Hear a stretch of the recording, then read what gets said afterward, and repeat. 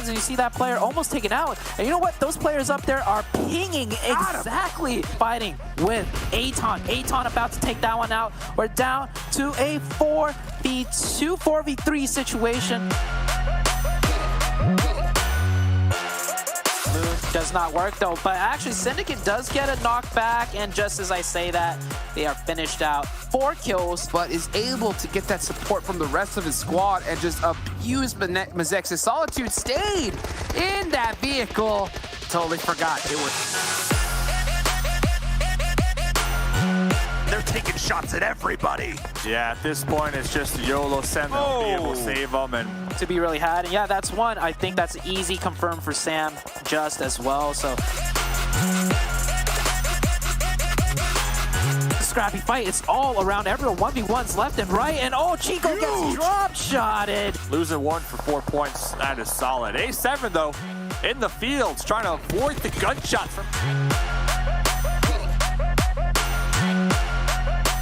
Polo goes down, forced to hop up, and that's the one for HH. HH might just spray the grass here and take down the rest of XSET. Nerves to steal from Boring Protocol, but will it be enough? They do get the revive, but the shots are here from Ghost. Fame Boys looking to trade one back. And we're looking at a bit of another fight breaking out here. This time B-Town hot up the victory in the last one, running into the Knights, and they are down in addition. These nades have been looking really good. Rise is going to be able to take the fight they want to take, find the shots. P in a 1v3, what can they do, Dave? Can they find the shots? Oh! This one, let's take a look at Black Dragons and those two teams I just mentioned. Team Queso seems to have their eyes. They do not want to lose a player. And oh, long range. Oh my goodness! Put out the pressure, they'll get that revive. XSET full sending again, this time into Ogilvy. J7 is not, kill switch is done, and Thurston.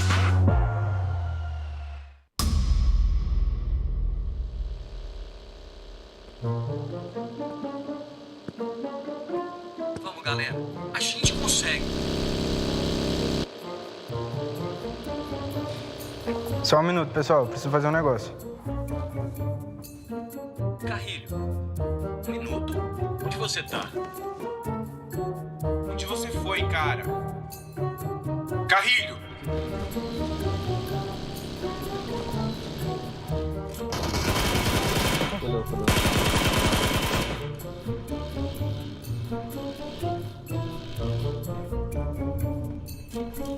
Carrilho tá FK?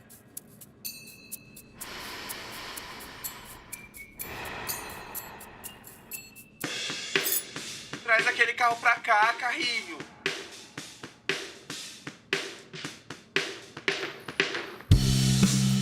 O que você tá fazendo, Carrilho? Calma aí, pessoal. Já vou. Você tem que aprimorar seu jogo para trazer o Chicken Dinner para casa. Volta aqui. Ser um campeão de PUBG Mobile também precisa de criatividade. Para de ficar zoando e vamos matar esses caras. Calma, gente. Eu já tô indo.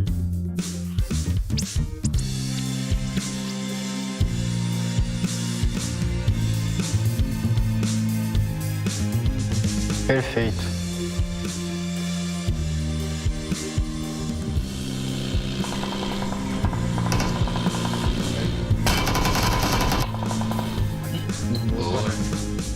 Eu disse que não ia demorar.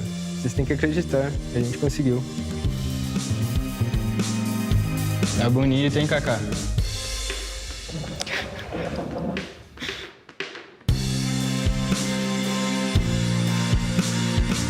Ótimo.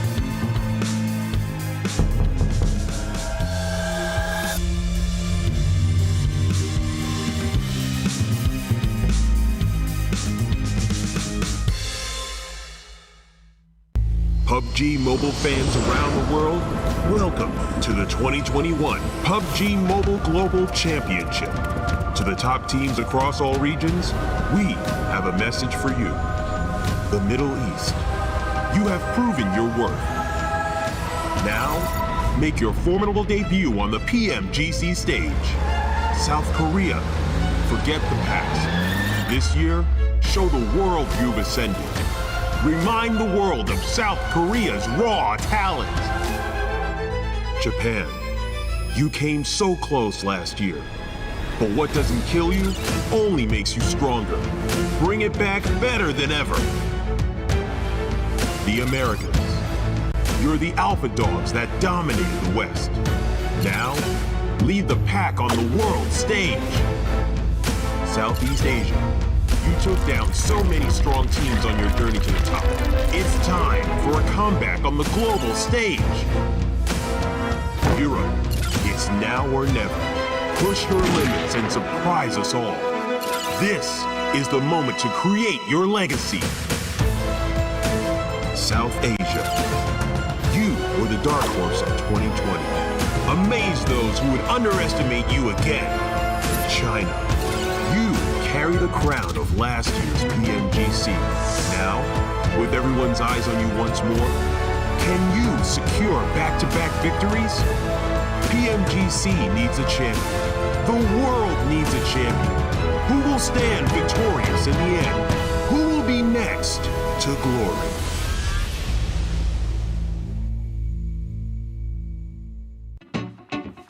Watch out! Get it, get it, get it! Watch out!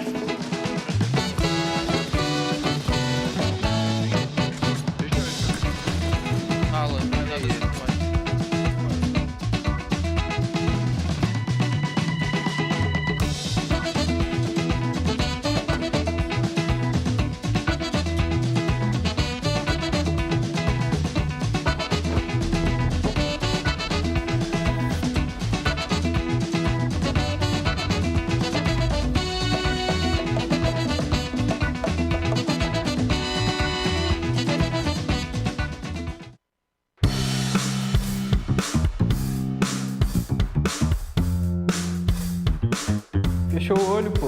Vamos tirar de novo. Agora sim.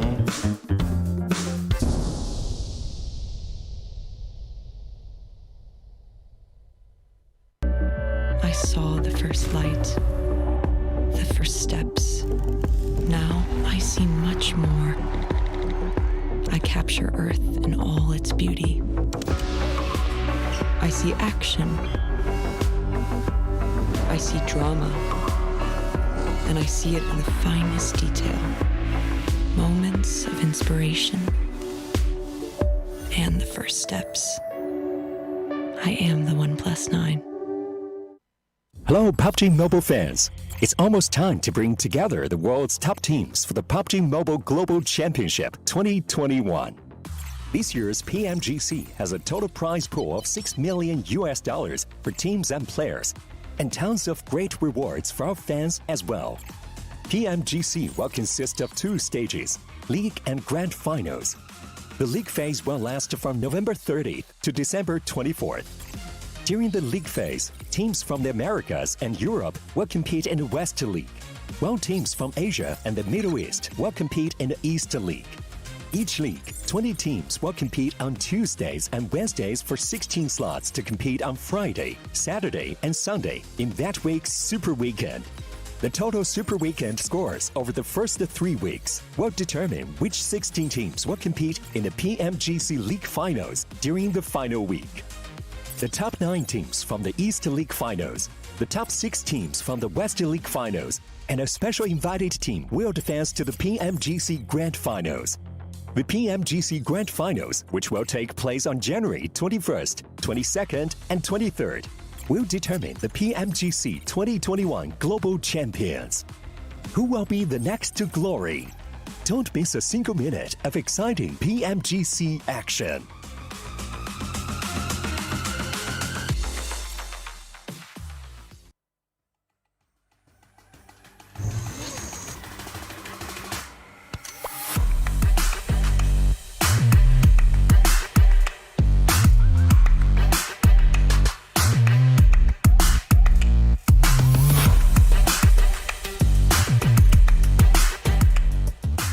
Hello and welcome everybody to PUBG Mobile Global Championship 2021 West League. For the very first time, this is our kickoff for West. There's $6 million up for grabs, and of course a lot of very talented teams from all around the world that are going to be battling it out to try and get a piece of it. Hello everybody, I'm going to be your host, Audrey Lewis or Spin Cargo, and joined with me today are two very talented analysts. We have, of course, Zute and 7 Worlds Gaming. Zute, how are you feeling about today?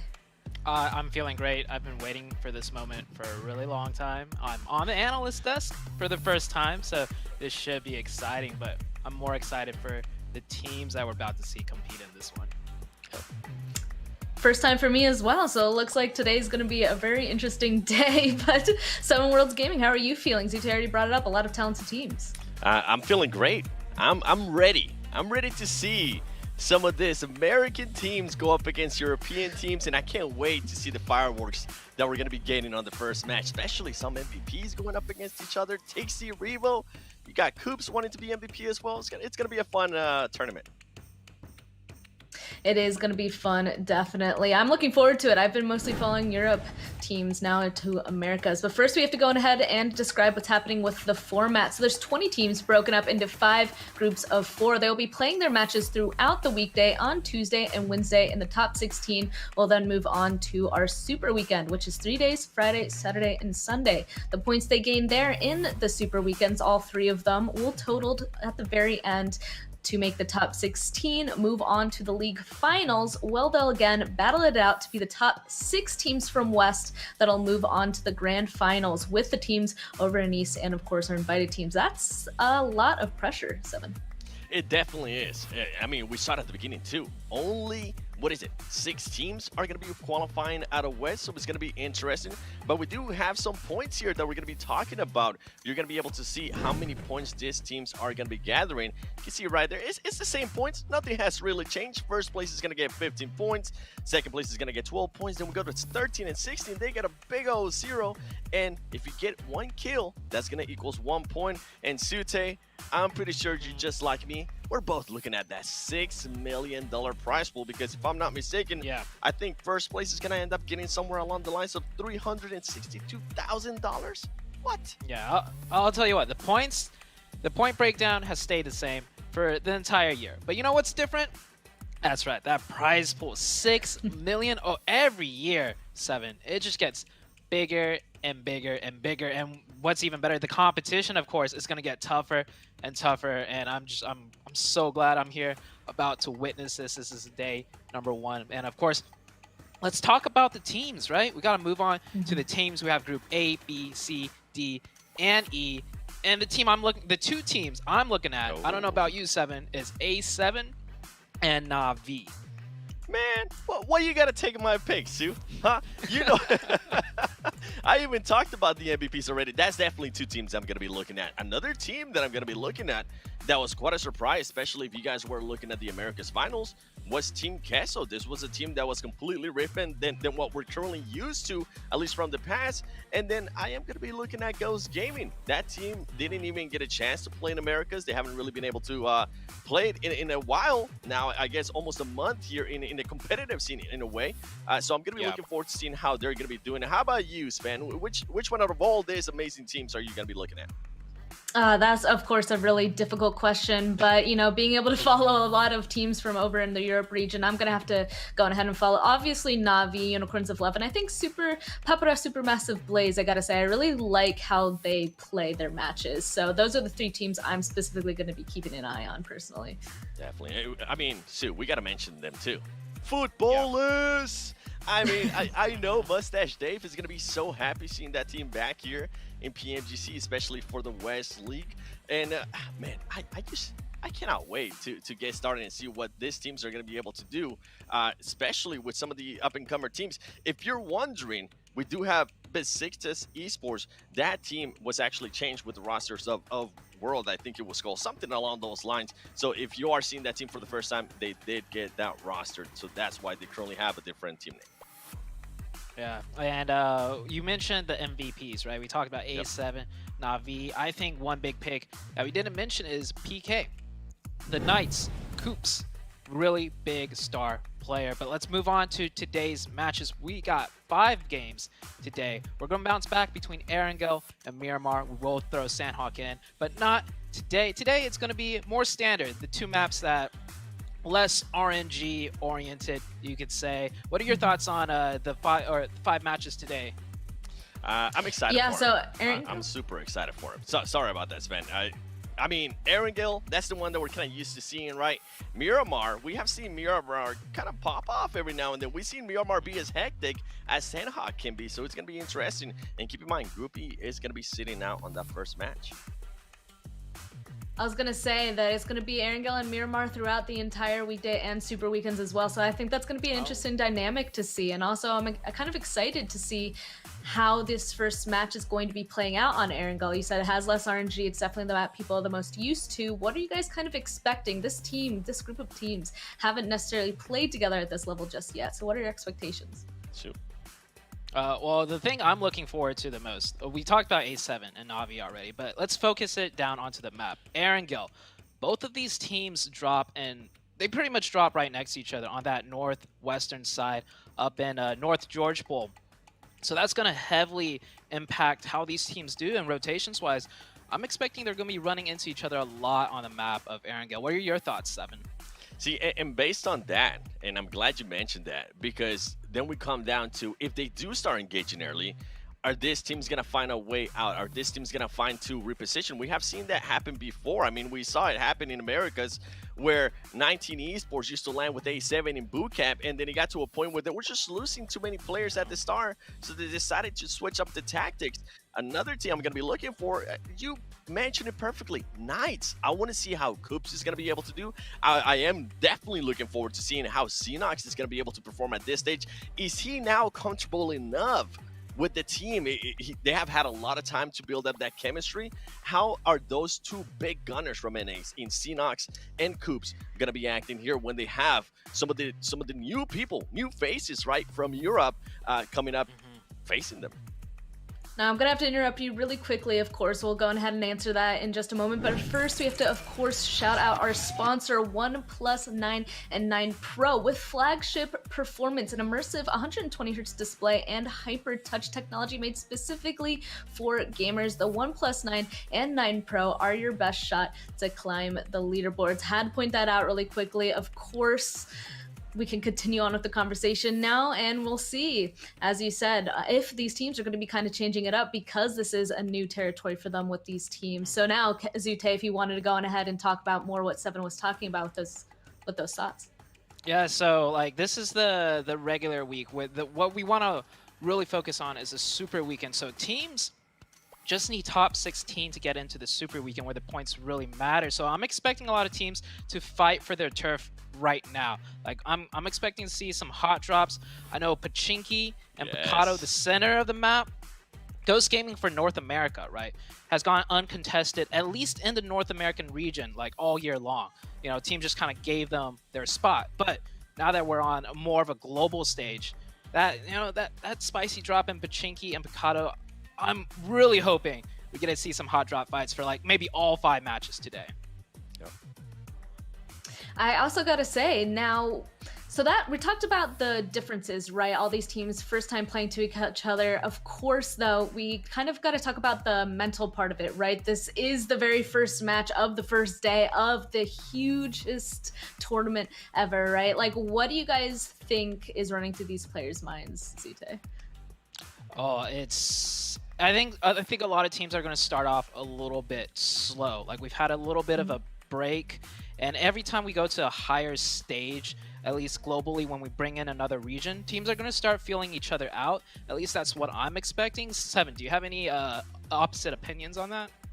I don't. I'm actually with you on that. I would be very shocked if we do see early engagements during rotations at the start of the match, especially in today being the first day. As you mentioned, teams usually like to feel out. Teams will be seeing each other during those rotations. Are they going to be willing to engage, or are they going to be willing to just kind of move on and reposition and go to plan B in a way, right, for them. Another one that I'm going to be looking at that you mentioned, I got super happy about, is going to be Pochinki. As you mentioned, Ghost Gaming does usually drop there. Is there going to be any of the teams from Europe, or is there going to be any of the teams from maybe Brazil as well? I want to, when they do play with Rice, I want to see maybe anybody's going to challenge them there, because we saw that happen in Americas, and they did end up losing a couple players at the start, which harmed them in the long term, but they stayed the kings of Pochinki, so that's definitely one that I'm going to be looking at. All right, I also think. Go ahead. I was gonna say, I also think, like, along with all of that, since it is the very first day, I think it's gonna be interesting to see which way the teams are gonna be performing, because I feel like there might be two ways, right? I think one of them is that they're gonna come into this confident, they're gonna play what they usually do, and they might be really aggressive, right? Or they're gonna come into this, they're gonna be ready to play these matches, but not quite expecting what to do. They're not gonna be playing as they usually do, and they might falter. That's obviously the way that we don't want these players to go if they play a little bit more carefully and not get all the points that they want. But I have a feeling that maybe it's those two ways, and I'm kind of curious to see which of those teams are going to go each of those directions. Definitely. You know what? Let's be. I like to throw a little bit of that toxicity on the air. So, Sue, I'm gonna throw it to you first. Which one out of all the teams that we currently have here? You can be biased. You can pick somebody from Americas too. Which one do you think it's definitely not gonna make it to the first Super Weekend? Oh, snap. Wow. Okay, I was expecting, like, which team do you think will do the best? I was ready to say Navi. Yeah, that's too easy. Oh, which team is not going to make it? Oh, you're putting me on a spot I want to see if we're both on the same page. It's going to be, I honestly can't pick. Like, top 16, that's a lot of teams that will make it, so I can't really. We'll leave it. Fine. Let's do this. We'll leave it after maybe the first game, or maybe the first two games. Just kind of feel how the teams are playing. Is that fair, Span? Is that fair? I think that's better. Yeah, I think that's a question for later. For right now, though, I kind of do want to get your expectation. Who do you think's gonna win this first match? Let's start with Zute. Who do you think's gonna win? Say it real quick. All right, between Navi and A7, whoever comes out on top in North George Pool, they're gonna take the map. Okay. Okay. Now 7. How about you? Man, this guy and I are like twins right now. I'm going to go with A7. I'm really wanting A7 to start off hot. Last time they kind of didn't start off hot, but then they started dominating. So for me, it's going to be A7 on this first game. Okay, so you guys chose the exact same thing. How boring. No, I'm just kidding. Okay, so let's see. How about you? Yeah. Wait. Well, How about you? How about you? Let's see what you me? got. Yeah, which one do you think is going to win? You know, I'm just going to go with Pepper Supermassive Blaze. I already said I really like their gameplay and their game style, so I kind of want to see them going ahead and start out strong just in the very first match. That's my opinion. You know, I'm probably going to be a little bit EU biased, at least for the beginning here, since that's who I've usually been following. I'm sure you guys are going to be a little bit America's biased, so we're just going to wait and see who's going to come out on top for this first one. Then we can kind of say I told you so later, I guess. Hey, to be fair, I do love me some Navi, and I am looking forward to see how Tix is currently going to be performing on this tournament. As I mentioned, we do have an MVP race in a way, right? We do have Revo coming in from Americas. We do have Tixie coming in from EU as well. And then I mentioned it earlier, you had Coops. That's a player that, especially right now, he's wanting to get those MVPs. He's wanting to get those accolades under his name. So it's going to be interesting to that fight for the MVP. Okay, but of course, let's throw it on over to our casters because it is the beginning of our matches. Welcome everyone to the first game of PMGC West. My name is Han Wolf, and for the first game, I'm joined by none other than Necro. No, it is not Professor Tarzan. I know it is disbelievable to not have him on stage. I've ditched him. I've secretly got rid of him. Well, that's kind of rude, but it's fine. Yo, I also did like the conversation that the analyst desk was having, you know, about the drop clashes as well on the Northern Georgia pool. A7 and Navi, both these teams pretty much, well, experienced teams as well. And it was highly contested as well that they both are going to be having a drop clash on the Northern Georgia pool. Let's just find out what's going to be happening. But hold on, what's going on here? Unicorns of Love already starting the day off on a good note here.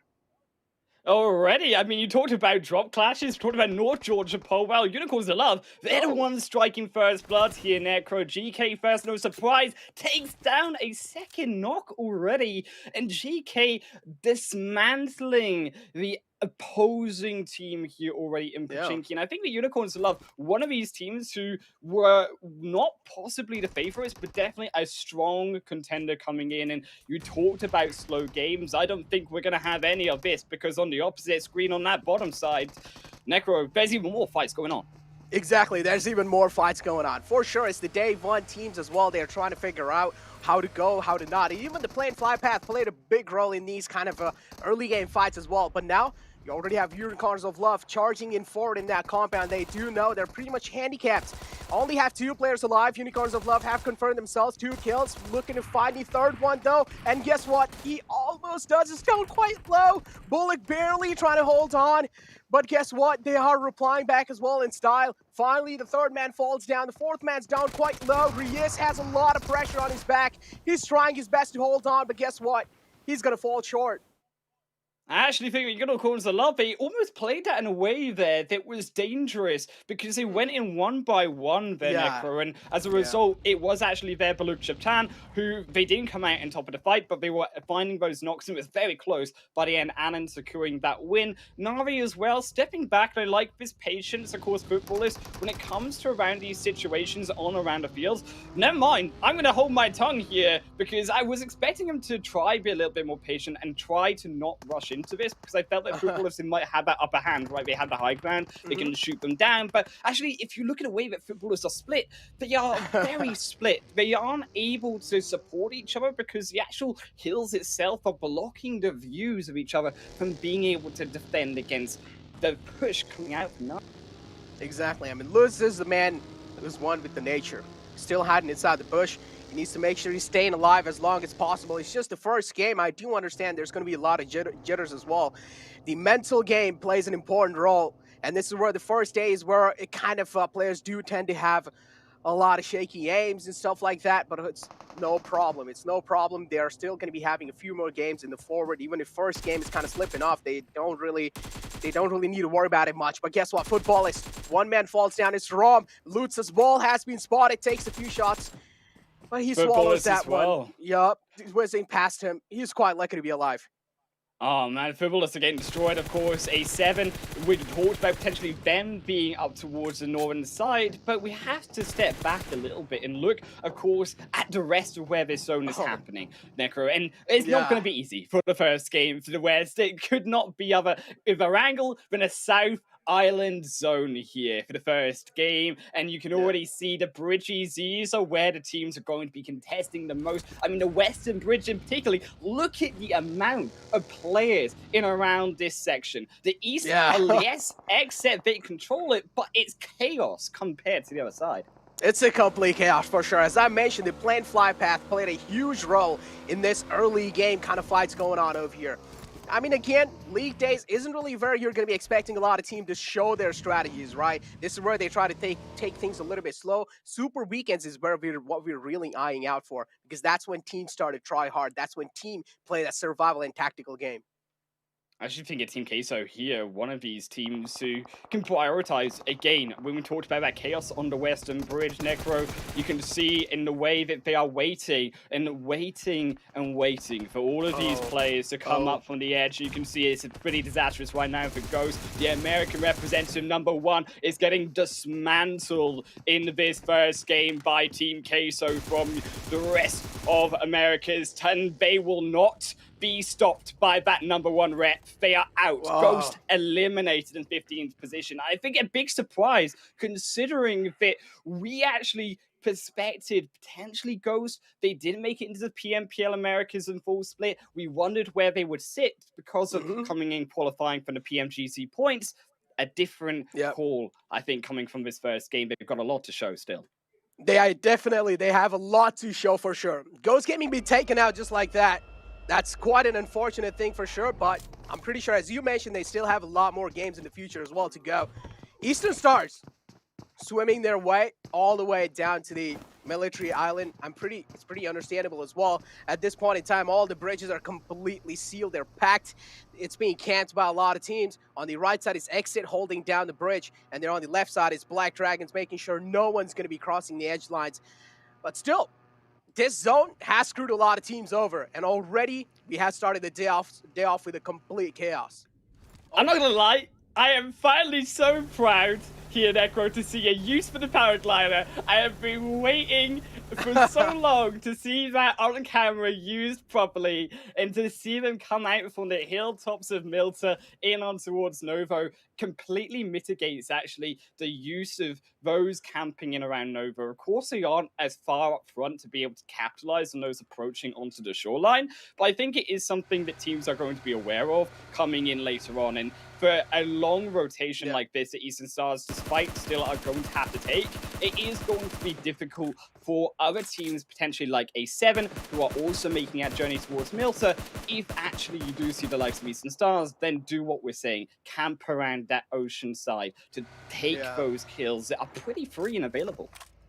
They definitely are pretty free and available for sure, but again, you're going to be having the pressure, man. You're going to be having the pressure. You never know what team's going to be waiting for you at what direction or when you're going to be getting shot down. You always need to watch your backs as well. What I'm really worrying over here is that how is Team Queso going to be making it on the other side of the bridge? Because Black Dragons isn't letting that spot go. And Team Queso as well, they do want to take this bridge no matter what. They're slowly and steadily trying to march in forward.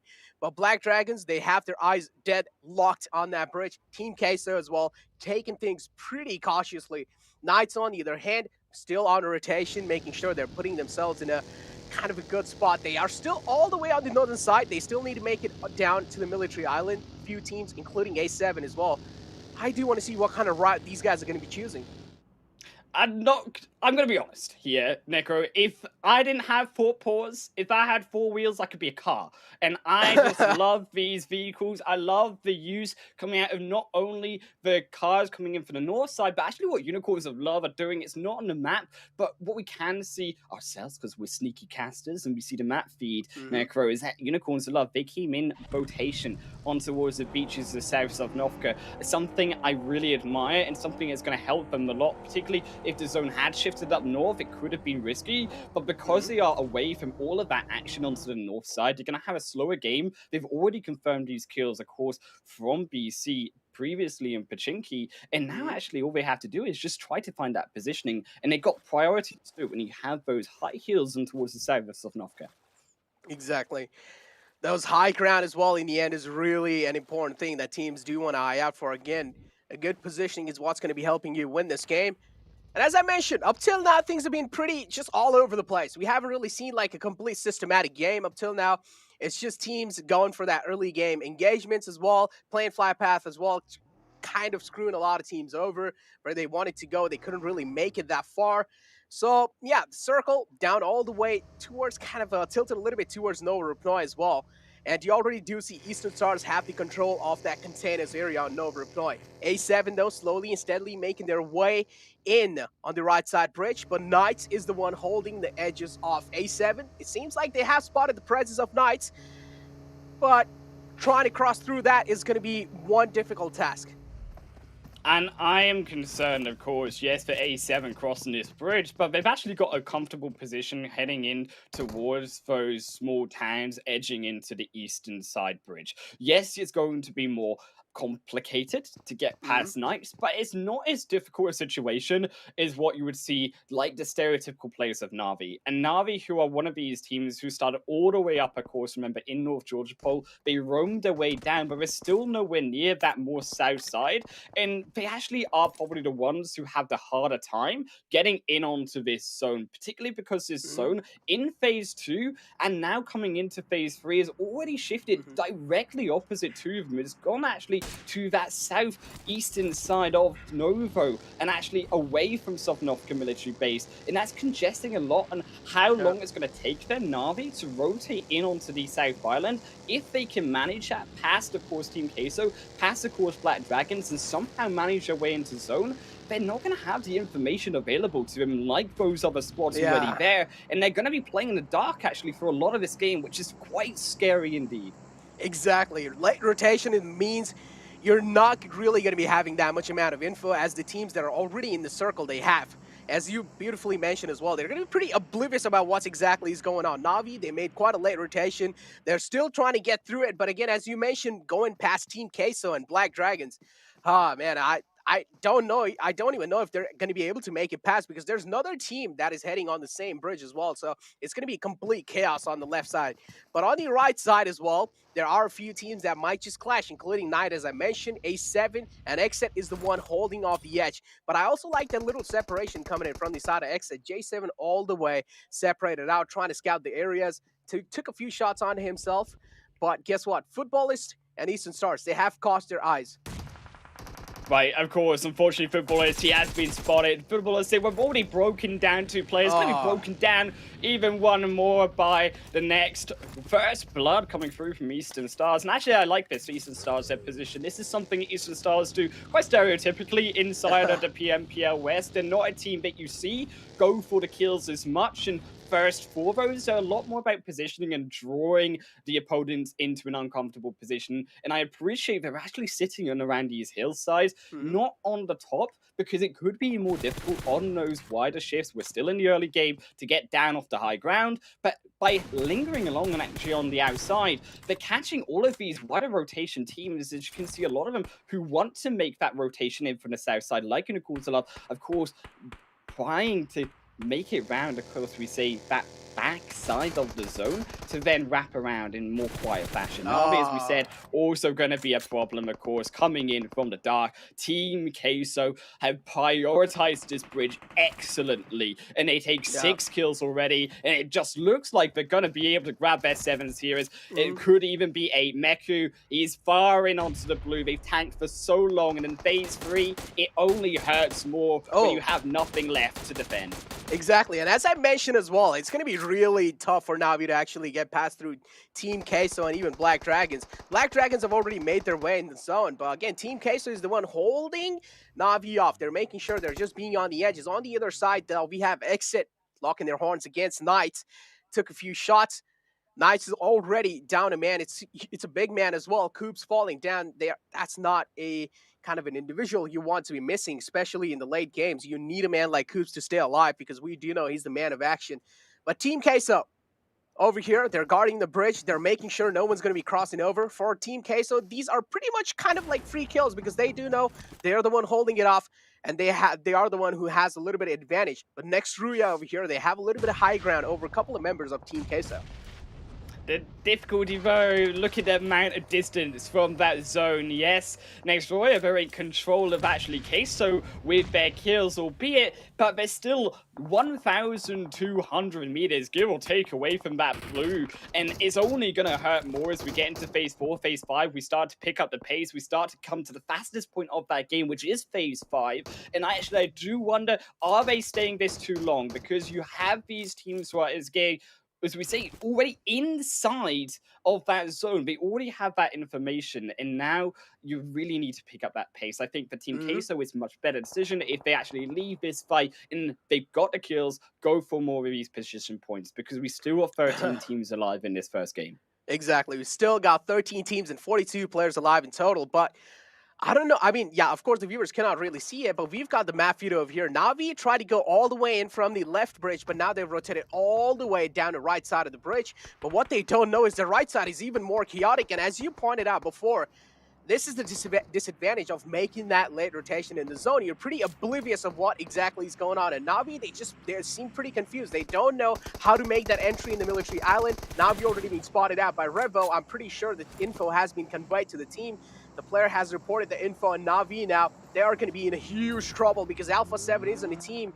You want to be getting caught off guard, especially when you're in that disadvantage. And guess what? Just like that, in an instant, Revo easily wiping them out the game.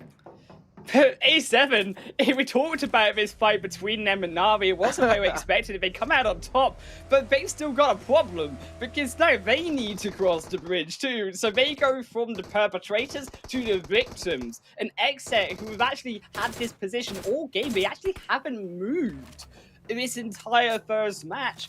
Now it's up to them to show us, can they close out these games when the zone is given to them? Because it actually, as a whole, for the most part, has been given over to them pretty heavily. I also want to take your eyes kind of the dedication that Team Queso is showing on camping that bridge, just making sure next Ruya isn't going to be crossing those lines. But finally, we do see a couple of players heading inside the zone. One man has already been taken down, or at least knocked down. He is going to be getting the hand, but guess what? No, they're taking quite a lot of damage. Mans are falling down.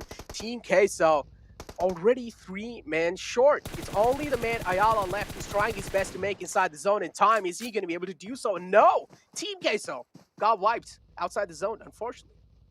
This is also something we picked up earlier, right? Eastern Stars who have held back on the outer edges of this zone. Unicorns of Love, we expected them to make that rotation in, try to go for the wider route along the roadside, but it didn't work out so much. And talking about horns as well and locking those horns, they actually are the ones being stuck inside of the rock. That's where the horns are, because Agari, he can't move past Black Dragons. It's the Dragons who breathed a better fire at the end of his first game, and Agari, he is nowhere to go. You look towards the rest of his team, they're already making that secondary rotation out in towards Unicorns of Love. You looked, maybe an 8 or 2 could try to get them back to safety, but it's a short opportunity that Agri has here as Black Dragons can see they are closing on that kill. Oh, look at the split as well coming in from the side of Black Dragons. It's a 2-2 split. Now, one player has closed on in pretty on that situation over here. Mad Bulls as well. They seem like they are in the struggling phase. One man is already down. It's Effects falling short in the squad for now. But Eastern Stars, as you mentioned, they have quite a decent positioning over here. If they want, they can try and make it back in the zone. But Eastern Stars, they're really focused on third-partying this entire situation. Unicorns of Love. Now, GK trying to smoke himself off. He does know he has a massive disadvantage against Eastern Stars because, of course, they have a little bit of high ground. So Eastern Stars, they're looking pretty good in this fight, and they're looking pretty confident. I actually appreciate, though, that GK First is using that decline there, but we could say from the hill to actually prone down Eastern Stars. He can't find him on the radars and actually can then step up, find the shots onto Apis, and Apis has now been put in a position where he has to rotate wide around that circle, could not join back to the team. So Unicorns of Love playing actually the lower ground properly, have tried or maybe to take this kill onto Apis, but he's have none of it. Rokiz sniped away as he goes in first, but Apis immediately punished afterwards as he too tries to rotate outside of Papa Blue, as it will claim up both of them phase 4 into phase number 5, as they continually now have to move their way up further north. But Unicorns of Love, we talked about also that secondary rotation coming down from the south side of Mad Bulls, who still have 3 players alive. They sacrificed Agri, and Unicorns of Love, because Mad Bulls come in as that third party, there's nothing left for them inside of that zone as it does move south for them. If only they could have survived, because Mad Bulls now, they are the ones on top of this situation. Unicorns of Love tried their best to sweep their way in the zone, but Mad Bulls, they saw them rotating inside, and as soon as they saw them, they shot them and they took them out the game. But A7 still looking pretty good in this game, and I don't really know what to expect in the future lines as well, because again, they're still not inside the next zone. They do have a decent bit of time left, though. They can take their time. They can try their best and sweep inside the zone. Exit is the team that is in the front lines. Polo got caught off guard in quite an awkward position. He doesn't have anywhere to go. He got the airdrop, but the chances of him escaping this position are pretty slim. But Nico, he's using the airdrop defensively, and I think that this is a mistake coming through from Xset, because they have had this position, this information of this specific area all game, and they've actually continually, time after time, slowly given up their position and given up position on the board as a whole to every other team around them. And A7, they had no contention out of Xset coming in onto that compound. And I think that Xset, they are lucky in this situation that the zone has stayed somewhat with them, because they are playing a very defensive game, a very passive game that I think isn't what we expected for a team who had the most control out of any of these teams coming in. Exactly. Xset, as you mentioned, they have had a beautiful control over the bridge side as well. They made sure teams aren't really crossing through, but A7 somehow they made their way in, and A7 they're slowly and steadily as well trying to make their way. They're trying to show their presence in the next zone as well. But S2G is right in the center of the zone, so they're of course going to be having a little bit of advantage. But being the center as well means you're going to be the center of attraction sometimes, and you want to make sure you're not really catching a lot of eyes upon you. XZ and A7 finally going up against each other. XZ though, it seems like they're quite like a tight-knit unit. They're staying together, but Carrillo, he needs to be pretty careful about those nades coming in through. And Carrillo, finally, I mean, he has found himself quite close, but I don't really know where the rest of the squad is from him. Yeah, there is one more lad in the back lines trying his best to give that cover fire, but is that going to be helpful? That's the question. Right, you're looking Carrillo going in as that frontline flank, but also that back line is what you're wanting from A7 to step up, because Polo, they actually, as they wait for them to move around and switch to move around, it's a two on the back end that shoot first, and they're the ones who grab the kills for them. It's Polo striking back one, but there's no team to support him, and just like that exit, they gave up everything. A7 took everything away from them. Oh, just like that, XZ being wiped out the game. A7 beautifully challenging that fight. I do like how they were kind of showing that split up as well. The guy in the back tried his best to give the cover fire, and that's why XZ didn't really have a lot of room to move around. Beautifully played by A7, but now Black Dragons, they have spotted a few players out in the front lines. It's going to be Mad Bulls. Agori makes his way backwards. The call has been made to try and play safe and try and play for their life. But as I mentioned, S2G were in the center, but now Eastern Stars are the one. They have a pretty great position inside the zone. They also have a little comp to play with. So Eastern Stars is the team that is looking the most comfortable up till now.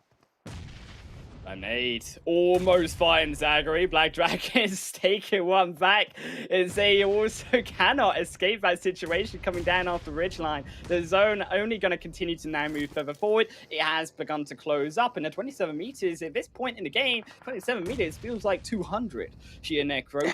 But also that does feel the same for Mad Bulls, because I heard Bulls, they can run up to 40 miles per hour, and I think I need to see that come out of them right now, because it's actually the race of the Dre car, and also the destruction of the Black Dragons again, showing as if they are the better creature on the day, as Mad Bulls destroyed on the edge of the zone. Black Dragons just completely destroying them on the edge of the zone, as you mentioned. Didn't really have a lot of things to do around that area. They were kind of in cornered there, but now A7, they're still on the edges as well. Black Dragons, as you mentioned, looking pretty strong. A 4-man strong squad. A7 as well. They have 4 people alive. Eastern Stars, as I mentioned, they are all the way in the center of the zone. They are taking a few casualties on their name, but getting the fallen man back up shouldn't really be that difficult task for them. Now, though, Eastern Stars, who have been quiet actually for the most part of this game, Necro, they are the ones who have slithered their way in on towards the center, and it's A7 who I think now are far into the zone themselves, starting to have that contention, starting to have that difficulty coming in onto that final phase. You can see they are on an awkward position. You see actually the beautiful position from Mafioso is crucial in this specific scenario. Mafioso is the one that gives all the information to A7, and it's actually very important that Mafioso does not take these fights. Plays it slightly slower, because if Mafioso goes down, then what is there left for A7 to really look at when it comes in towards that next center of the zone? They have been gifted an airdrop. It will actually work to their advantage slightly if they can try and put smokes down to it, have some extra cover coming out of that wide flank side, but it's only going to be little smidges compared to what is the massive defense actually Eastern Stars have been putting up in this situation right now. Exactly. I mean, the amount of info Mafioso right now is conveying to his team is absolutely insane. Eastern Stars are taking a few casualties on their name. It seems like they're getting shot from somewhere else. A7, though, they're going to be having a huge advantage in this one. Black Dragons from the back lines, third party in this entire situation. And they're the one, they're like, all right, Eastern Star, it's time to give up your compound. It has our name written on it. The final man is trying his best to fight back, but it seems like he's going to be falling short. Black Dragon now taking that compound for themselves. They have made their mark on it. It's all down, no, down to Black Dragons, down to A7 here, down to S2G. Necro, we are down to our final 3 teams, but it's still A7 who actually, with the phase 7 shift, they stayed quiet, and Mafioso is now the gatekeeper for the other 2 to enter in. You can see the nades are piling down. The smoke's coming through from S2G, a slightly more defensive approach, but it's down also more particularly to A7. Can they defend in this situation where actually there is no cover for them to retreat back to? They have to stop Black Dragons, they have to stop S2G before they can get outside. But it's Black Dragons, with the help of A7, demolishing S2G, but in the distraction, Mafioso may have been caught. Is now Quisten is looking to step up, looking to be the player for his team, but he cannot find the shots, he cannot find the angle. It's from the backside, is GC God who takes the first knock, and Mafioso down. The front line decimated for A7. Can he still defend even more? There's nowhere to run for them, even more nades, and they've lost actually control in S2G as well. Yeah, Mafioso was the main key in that fight. Mafioso been taken down. A7 now handicapped big time. As you mentioned, GC God as well, they have a huge advantage, especially GC God in that position. He has the high ground over this entire situation. S2G is still struggling to get inside the zone. Nate comes in through, was quite close to A7, but guess what? A7 are caught in quite a difficult kind of a position over here. They're pretty uncomfortable. Revo, his head's being exposed. GC taking a few shots onto him. A7 looking decent for now, but they're bleeding. They're taking a lot of shots even from the front lines, even from the back lines. Black Dragons, I like the confidence they're showing in this final 3 teams when it's left. Now it's all down to that one last man alive from A7. So much burden on his shoulders. S2G as well being eliminated now. And well, guess what? A7, just the final man alive, and that's going to be it. Black Dragon sealing the deal on the first game. And just like that, they got themselves a chicken dinner with a banger of a game. I loved Black Dragons, the way they played that game. Of course, XL lineup stepping up. Huge for his team with those 6 kills, but 16 kills given over to them in total. Necro, this was a mega game coming out from Black Dragons in this first match, and I think this sets a tone actually for Black Dragons coming out from Americas to prove that actually they, as a Brazilian representative, are here to play. Maybe it's A7, but they are not the ones on top dominating this time on their region. Black Dragons, they came here to play, and they came here for revenge. And exactly, and they're doing so. Black Dragons, I mean, they were confident throughout the game. You saw how many fights they were challenging. They weren't really backing out of any kind of fight, especially in the final moments. I thought maybe Black Dragon would think twice before challenging any kind of fights, but no. Instead, they just kept on pushing. Eastern Stars as well. They got kind of third party from the back lines. From the front lines, it was A7. From the back lines, it was Black Dragons. So I kind of feel bad for Eastern Stars, but again, that was a good performance coming out from their side. But yeah, for the first game, it was Black Dragons who got themselves a chicken dinner. I actually think that S2G were one of these players who, or one of these teams, should I say, that actually were a surprise coming in. I think that S2G would be the team to come in on third. They played a more silent game, and I think that's also something we have to keep in mind. As much as it was these teams aggressive, we have to talk about those teams also being quiet. As we look actually towards overall, it's also something that's interesting though here, Necro. Is just as quiet, just as loud as this. Yeah, actually, I mean, no, I've heard in my desk. Are we going to desk? Are we not going to desk? No, we're not going to desk. We get a little bit more time on ourselves. we're okay, Necro. We're okay. We're back. We're back in season. I get to say my point actually as we move onto the highlights here. We get to break down specifically, of course, Exet. One of these passive teams, yes, it didn't work out for them. S2G, it did work out for them, even though without players, because I think that we expected these teams to come out passive. But on the other hand, the surprise was actually, like Na'Vi found, was a lot of these teams were not as passive as we expected. Yeah, exactly, and especially that fight between Exit and A7. I mean, A7 played that beautifully, had few men on the back lines, making sure they were providing that backup fire. But Team Case over here, I did like how they were camping left side of the bridge, but again, I feel like they should have also respected the zone a little bit. If they moved inside the zone a little bit before, they could have made it to late game as well, but instead Team Queso were too dedicated on that left side of the bridge, making sure any of the teams aren't really crossing through. Na'Vi, as you mentioned, got caught off guard, unfortunately. Mad Bulls as well in the end, as you can see. Pretty much, I mean, great showing overall. Black Dragons, this is what I was exactly saying. Confident throughout the game. It seemed like Black Dragons were just feeling it. I actually think the Black Dragons, as we talked about, of course, they have revenged in almighty fashion over A7 from their region, from PMPL. But I actually think that you are now expecting to see Black Dragons in an entirely different light. The pressure on them, to be fair, coming out from this first game, the way in which they dismantled on South Island is a statement that we are expecting to have them maintain, though, through the rest of today, judging by how strong they were, particularly here on Erangel. Exactly. I mean, they were absolutely, completely rolling squads after squads as well. STG, unfortunately, they didn't really have a lot of cover to move around in forward. All they had were those smokes, and as well, the smokes were dissipating away slowly and steadily. So, unfortunately, STG as well couldn't really make it through. But I'm pretty sure if they had a little bit of trees around in their way, I'm pretty sure they could have tried their best to at least try and rack up a few more exiting points, at least try and do as much as damage as possible, either on Black Dragons or Exit. But yeah, GC's position in the end had the high ground all the time over A7. Made sure he's being as safe as possible. As safe as possible, but tell you what, as safe as houses is our analyst desk. We'll see you guys over there. As Highland Wolf said, Black Dragons here to play. It looks like they were able to get a really successful first game and actually went on ahead and proved you guys wrong for the first match. It wasn't A7 that took the first, it was actually they took the second. How are your thoughts on that? Well, I mean, A7 got extremely close, of course, but yeah, Black Dragons, that position on top of the ledge of that mountain, just rock climbing up there, that really sealed the deal. But I mean, 7, I think we were pretty close with the A7 prediction at least. I mean, this is the first game and we got 1 placement off. It's not too bad. It's not bad at all. And A7 sticking with their brand, they were able to score at least 7 kills. And then we saw Rebo too kind of popping off a little bit. I think he ended up with 4 kills overall. Something that kind of impressed me in this first match is how aggressive some of the, especially South American teams were. We saw Black Dragons, obviously, they're from Brazil, in case you didn't know, 15 kills, A7, 7 kills.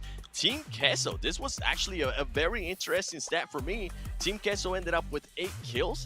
That's impressive out of them. It looks like they're currently wanting to get those kills. And one of the big ones, actually, Sute, with Team Queso is that they ended up fighting Ghost Gaming, and they won that engagement. Yeah, Ghost Gaming, I would say, like, if we rewind a season or so, I would always give the edge over to Ghost Gaming compared to Queso. Queso, a team that's really slow to start. They usually play very passive, but, I mean, we saw in those highlights, Queso just absolutely demolished Ghost Gaming. But let's take a look at the match rankings right now, and wow, yeah, 15 kills plus the 15 placement points, that gives you that big old beautiful 30 for the first place. Yep, and I mean, we have S2G being able to put up 3rd place there with only 2 kills. I mean, hey, whatever gets you the points, at least in a way, right? If you're going to be consistent in regards to placement points, I'm all for it. They were able to secure 12 points total. We do have EST there with 3 kills in 8 ranking points. I mean, with this one, I mean, let's even go to Team Queso here. This is what I was talking about. Eliminations, 8 placement points. I mean, not the highest, but for them to be able to make up for it in any kind of way, it's really impressive. And then when we're talking about eliminations, get what? Unicorn of Loves, they were able to also only get 1 placement point, but they were able to make up for it in elimination kills as well, Sute. You know what I'm not seeing on this first page? Did you notice there is no North American teams on that first page? Coming into the second page, right? We got Xset, PK, and Ghost Gaming. Ghost Gaming with a donut too, the big old fat 0. And Na'Vi, well, we saw what happened to Na'Vi. They took 1 bridge, got camped. Took the other bridge, got camped. So, I mean, it is a military zone, and Na'Vi did end up looting in the very northern part of the map. So, you know, Na'Vi had a rough start for the first game, but I still believe they're a team that we should really watch out for. Span, what are your thoughts on the MVP and how that match went? Listen, I'm not surprised, all right? I'm not surprised it's from Black Dragons, and I'm not surprised this man was able to put up almost 900 damage and contributing pretty much 25% for his team for 4 kills. Overall, this is a great starting performance here for Black Dragons. This was a team that was able to qualify for Americas in 7th place. And I think, if I'm not mistaken, they were, out of their region, they were in 5th place. So it's a team that people are not really used to seeing them shine. So for them to kind of do this, I feel like at least it's a statement being sent to some of the other teams saying, don't think you're just gonna run over us. Romulus as well. I'm pretty sure he was the one that was up on top of the rocks that really won that fight for them at the end there against A7. You guys were pointing it out while we were sitting here watching the matches. I think that's really what gave them the heads up against A7 at the very end there. A7 couldn't really do anything with their very stuck position against the side of that mountain there. I gotta agree with that one. And looking at the head-to-head, the damage is basically neck and neck, but it was the player Romulazan with the 4 elims with a little bit less damage. But the team contribution coming out of Nox Bomb, 89%. That's almost an A in my books, right? What do you think about this one, Seven? This man didn't even need a team. That's what I'm seeing from this. He was a one-man army by being able to put up almost 90% of all of his team stats. I mean, with the damage too, being able to put up all very, very close to 1K damage. I feel like that's super impressive. This is definitely a team that we're going to be looking at. I can't remember off the top of my head how many kills they ended up with. Actually, they ended up with 3 kills. So he ended up with all of the kills for the team. Definitely a player that I'm going to be looking at, Sven. The only thing I gotta point out really quickly is look at that damage compared to the eliminations. So 973 versus just 3 kills. I'm a little bit, I don't know, surprised by that, I guess I'll have to say. There wasn't that much of a translation from the damage into kills that usually I feel like is what those teams need there, right? It happens. It does. It happens. That's pretty much what it comes down to. If you're not able to convert those damage, at least pat your stats. If you see anybody, shoot at them. It makes yourself look good in a way, and that man definitely did that. Yeah, the damage numbers are important, but what's even more important are some of the big highlights from that match, and we have we actually have 3 things that we want to go over. We want to go over A7's rotation, we want to go over Navi's rotation, and then of course we saw during the game that huge fight between A7 and Xset. So starting off, we're going to take a look at A7's rotation. They came in from the east side. We were predicting A7 and Navi were going to fight in North Georgepol, but with the plane path, might have caused this difference in rotations, but it really worked out for A7. As you can see, those circles kept shifting down to that southeast, and they managed to maintain some of that bridge control. We saw so many teams camping the bridge as well, so A7 navigating that beautifully, 7. They definitely did. I mean, we saw them bridge camp there in Navi, which we'll be talking about in a little bit. We saw them being a little bit patient, and then they ended up moving up and kind of winning some engagements there that they definitely had to win. And then we go to Navi. You were talking about the plane path, and something that actually impressed me with A7 that they didn't do is that they didn't even want to go to Georgepol, and this is probably why. You can see the rotation right here from Navi. They try to go to the first bridge on the west. It didn't work out. They ended up losing Kitsune, and then they automatically rotate to the east, and guess who's waiting for them? A7 was waiting for them. They were able to kill them, and this is 2 teams that we definitely wanted to highlight. And then right here, I mean, we got to talk at least about Xset, Sute. Right, Xset, they made the really early rotation, so they got across the bridge way before A7, way before Navi, and then this eventually led to that A7 and Xset clash that we'll see in a little bit. And as far as Navi goes, like, yeah, they had a super rough time, and our prediction was almost 100% true. A7 was the team that took out Navi, and then A7 almost won the game. I just want to say that one more time because I am actually quite astounded. Our prediction was that close to perfect, but this is the fight I want to talk about. One thing I want to highlight, something about A7 that really stands out to me that I notice a lot of the top teams, even in the east side, like the Chinese teams, they will send one player up close and personal. They don't send the full team, not yet. They utilize Carrillo, the top fragger, so to say, from A7, to get that pressure up close, to get the information, and then that allows the players in the back to support them and then come in on the correct angles afterwards. And you'll see, like in this fight, A7 don't lose a single player. They like just have one player knocked at most, and Xset is completely wiped out, 7.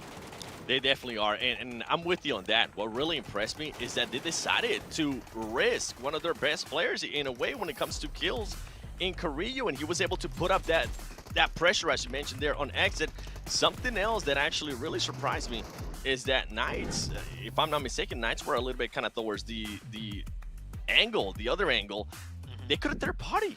They decided not third party. I'm not quite sure what happened there. I wasn't actually able to see it, but from what I was seeing on the map, they were just being super patient. They were just waiting there, kind of just waiting to see what was going to happen. Overall, though, A7 looked very strong. They looked very aggressive, and that's one thing that I was going to be looking at if they were going to continue to be that aggressive team and kind of flip that switch, right? We've seen A7. If they don't have to be aggressive, they're not going to be aggressive. But when it's go time, we saw it perfectly right there on that clip. They went for it. Oh, they definitely did. And as far as you mentioned the Knights, I believe just towards that end game, there was so much going on. The Knights were probably being pinned down by another team from a different angle. But going back into today's matches, Black Dragons, they were the winners of that first match. And not just the winners, right? They had 15 kills as well.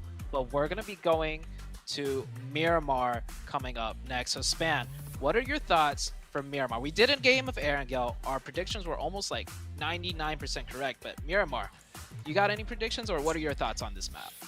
Before I say that, first of all, I gotta, of course, point out the PMGC 2021 fan favorite vote. So play PUBG Mobile, vote for your favorite PMGC teams and players, and get rewards. You can get a voting ticket by logging into the game, watch live in the Esports Center, share the voting page with your friends. You can find more information from the in-game Esports Center, go play PUBG Mobile, and get millions of rewards, various pink level permanent items only during the PMGC League period. Yeah, exactly what Seven Worlds Gaming is doing there. Go on and get in there and do the voting for PMGC. But as you said, something about Miramar, my next guess going into this is I think that we're going to see, we saw a little bit of chaos at the beginning of this last match, and I think we're actually going to continue to see that because as these teams get used to each other on these different matches, I think it's going to be a kind of unexplainable, not really determine what's going to happen until they've at least played each other in each of these matches next. What do y'all think,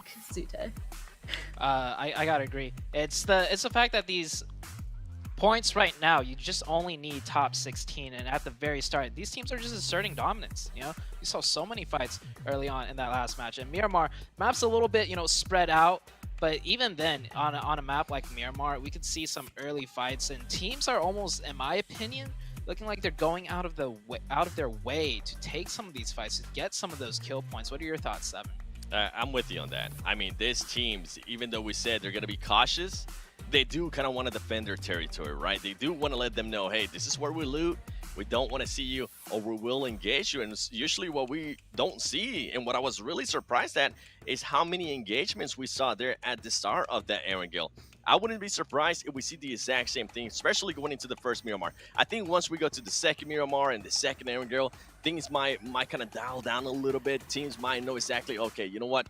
This team, let's not mess with them because they will go after us. So going in regards to teams, though, here after the first game, I'm really interested to see how Ghost Gaming is going to bounce back. Ooh, yeah, Ghost Gaming. They got that goose egg, and I think they're going to be contested in Picado as well. But we're going to go to a quick break, of course, before we get to see what happens on the next match of Miramar. Don't go anywhere. We'll be right back. Rasanya ya seneng banget sih. É uma sensação incrível. Nossa. Tu aprende a ter amor pelo próximo. É algo assim. Perdi, velho. Но когда закончил, уже ни о чем не мечтаю, просто живу одним днем. У меня просто цель выиграть чемпионат мира. 他现在的责任很重，因为他现在是作为中国革命精英的形象代表之一。 Gimana kalau lu tahu lu ngebuat kesalahan terus bikin mood tim jadi agak down ya? Pastinya kesal sama diri sendiri juga sih. Banyak lah, gede pasti itu pressure-nya. Fazia parte da Loops, um time brasileiro também de PUBG Mobile. E meu time acabou sendo desclassificado da final. A Alpha 7 me deu todo o apoio possível, né, naquele momento difícil.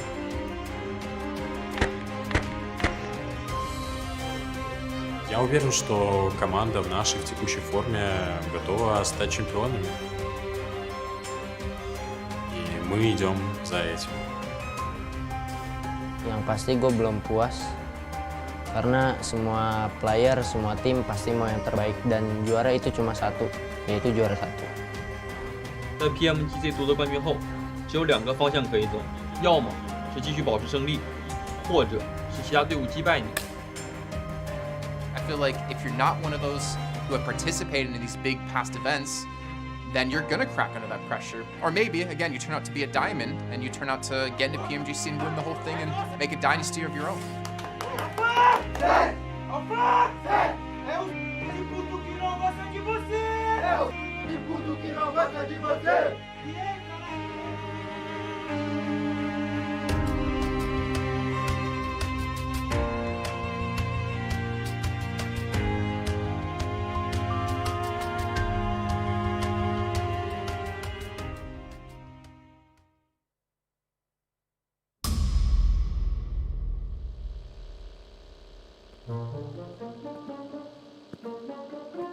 Vamos, galera.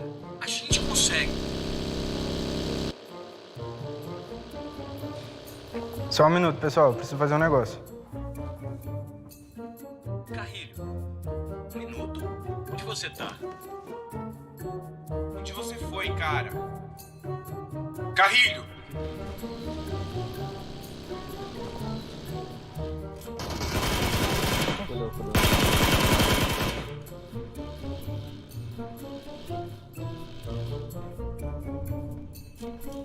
Carrilho tá FK?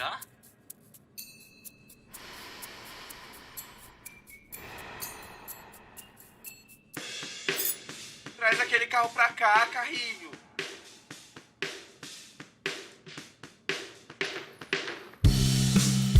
O que você tá fazendo, Carrilho? Calma aí, pessoal. Já vou.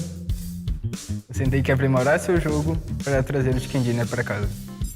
Volta aqui. Ser um campeão de PUBG Mobile também precisa de criatividade. Para de ficar zoando e vamos matar esses caras. Calma, gente. Eu já tô indo.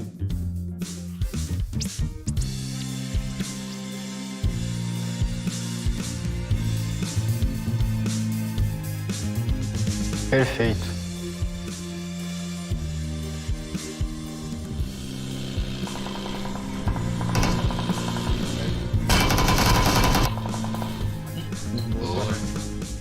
Eu disse que não ia demorar. Vocês têm que acreditar. A gente conseguiu. Tá bonito, hein, Kaká?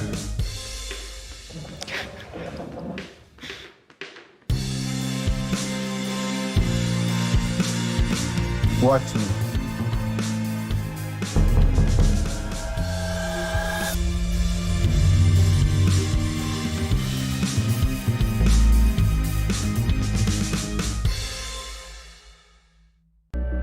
I saw the first light, the first steps. Now I see much more. I capture Earth in all its beauty. I see action. I see drama. And I see it in the finest detail. Moments of inspiration. And the first steps. I am the 1+9. Hello everybody, welcome back to, of course, PMGC West League, Span Cargo Zute, and the 7 Worlds Gaming here. So we had our first match on Erangel, about to be moving on to Miramar, and we kind of already did. You guys definitely already chose who you thought was going to take away the first match, and was wrong, I would like to point out. And now we're going into the second one, Miramar. Now let's go ahead and try this again. Let's, come on, y'all. You guys are so close. Let's get it right this time. Who do you think's going to take this one? Two. All right, I'll just Na'Vi this time around, right? Because I mean, A7, they had a good game, so I'm gonna just toss it over to Na'Vi. Na'Vi, this is your bounce back game, and they are actually a team that's really good on Miramar 7. Brother, we can't keep on picking the same teams, man. You know what? I'm gonna have to go first next time. I was gonna say the exact same thing. I think Navi's gonna be able to bounce back, especially after that unfortunate event that happened in Erangel. I think they saw Alpha 7 what Alpha 7 just did. They saw what Black Dragons just did. I'm pretty sure they're gonna be looking to get some kills and some of those 15 placement points if they get the first place. And looking at today's matches, one thing that I really want to point out, if you pay attention to the groups, we don't always have a group switching in and out. It's going to be A, B, C, and D again. So we will see the same exact teams span. Yeah, exactly. That's exactly what I was about to point out. Hey. No, but yeah, so it's going to be A, B, C, and D again. Though teams in Group E, not just yet. They're going to be showing up next match. I'm just going to say who they are. It's Aton Esports, Pepper, Supermassive Blaze, Besiktas Esports, and Rise Esports. That's why we haven't seen those teams just yet. They're going to be showing up in the next match. But this time it's going to be the same teams. So honestly, that might make this next match maybe a tiny bit more comfortable in that they are still playing with the same people that they were playing with in match 1. Or does that entirely go away because that it's a completely different map? What's your thoughts, Seven? I think it goes away because it's a completely different map. And I think people, as I mentioned earlier, people are just going to be filling out, kind of like what we saw there in Erangel. We might see some early fights. Hopefully, we don't have any crazy rotations like some of the teams had to do in that Erangel.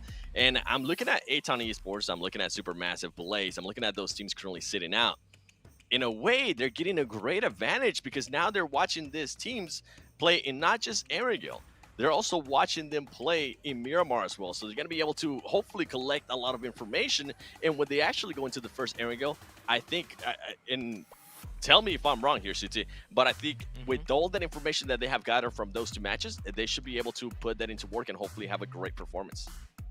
Yeah, that's actually a really great point you brought up, Seven. They're going to be able to study all the maps basically being played today because we're only playing 2 maps and they don't play until later on, starting from match number 3. So it could go both ways. That means they could plan a drop where there is going to be no clashes, or like we said, today it's only, you know, the regular week. You just need top 16 overall in points. So they might just plan, you know, to take the fight. But I think, based on the way things are going, I feel like everyone's kind of just turned up the aggression and they don't want to start slow whatsoever. Yep. I think that makes sense, right? So we talked about, will they be aggressive and they want to just go out full out of the gate confident, or will some teams go ahead and start taking it slow and kind of mess up a little bit, or maybe not, be a little bit worried, you know, because there's a lot of pressure coming into this. It seems like we did see a lot of the first half. Luckily, haven't seen too much of the second. And you're right, I'm glad you actually brought that up, Seven. I didn't think about, wow, the teams in Group E, they're really going to be able to watch all these other groups and potentially use that to their advantage going into these next games, maybe even seeing what is open for these next matches or getting used to the lobby before they're actually competing in it. So I think coming into the next match, it'll be interesting to see if maybe one of those teams is really going to be able to pull it off, a win of some sort. Of course, we're getting ahead of ourselves though. That's next match. We're still going into the next Miramar match with A, B, C, and D. So we're not there just yet, but we already did our guesses for this match. We already said, you know, like, why they're going to go on ahead and do well. And this thing is, okay, we talked about Pachinki. Let's talk about Picado now, right? So you said perfect. that, yeah, perfect. Do you just want to take it from there, Zute? Yeah. I was going to think you know say, my yeah, question. we talked about A7, we talked about Na'Vi. One thing that we didn't predict yet, and I mean, Seven brought it up a little bit, but Ghost Gaming, right? The reason why we're focusing so much on Ghost, by the way, is because they were the #1 team in terms of PMGC qualification points coming out of North America. So technically, in a way, they are the best North American team if you want to base it on that stat. And they didn't make it to America, so they're missing out on a lot of practice. And like Seven and I predicted, we feel like they're not in form. And it kind of goes to show that last game, they went out with 0 points and they got absolutely, to put it simply, destroyed by Team Queso. So now if they're going to have to hot drop and fight in Picado, after a bad first game, the mental definitely must not be sitting well, Seven. Do you have any predictions on how this fight might go if a fight does break out in Picado? Oh man, it's gonna be an interesting one, and I love that you put me on the spot there. We've seen Ghost Gaming be in this kind of position before, right? We've seen them not really start off tournaments that well. We've seen them get 0 points. The thing is that they're only gonna have 2 days here, and then we go to Super Weekend, and if you're not in those top 16, you're not gonna make it there. So with Ghost Gaming, I feel like they might be able to bounce back in regards to points. I mean, if they go back-to-back 0 points, I'm going to be absolutely astonished here. If you would have asked me a week ago saying, can Ghost Gaming go back-to-back with just 0 points, I would have told you no, but anything is possible here. With what we just saw, what happened there, they did get caught off by Team Queso being in that compound. It seems like their rotations might have not been on point. Maybe they're just, it's that part of the process of filling each other out, right? Going into Miramar, I feel like it might be the same. I don't feel like this is a team that's going to end up in the top 5 in this Miramar, but I feel like they are definitely going to improve on their performance from that last Erangel. Okay, well, maybe, you know, maybe they just had to brush off the dust. As he said, they haven't been able to play just yet, but they did have enough points to go on ahead and make it here. So maybe there's that first match. They just got to brush off some of the dust, shake off all the nerves, and maybe coming into this next one, maybe they are going to go on ahead and actually exceed expectations and do well. We'll have to wait and see, kind of putting a challenge out there into the universe for them. But for the people that aren't going to be in the top 5, we already talked about Na'Vi. I'm kind of interested. I feel like there are a couple of teams, I got to say, that we didn't really see towards that top of the leaderboard that ended up kind of surprising me. I gotta say, just from, you know, my experience watching the European leagues, like Unicorns of Love not being up there as well was kind of a surprise for me. S2G, of course, is able to do well, but not quite up there. And then we see a lot of Eastern Stars fans out there also wondering where Eastern Stars are going to come up. Is there anybody in Americas as well that you guys think should be up there towards the top?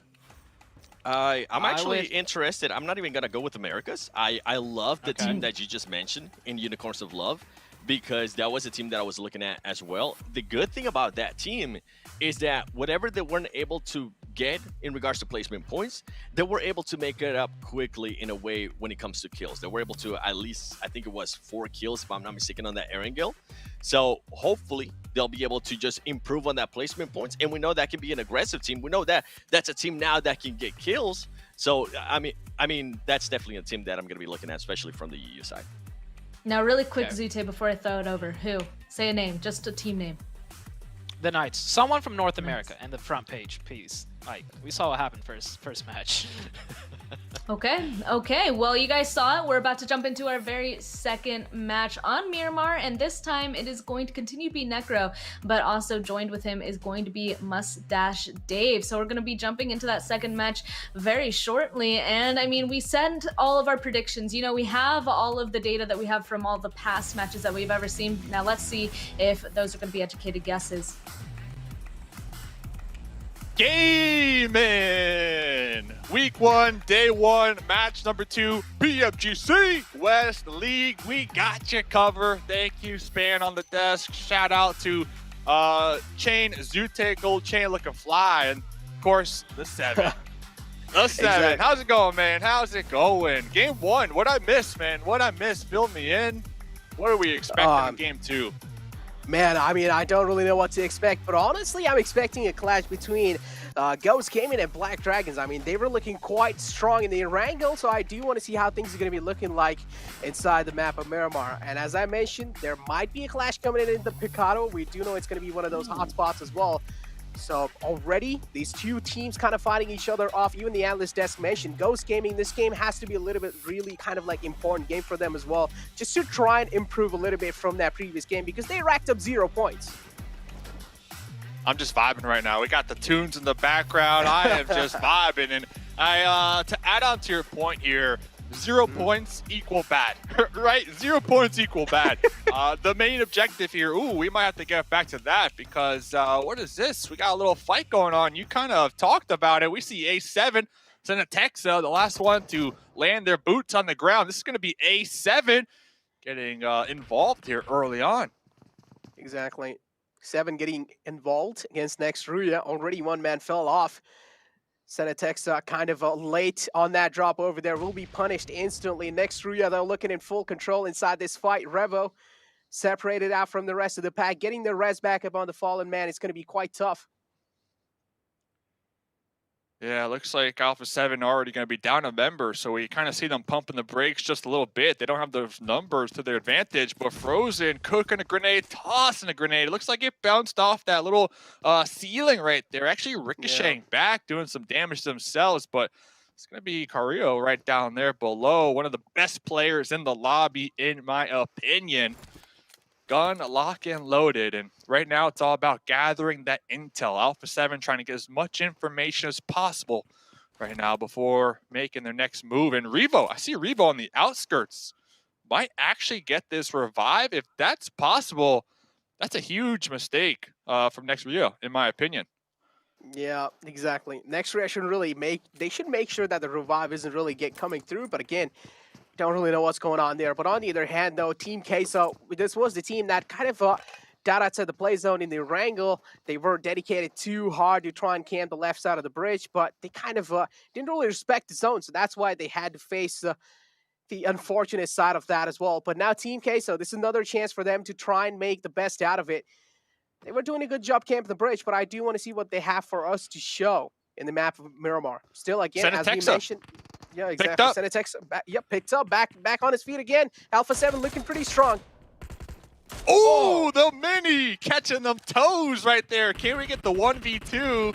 Carrillo going to be getting that reload, has that support, that cross angle from their squad mate across the way on this apartment building. Kudor, though, UMP in hand. They need to hit these shots. I see Mafioso in the compounds, but this isn't looking good. It looks like A7, after getting that pickup, well, things are kind of falling apart right now for Next Rio. Exactly. A7 started off with a huge disadvantage, and now it looks like they're looking pretty strong inside this fight. Second man falls down for Next Rio. Things looking pretty shaky for them. Kudor is being pinned on top of the roof. Again, he can try and make sure no one's really pushing him on the stairs. So at least I would say that in this fight, he definitely does have a little bit of advantage with the high ground, making sure Revo isn't really overstepping his boundaries. Next Rio left with only... Yep, left with only 2 players. I don't know how they're going to be making it out alive from this one, or even are they going to be staying alive? I'm going to say yes, but only by a solo. Only a solo is going to be carrying that flag, trying to get those placement points. And we see Senetex, a nice little ricochet here, trying to get that smoke deployed. And to me, that is a sign that there is definitely going to be a push up these stairs. Try to get this additional kill point. And you can't jump off it here. If you jump off, I'm pretty sure it does a lot of damage that they might even get taken out. So they have to defend themselves on this roof right now. Connecting, getting one. Getting one, but Senetexa, Vector, and Han able to come in clutch there. And that's going to be Alpha 7, 3 points early game. Last game, they got what? 7 kill points, second place. This game, they're already on track to get those kill points once again. Exactly. Alpha 7 already starting to kind of map off on a good note. Already they've gotten themselves 3 kill points. Looking pretty strong. I do like how they played for the trade game as well in the end. But Team Queso, this is how the fight went off. Unfortunately, Furious Gaming, one man fell down. Got him. Classic runovers, man. Miramar, right? All about those vehicles and utilizing them to really cover this terrain. Such a big map. And checking in with Ghost Gaming. Looks like they're not going to have any static early on. They're going to be as dead center as possible. And this is kind of that Ghost Gaming bread and butter. Every single map, they love dropping as center as they can get. They get a nice little compound, and they just wait it out. They play those zones, and they will have some vehicles to work with for the time being. But over here, what's going on? A little 1v1 action, possibly. Except Polo versus Footballist Lavazin. Footballist now closing in on this compound. Polo is the only man in the clotheslines. He does have his teammates, though, in the back lines. But what I'm wondering is do they have a clear line of sight onto Polo's position? He's being pushed in. He's being charged in by the players. Nade quite close to Polo. Took a bit of damage. But Footballist, they are making their way. They're charging in forward, but guess what? The backup is there from the side and exit as well. Jay overexposing himself. Got caught off guard by Footballist. A beautiful contestation coming in from their side. Rom, he is not going to be stopping just at that. Finds second one. He does know where the rest of the players are of exit, but he seems pretty oblivious about the last man. Ooh. Yeah, it looks like Xset trying to rep that set, but Killswitch looking to just rep that surviving award, and they were caught out in the process as they tried to make that retreat back, pull back to J7. I really liked Soul K's little position up there on that second story. Really cheeky angle with that UMP. Yeah. And we saw it come in clutch. Now the question is, will J7 be able to survive? We still have 16 teams alive. Getting taken out right here, right now. 0 points. And if they have no kills, which they don't, well, that's going to be the goose egg, and that is not what you want here in game number 2. That's for sure. J7 with that Nate down to such low HP. He's getting charged on by the players of Footballists. They don't really need to do much. Yep, only one bullet, and that's going to be it for them. And that's just like that. That's the first team taking an exit from the game. And Footballists are the one who have gone some blood on their hand. They're going to be feeling themselves pretty great after that one. And this is how the ranks looking like, at least for this game. Now, Footballists with 4 kills for themselves. Alpha 7 with 3. Team Queso with only 1. See ya. That's what they said. And actually talking to Soke here before these games started, they told me that they realized how important this lobby is, how important this chance is for them as individual players, but also as a team, because they missed competing at the high echelons, the high levels. Past couple events ago, you know, it's one of those teams well recognized within the PUBG Mobile community, but they have been slipping, and they're aware of that, right? Like, they're aware they've been slipping over time, but now qualifying for this, they're looking to take back that spot, that #1 spot, and really get that respect on the Footballlist name. So right there, 4 kills really early on against Xset too. Xset, very aggressive team, very aggressive squad. They got some slayers on it, so that should be some confidence, right? I know you guys were kind of talking about confidence last game. Early game squad kills, that's nothing but confidence in my opinion.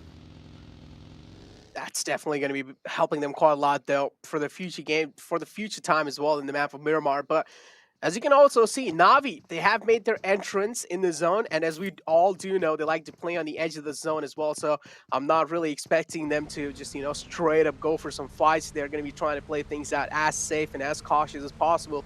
Considering that the previous game, they didn't really had that kind of a knowing, because they were pretty oblivious. They were rotated inside the zone so late that they didn't really know what exactly was going on around the bridges, and that's where they got caught off guard in that rotation. Fenerbahce Esports, though, as well, they seem pretty good over here that they have found the compound in. But teams like Ghost Gaming, as you mentioned, they like to play in the center of the zone, and playing in the center of the zone all the time, it's going to be a little bit of a tough task, because there are a couple of teams who are doing the same thing as well. Fenerbahce, replay right here, a little pow pow pow action. Just in case you forgot their gun skills from last map here. They got them skills. They got them skills. And now we're, of course, looking at the Miramar as they are just setting up, you know, setting up shop, getting that loot, getting that gear, getting their vehicles ready to go. And right on top of them, they do have a team, Baluk, up there on the foothills, who might be aware of Fenerbahce's current position. That's why we saw them reposition those cars. They don't want to lose those tires. They recognize the importance of that utility. So very heads-up play from them. Exactly. Alpha 7 as well, one of the teams that unfortunately got pinned down by a team like Black Dragons. And Black Dragons, they are looking quite solid as well. It doesn't really seem like up till now they have shown themselves up in the kill board. But I'm pretty sure as the game progresses in forward, as they start locking some horns against some teams, I'm pretty sure they're not one of those teams that's going to be shying away from fights. Fenerbahce, as we saw in the highlights as well, what they're capable of with, it's pretty well known. But guess what? Bullet chopped on this time, though. They have a high ground over Fenerbahce. So Fenerbahce need to make sure each and every peak they make, they need to be pretty cautious. Yeah, Fenerbahce, very interesting squad. They should just be happy to be here, right? Like, they deserved it because they worked hard for it, right? I believe qualifying from PMCO Turkey, making it to PMPL, to the European Championship, and then barely qualifying in my books, you know, barely sliding by, barely getting that invite here. So I would really like to see them use this as a second chance to really pull it together and pop off and come out on top. And we saw that replay a couple moments ago. Last game, game 1, they're looking really strong, really good with their team communication skills. We saw all that crossfire. So if they can start strong here, make it to Super Weekend #1, get those points on leaderboard, well, that's a great start. That's indeed a great start. And again, Ghost Gaming find themselves smack center of the next zone as well. They're looking quite good. We also do see a little split coming in through from their side. One player gets taken down, but guess what? The guy who was split up, he's making his way slowly, steadily to the rest of the teammates. Team Queso, They have spotted out Alpha 7 right in the front lines. But Queso is the one being hauled on the edges, and they're also bleeding. The fallen man needs a hand. He's going to get one. He should be back up on his feet in no time. Yeah, next zone goes up. So these two teams all the way out there on that west side, as far as possible, pretty much from the new circle shift. And pop it back over to the football list team. We see Soke in a vehicle trying to group up, trying to gain that support. But Rom in the front lines, just getting some nice spray downs across the way. Rom tried his best to connect a few shots there. The man from Bullock Chuptan just had some incredible movement, kept on dodging those bullets, bobbing and weaving his way through safety. But now Footballist, they do know what they're dealing with over here. It's a 2-2 split coming in from the side of Bullock Chuptan as well. But guess what? Furious Gaming, man left out the zone, is also knocked out. It's Trigger, Zin. And I don't really expect him to get back up on his feet. It seems like his teammate, Screamy, is all the way in the zone, including Popper as well. And they are trying to play that survival game. Here they are, a little 2-2 split going on. Lutz in the front lines pretty much going to be creating a nice distraction, hoping that their teammates in the back line will be able to capitalize on that distraction. And right now, no kills onto Buluk. No kills. They got a nice little split going on. But honestly, this is what? Right there, San Martin on that west side. Let's see what's going to happen. Exactly. And now Fresh. Oh, he catches one man off guard from the side of Furious Gaming. Pretty oblivious about Fresh's spot there. Unicorns, they're looking quite solid inside this one. And now Bullock Chuptan as well. They have spotted a few players out in the front. It's going to be the lads of Footballist. I do like, it's kind of like a battle of high grounds over here. Both these teams have gone themselves the high ground, including Footballist as well. So I'm just expecting a little bit of tickle battle. I'm not really expecting any kind of critical amount of damage being done. Just a little bit of tickle battle, just trying to burn through their enemy meds. Yeah. The problem is, though, when they do start to take some shots, they have been out here for some time, that you have to assume there's going to be some teams near them at this point in the game. And if they hear these shots, they might decide to third party them. So you always have to keep that in the back of your mind. You always have to keep your head on the swivel. Wow, talk about having the head on the swivel. This is a big fight that I've been looking forward to. Na'Vi versus Alpha 7. Looks like Tixie is going to be taking some nice little shots out there with the M4, kind of poking them out for the time being. And looks like A7, they don't want that smoke right here, right now. Exactly, that signature M416 of Tixie. Took a few shots onto them, was able to connect a few though. Nothing really insane going on up till now. Na'Vi and A7, as you mentioned, is the fight that everyone is watching out for. Na'Vi, as we mentioned as well, they like to play on the edges of the zone. They take their time to rotate inside. They try to play on as much as info as possible. Alpha 7 as well, kind of the same story for them. But they do see Na'Vi in the back lines to try to make it in. One player from Na'Vi getting caught off guard by Revo. He's not going to let him go just like that. He's not going to be spared this time. A7 trying to capitalize on Na'Vi. Yeah, next zone goes up too. So we see A7 kind of pushing out, trying to make sure to gatekeep Na'Vi. And they're doing a good job. They are doing a great job, actually. There's now Na'Vi kind of scattering right now. Nowhere to really go. And I don't know what their utility is looking like when it comes to vehicles. They could definitely use that right now, right here. But A7, 4 kills, trying to be that edge sweeper. But over here, Buluk popping up with the pull-up on a Ghost Gaming. And, well, Bayo able to put a stop to at least some of it with that Uzi. Exactly, some close-range duels going on. Even Bullock again getting real up close and personal against Ghost Gaming. Ghost Gaming is the one trying their best to try and hold off this compound. Unicorns of Love on the other hand, going against Footballist. GK is the man. The clotheslines, but he gets taken down. That vehicle damage, the vehicle blow-up damage, couldn't really withstand it. So GK out in the open, got taken down. There's no way he's going to be able to get himself back up on that. And just like that, Fenerbahce is the one to come out on top in that fight. Fenerbahce, once again, hey, last game they did pretty well. This game, they're still just kind of steamrolling through the lobby, playing that edge. Let's see what they're going to do when they have to deal with Team Queso right ahead of them. Remember, we keep talking about it. A strong start here. Yeah, the goal top 16, but I think a strong start here will give any of these teams that had any self-doubt, will give them that confidence, that momentum to move forward and be like, hey, we can compete in this lobby. We have what it takes. So you love to see teams like Fenerbahce really take advantage of that and pop off. And, well, talk about popping off. More team fights happening out here. A couple grenades getting tossed out there in the distance. There's going to be Mad Bulls trying to set up a defense. Exactly. And now it's Black Dragon as well going against Mad Bulls. Black Dragon's, of course, going to be having that mental game on their side because they won the first game of Erangel.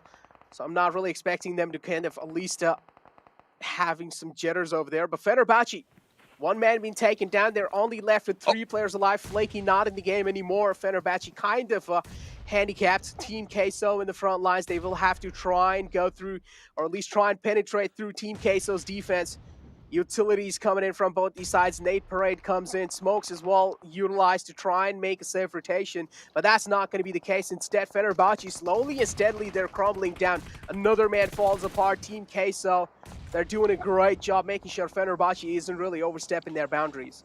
Yeah, and they're also getting third party from across the way. We see Knights in that little church tower getting some nice shots onto Fenerbahce's Dukin machine, who was in the front lines looking to really get this engagement underway. Only 2 players alive for Team Queso. So Team Queso really catching a break right there in my books with the kind of the help, I guess you could put, from the Knights with that third-party action, really forcing that fight to pull off. But over here, the Knights, well, they got bigger problems here in the graveyard. You got the Mad Bulls trying to pull up behind them.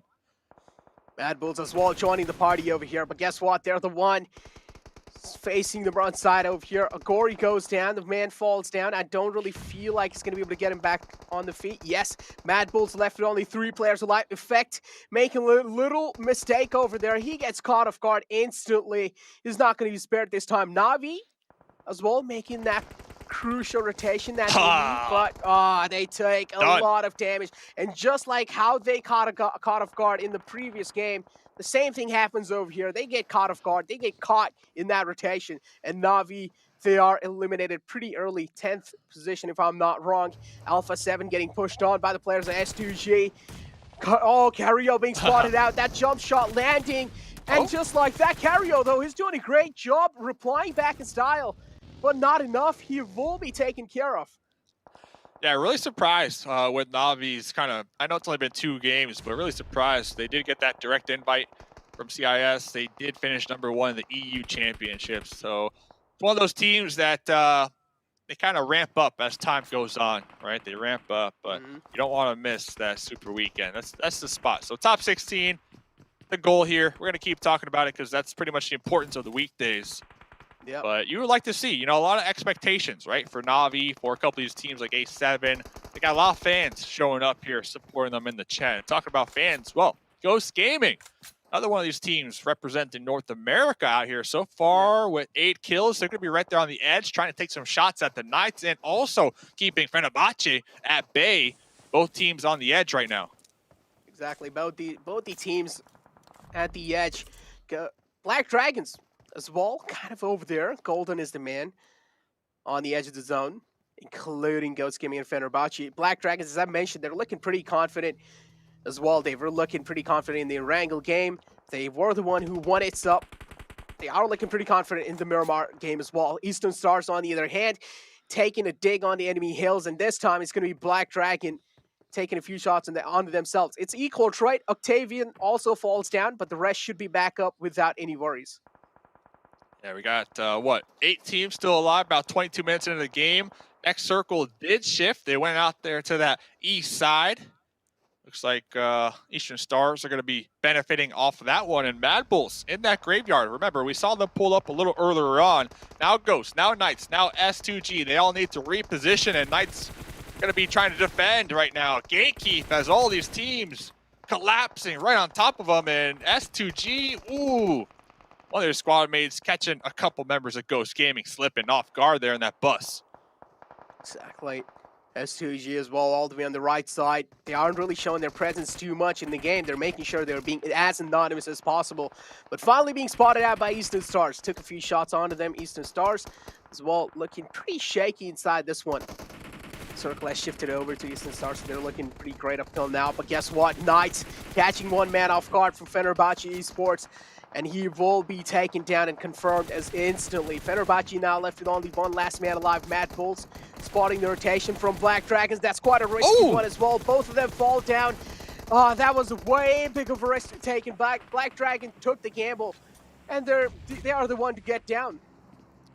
Everybody just sending it right here. And honestly, I'm looking at the Knights. They had a soft 2-2 split. Yeah, they're not in the zone, but they're right there on the edge, and they've been setting up a nice little defense camp here in this area for a couple minutes now. And they are doing a good job at racking up some kills. We see Xenox popping a grenade to stop the push from HH, reposition with their teammates. But look at that. Mad Bulls, Yin Yang, catching a sweet grenade on Alucard right there. Exactly, that's a beautiful thing. That's a beautiful nade to open the fray up as well. Now, Ghost Gaming, they're on the charge. They do realize they also need to get in the zone.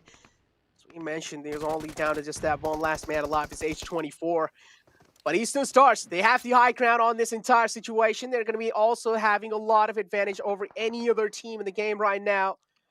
And we do know what high grounds is capable of, especially the example of the previous Erangel game. That's what won Black Dragon their game. But S2G replying back in style. Kapahala goes down.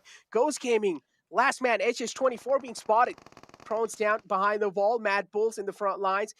They have been fighting against Knights since a long time now, but they want to make sure that they're making it quick because Mad Bulls are taking a lot of shots, even from the side of Eastern Stars. Eastern Stars having clear line of sight some Knights, and they're not going to spare them just like that. Beautiful nade to catch the player off guard.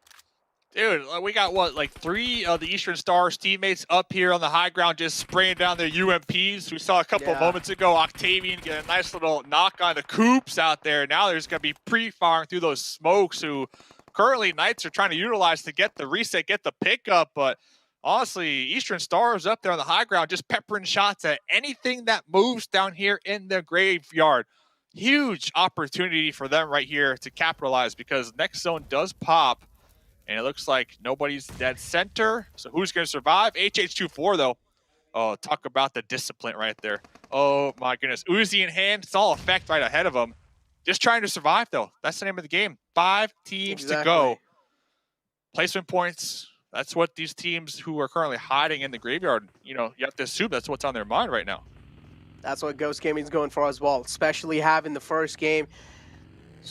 That bad of a game. So Ghost Gaming as well, they do realize they do need the survival points, and that's what they're exactly going for. Eastern Stars finally making their way down, and they're taking a lot of damage on themselves. Mad Bulls is the one taking a couple of shots onto them. Knights slowly and steadily racking up behind Mad Bulls. This might be a huge third party coming in because Mad Bulls, they also need to take care of the front lines and also from the back lines as well. But guess what? The nade from Eastern Stars is going to be catching effect. That's going to be helping Knights so much in making that push happen.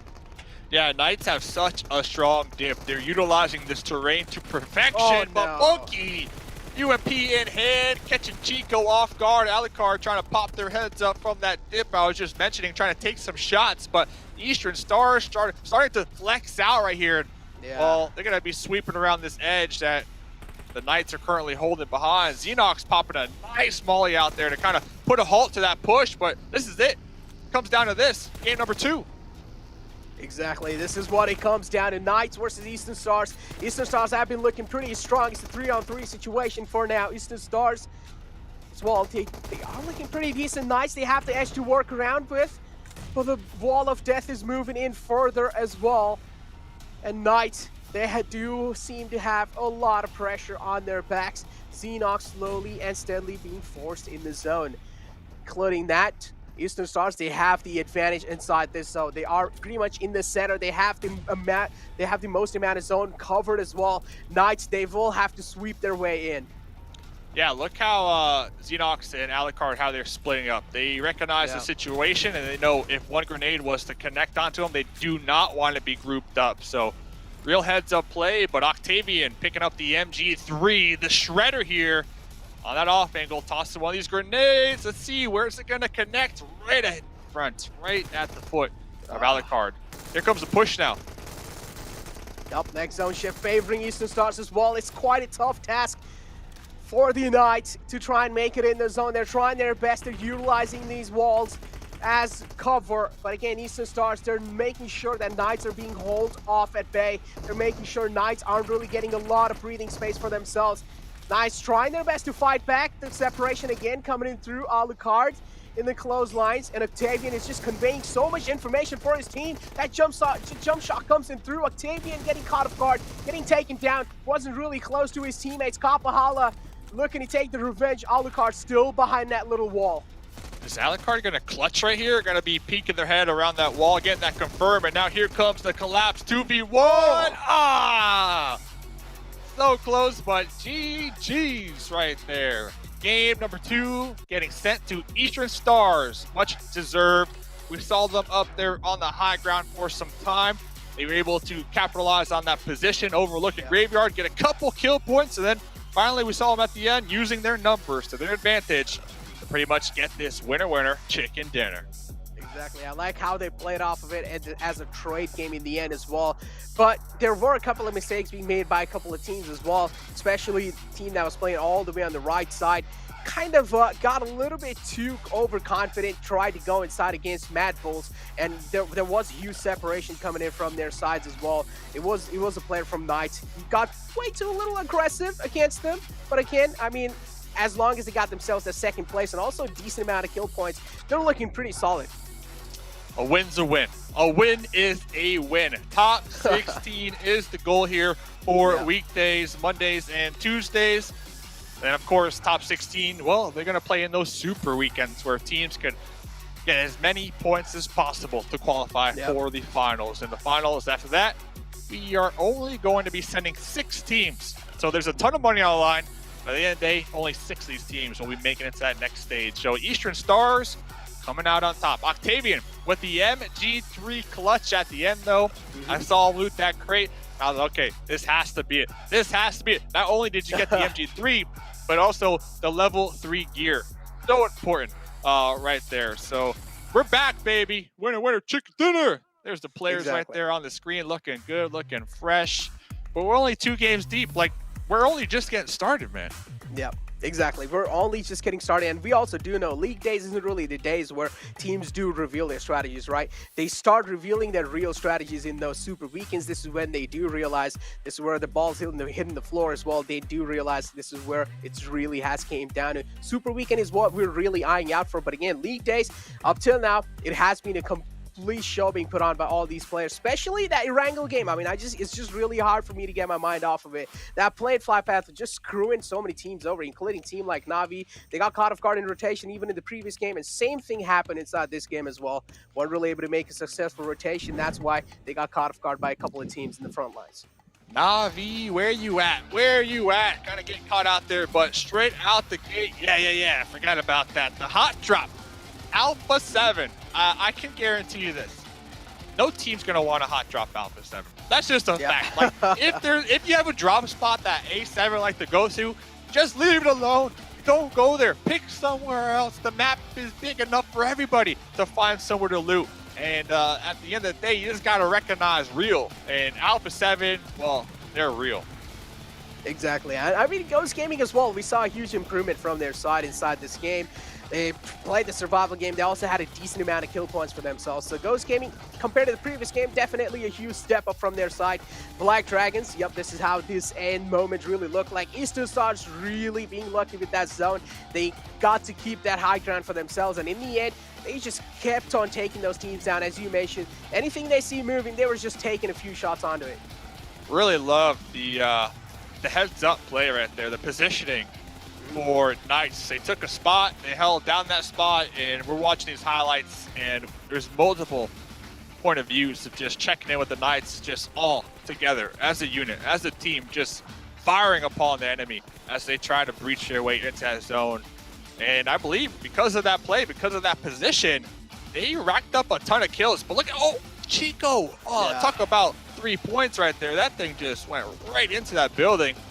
Eventually taken out, but at the end of the day, it was a 1v2. Those are very challenging to win, and Eastern Stars coming out on top. Eastern Stars definitely having the man advantage. That's what helped them. They played the trade game in the end. They did know Knights do not have the numbers advantage in the final fights, and that's what they used to perfection. And Eastern Stars, as I mentioned, they were also getting favored quite a lot. They also had the most amount of zone being covered from that. That helped them quite a lot to try and win that previous game. Well, ladies and gentlemen, that was game number 2, Miramar in the books. PMGC day number 1. More games to come. Don't go anywhere. Let's hear what the desk has to say about that game.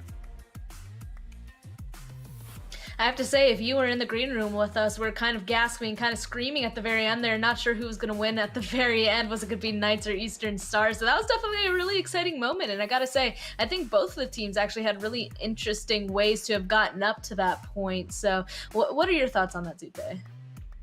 I think, I'll be honest, I think Eastern Stars, they did get a bit favored with those zone shifts. We saw that hard shift to the east where that ridge was just in play and everyone else just stuck in the graveyard, you know, trying to stay alive. But Eastern Stars, they still got the skills to close it out. We saw how close it got between Eastern Stars and PK, and what's even closer are the totals. 26 for Eastern Stars and 24 for the Knights. So both teams nabbing a lot of points there, 7. Yeah, and I mean, one thing that I'm always big on is if the game kind of favors you, just take advantage of it. And for me, Eastern Stars were definitely able to do that. I mean, 11 kills, and talk about PK, you were just talking about it, 12 kills as well for them. This is the performances out of ANA that we wanted to see. Then we had my Bulls right there in 3rd place with 14 kills, and Ghost Gaming, I mean, Ghost Gaming being able to get even more points than the actual 4th place team in S2G. They were able to end up with 14 points there for Ghost Gaming with 8 kills overall. That is a great bounce back from them, and they actually proved me wrong. I said they weren't going to end up in top 5 here. Well, guess what? They did. We do have S2G, and I'm actually starting to love the consistency this team is currently showing me, being able to be within those top 5, improving on their kills in that last game as well. And then as we go here towards this second page, we're seeing it again, Sute. We're seeing Navi again here on this second page. Yeah, Navi, that's 2 games in a row that they've really struggled. Sure, the circles have shifted away from them, but it's Miramar. You should be expecting those tougher rotations, and we saw Navi getting taken out on making a last-ditch rotation. So, I don't know. I hope maybe they're just hiding their cards. They just want to get top 16, and then they'll show them the Super Weekend.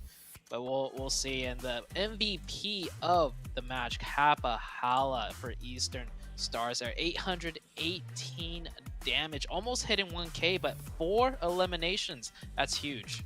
It definitely is. I mean, for him to be able to contribute 32% for his team, it makes me wonder what the numbers look like for some of the other players as well. But once again, with Eastern Stars, they were able to just take full advantage of their positions while being able to pick people off, being able to get those skills, if not just output that damage and making them go the other way and kind of push certain teams into each other. That's what we're able to see, especially towards the last 2 maps there on that Miramar.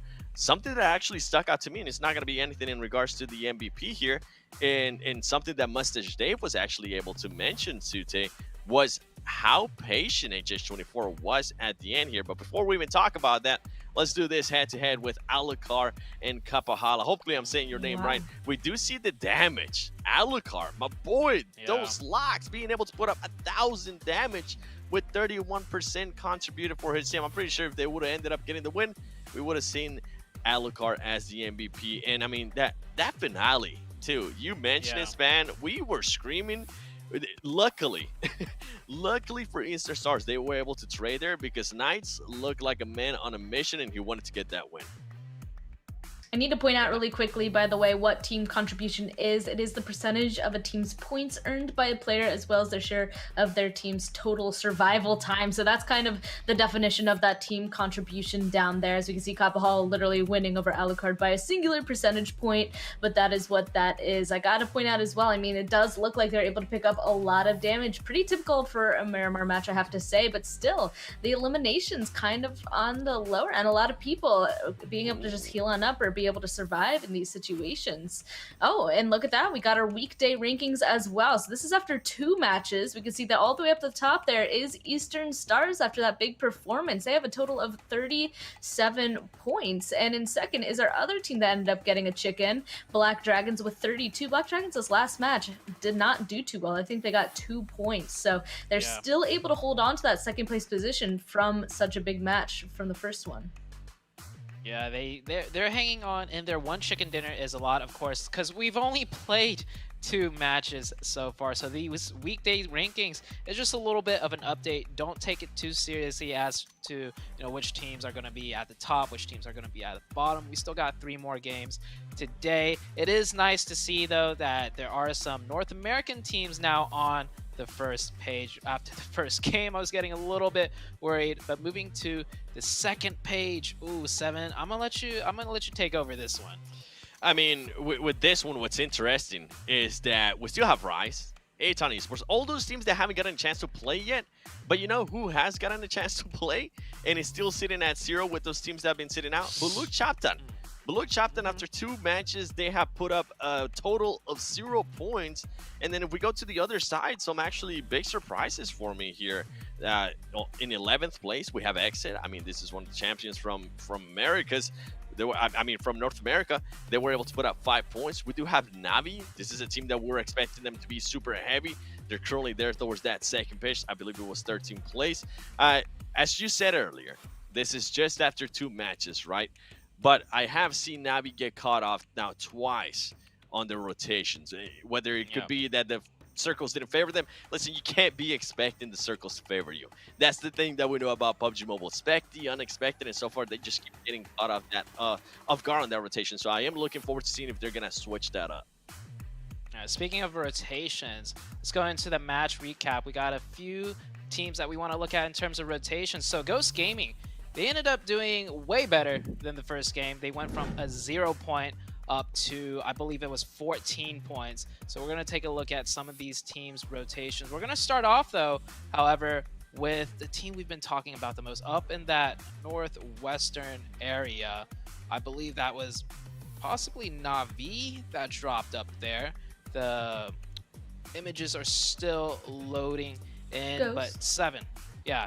Oh, it says Ghost, but Ghost Gaming dropped Picado. Yeah, this is definitely, I think we're currently talking about Navi or maybe Eastern rotations. I'm not sure which team will actually, but this is definitely not Ghost, because Ghost definitely ended up in Picado, and something that we wanted to highlight in regards to Ghost Gaming was how they didn't really, in a way, they didn't really have to do super big rotations, right, Sute? Only until the end, and something as we just kind of use that as the background there to kind of fill you guys in. Something that I was talking about earlier that was impressive to me, it was at the end, HH24's just patience. He had a chance to get that kill on Matt Bulls. He decided not to. He decided to be patient, and then he was able to kind of secure those extra placement points. What do you think about that, Sute? In that situation, do you go for that kill? I mean, he was right in front of him. He probably would have been able to confirm. Or do you go for those placement points as HH24 did?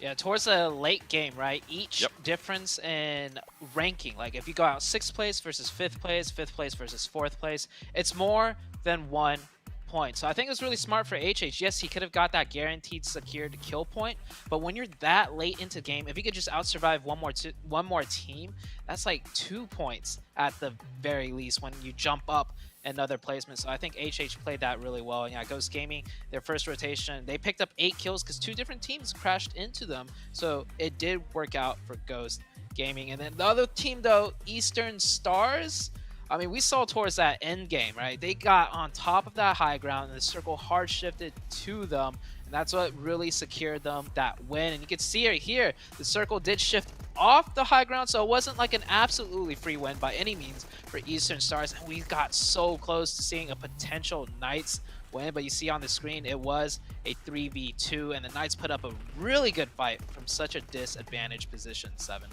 They definitely did. And I mean, towards the end here, I was surprised that Sinox was even able to move up over that fence. That really, in a way, that really shocked me. I thought, hey, he might be able to reposition, but right here, he was able to kind of pick out a little bit too long. They knew where he was. That jump shot right there from Octavian was beautiful. And then Alucard, for him to be able to do this kind of damage, he was able to knock this player. He played this so patiently here. He waited till he actually saw somebody. He made sure he got that extra kill to collect that extra point. And then at the end, he was able to knock one of the players. Unluckily for him, he just got caught from the side. But boy, were we screaming at the end there, just looking at that saying, oh, he's about to clutch up. It was so close, man. I really thought they were, you know? Like, I really thought it was going to be possible there, especially since he had the little lower ridge there. He was kind of in control of it, but, you know, just basic trades. That's why the gameplay changes drastically, right, when you go down to 2 or 1 people, because basic trades in a fight once you're at the same level there. But, of course, today's matches, so we have 2 down to Black Dragons for the first match, Eastern Stars for the second, and now we're going to go into our third match of today on Erangel. And this is where we're finally going to see a little bit of a change in the team. So no longer do we have Group D, instead we have Group E, and that's going to be Aton Esports, Papara Supermassive Blaze, Besiktas Esports, and Rise Esports. We're finally going to see something a little bit different, so the potential chaos does not end there, but at least we're going to see a familiar map once again. And I'm kind of curious, will somebody from Group E take the knowledge from the first map and utilize it for this? With this, you know what, before I even answer that question, something I do want to mention is with Group D sitting out, Ghost Gaming in a way is kind of going to lose that momentum that they were able to get for Miramar. Team Queso is also going to be sitting out. For Nabache is going to be sitting out as well. And then Navi is definitely going to be sitting out. And I think this is huge for Navi too, because after those first 2 matches, they might be able to just take a breather and recollect and see what they can actually improve on and what's going on with their rotations. This is going to also benefit Alpha 7. Hopefully, they're going to be able to now land George Bull again, or at least North George, where they've been. In regards to Group E, I don't know about that. I think maybe Rice. If anything, I think Rice is probably going to have a good performance. Okay, Zute, did you want to say something really quick on that as well? I think 7 was spot on with everything he just said. Yeah. Okay, well, we already said it. We're about to go into our very third match, second time on Erangel, but of course we have to wait a little bit because we're going to be throwing to a break. So don't go anywhere, y'all. We'll be back very shortly with some more PUBG Mobile action. Watch out! Get it! Watch out!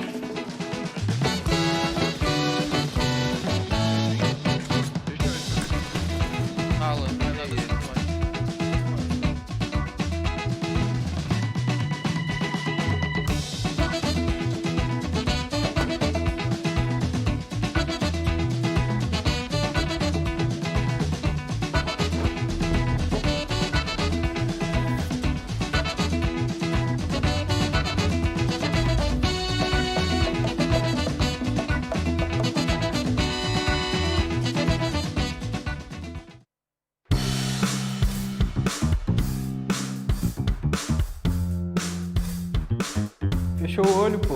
Vamos tirar de novo. Agora sim.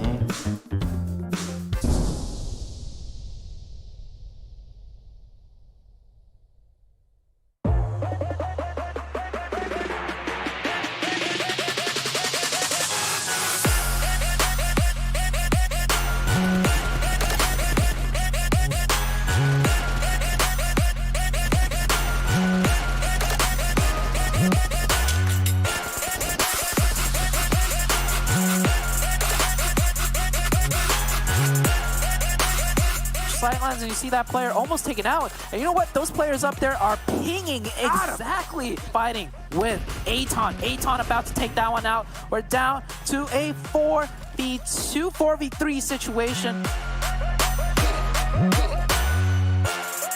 Move does not work though, but actually Syndicate does get a knockback, and just as I say that, they are finished out. 4 kills. But is able to get that support from the rest of his squad and just abuse Mazex's Solitude. Stayed in that vehicle. Totally forgot it was. They're taking shots at everybody. Yeah, at this point, it's just YOLO send them, be able to save them. And to be really had. And yeah, that's one. I think that's easy confirmed for Sam. adjust as well. So scrappy fight. It's all around everyone. 1v1s left and right, and oh, Chico gets drop shotted. Losing 1 for 4 points, that is solid. A7 though, in the fields, trying to avoid the gunshots from... Olo goes down, forced to hop up, and that's the one for HH. HH might just spray the grass here and take down the rest of XSET. Nerves to steal from Boring Protocol, but will it be enough? They do get the revive, but the shots are here from Ghost. Fame Boys looking to trade one back.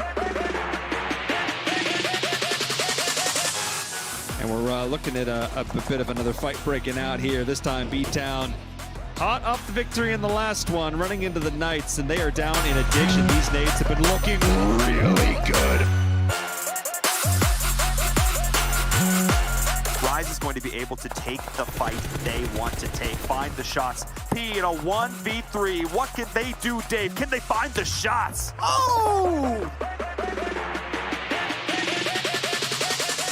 This one, let's take a look at Black Dragons and those two teams I just mentioned. Team Queso seems to have their eyes. They do not want to lose a player, and oh, long range. Oh my goodness! Put out the pressure, they'll get that revive. XSET full sending again, this time into Ogilvy. J7 is not, kill switch is done, and Thurston. I saw the first light, the first steps. Now I see much more. I capture Earth in all its beauty. I see action. I see drama. And I see it in the finest detail. Moments of inspiration. And the first steps. I am the 1+9. PUBG Mobile fans around the world, welcome to the 2021 PUBG Mobile Global Championship. To the top teams across all regions, we have a message for you. The Middle East. You have proven your worth. Now, make your formidable debut on the PMGC stage. South Korea, forget the past. This year, show the world you've ascended. Remind the world of South Korea's raw talent. Japan, you came so close last year. But what doesn't kill you only makes you stronger. Bring it back better than ever. The Americans. You're the alpha dogs that dominated the West. Now, lead the pack on the world stage. Southeast Asia. You took down so many strong teams on your journey to the top. It's time for a comeback on the global stage. Europe, it's now or never. Push your limits and surprise us all. This is the moment to create your legacy.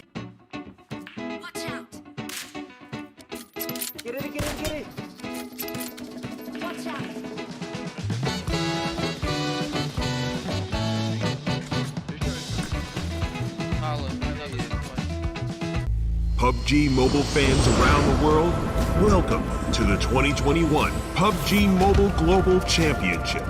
To the top teams across all regions, we have a message for you. The Middle East. You have proven your worth. Now, make your formidable debut on the PMGC stage. South Korea, forget the past. This year, show the world you've ascended. Remind the world of South Korea's raw talent. Japan, you came so close last year. But what doesn't kill you only makes you stronger. Bring it back better than ever. The Americans. You're the alpha dogs that dominated the West. Now, lead the pack on the world stage. Southeast Asia. You took down so many strong teams on your journey to the top. It's time for a comeback on the global stage. Europe, it's now or never. Push your limits and surprise us all. This is the moment to create your legacy. South Asia. You were the dark horse of 2020. Amaze those who would underestimate you again. China. You carry the crown of last year's PMGC. Now, with everyone's eyes on you once more, can you secure back-to-back victories? PMGC needs a champion. The world needs a champion. Who will stand victorious in the end? Who will be next to glory?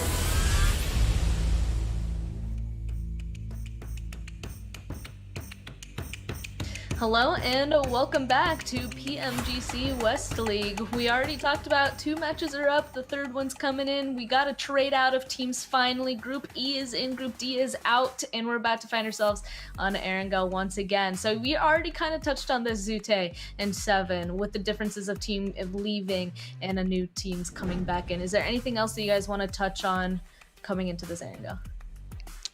For me, not so much. I feel like everybody's kind of warmed up. Even the teams that were sitting out, they get to see the pacing of the games, right? So they get a good idea of what they're going into. So I don't think anything's going to be too different other than the teams coming in. You got a different opinion on that one, Seven? Now with that, I mean, in regards to the teams coming in, I want to see if they're going to try to hot drop anybody. I mean, they saw already where the rotations were from some of the players, from some of the teams, because they got a chance to see what happened in that first Erangel. I also want to see, man, if anybody is going to challenge Ghost Gaming in Pochinki. I haven't seen it yet. I usually love it. I mean, it's such a great area too. If you're able to control that area, well, you get so many rotations. So it's going to be interesting here on this second Erangel. Well, now it's an opportunity for somebody just to take it from them since they're not in this match. Maybe Pepper or Supermassive Blaze, we'll have to wait and see. But of course, again, got to go ahead and shout out our amazing sponsor, 1+9 and 9 Pro. So with flagship performance, an immersive 120Hz display and hypertext technology made specifically for gamers, the 1+9 and 9 Pro are your best shot to climb the leaderboards. I'm sure a lot of these players are potentially using these 1+9 and 9 Pros to be competing in these matches today. And it actually seems like maybe some of these teams in Group E are going to have to utilize that to try and start catching up, because 2 matches have now gone by and they haven't even played a match yet. This is their first match. Do you think those nerves are there? Do you think they feel comfortable since they've got to watch these players play for 2 matches in a row, Zute? I think they're probably more comfortable than not. I used to be a competitor myself, and there were times where we had to sit out a match, and honestly, we're just watching the match all the way through, and if anything, it kind of gives us a sense of, you know, just strategy and understanding what some of these teams are going to do, and it's not as nerve-wracking as going into the first game with no info, right? Sure, you didn't play the first 2 matches, but you got so much info to feed off of, and if anything, I'm not too worried about the Group E coming in. I feel like they have a bigger advantage than the teams that just had to play the very first game on their own. Seven. Yeah, with me, I'm going to be looking at definitely 2 teams from Group E, Aton Esports and Rice Esports. Those 2 teams can definitely be aggressive. So I want to see if they're going to come out aggressive or if they're going to be kind of filling everybody else out because of what we just mentioned, right? They've seen where everybody's at. They've been able to kind of see 2 matches now. They're not going to be in that hectic situation where it's like, oh my God, it's the first match of the tournament. Where are we going to go? So yeah, those 2 teams, definitely ones that I'm going to be looking at. Well, I know. I accidentally called them for the first match when they weren't even playing, so I'm going to have to say it again. Pepero Supermassive Blaze. I feel like a broken record. I keep saying it, partly because saying Pepero is very fun, but I'm interested to see how they're going to go ahead and start performing, because I already said I like how they play these matches, and now since this is their first match, I'm very curious to see. But of course, let's go ahead and jump on in. We're going to be with Highland Wolf and Mustache Dave. Welcome back, everyone, of course, to Erangel once more. This time, I'm joined by the beautiful, the handsome, the mustache-loving Mustache Dave.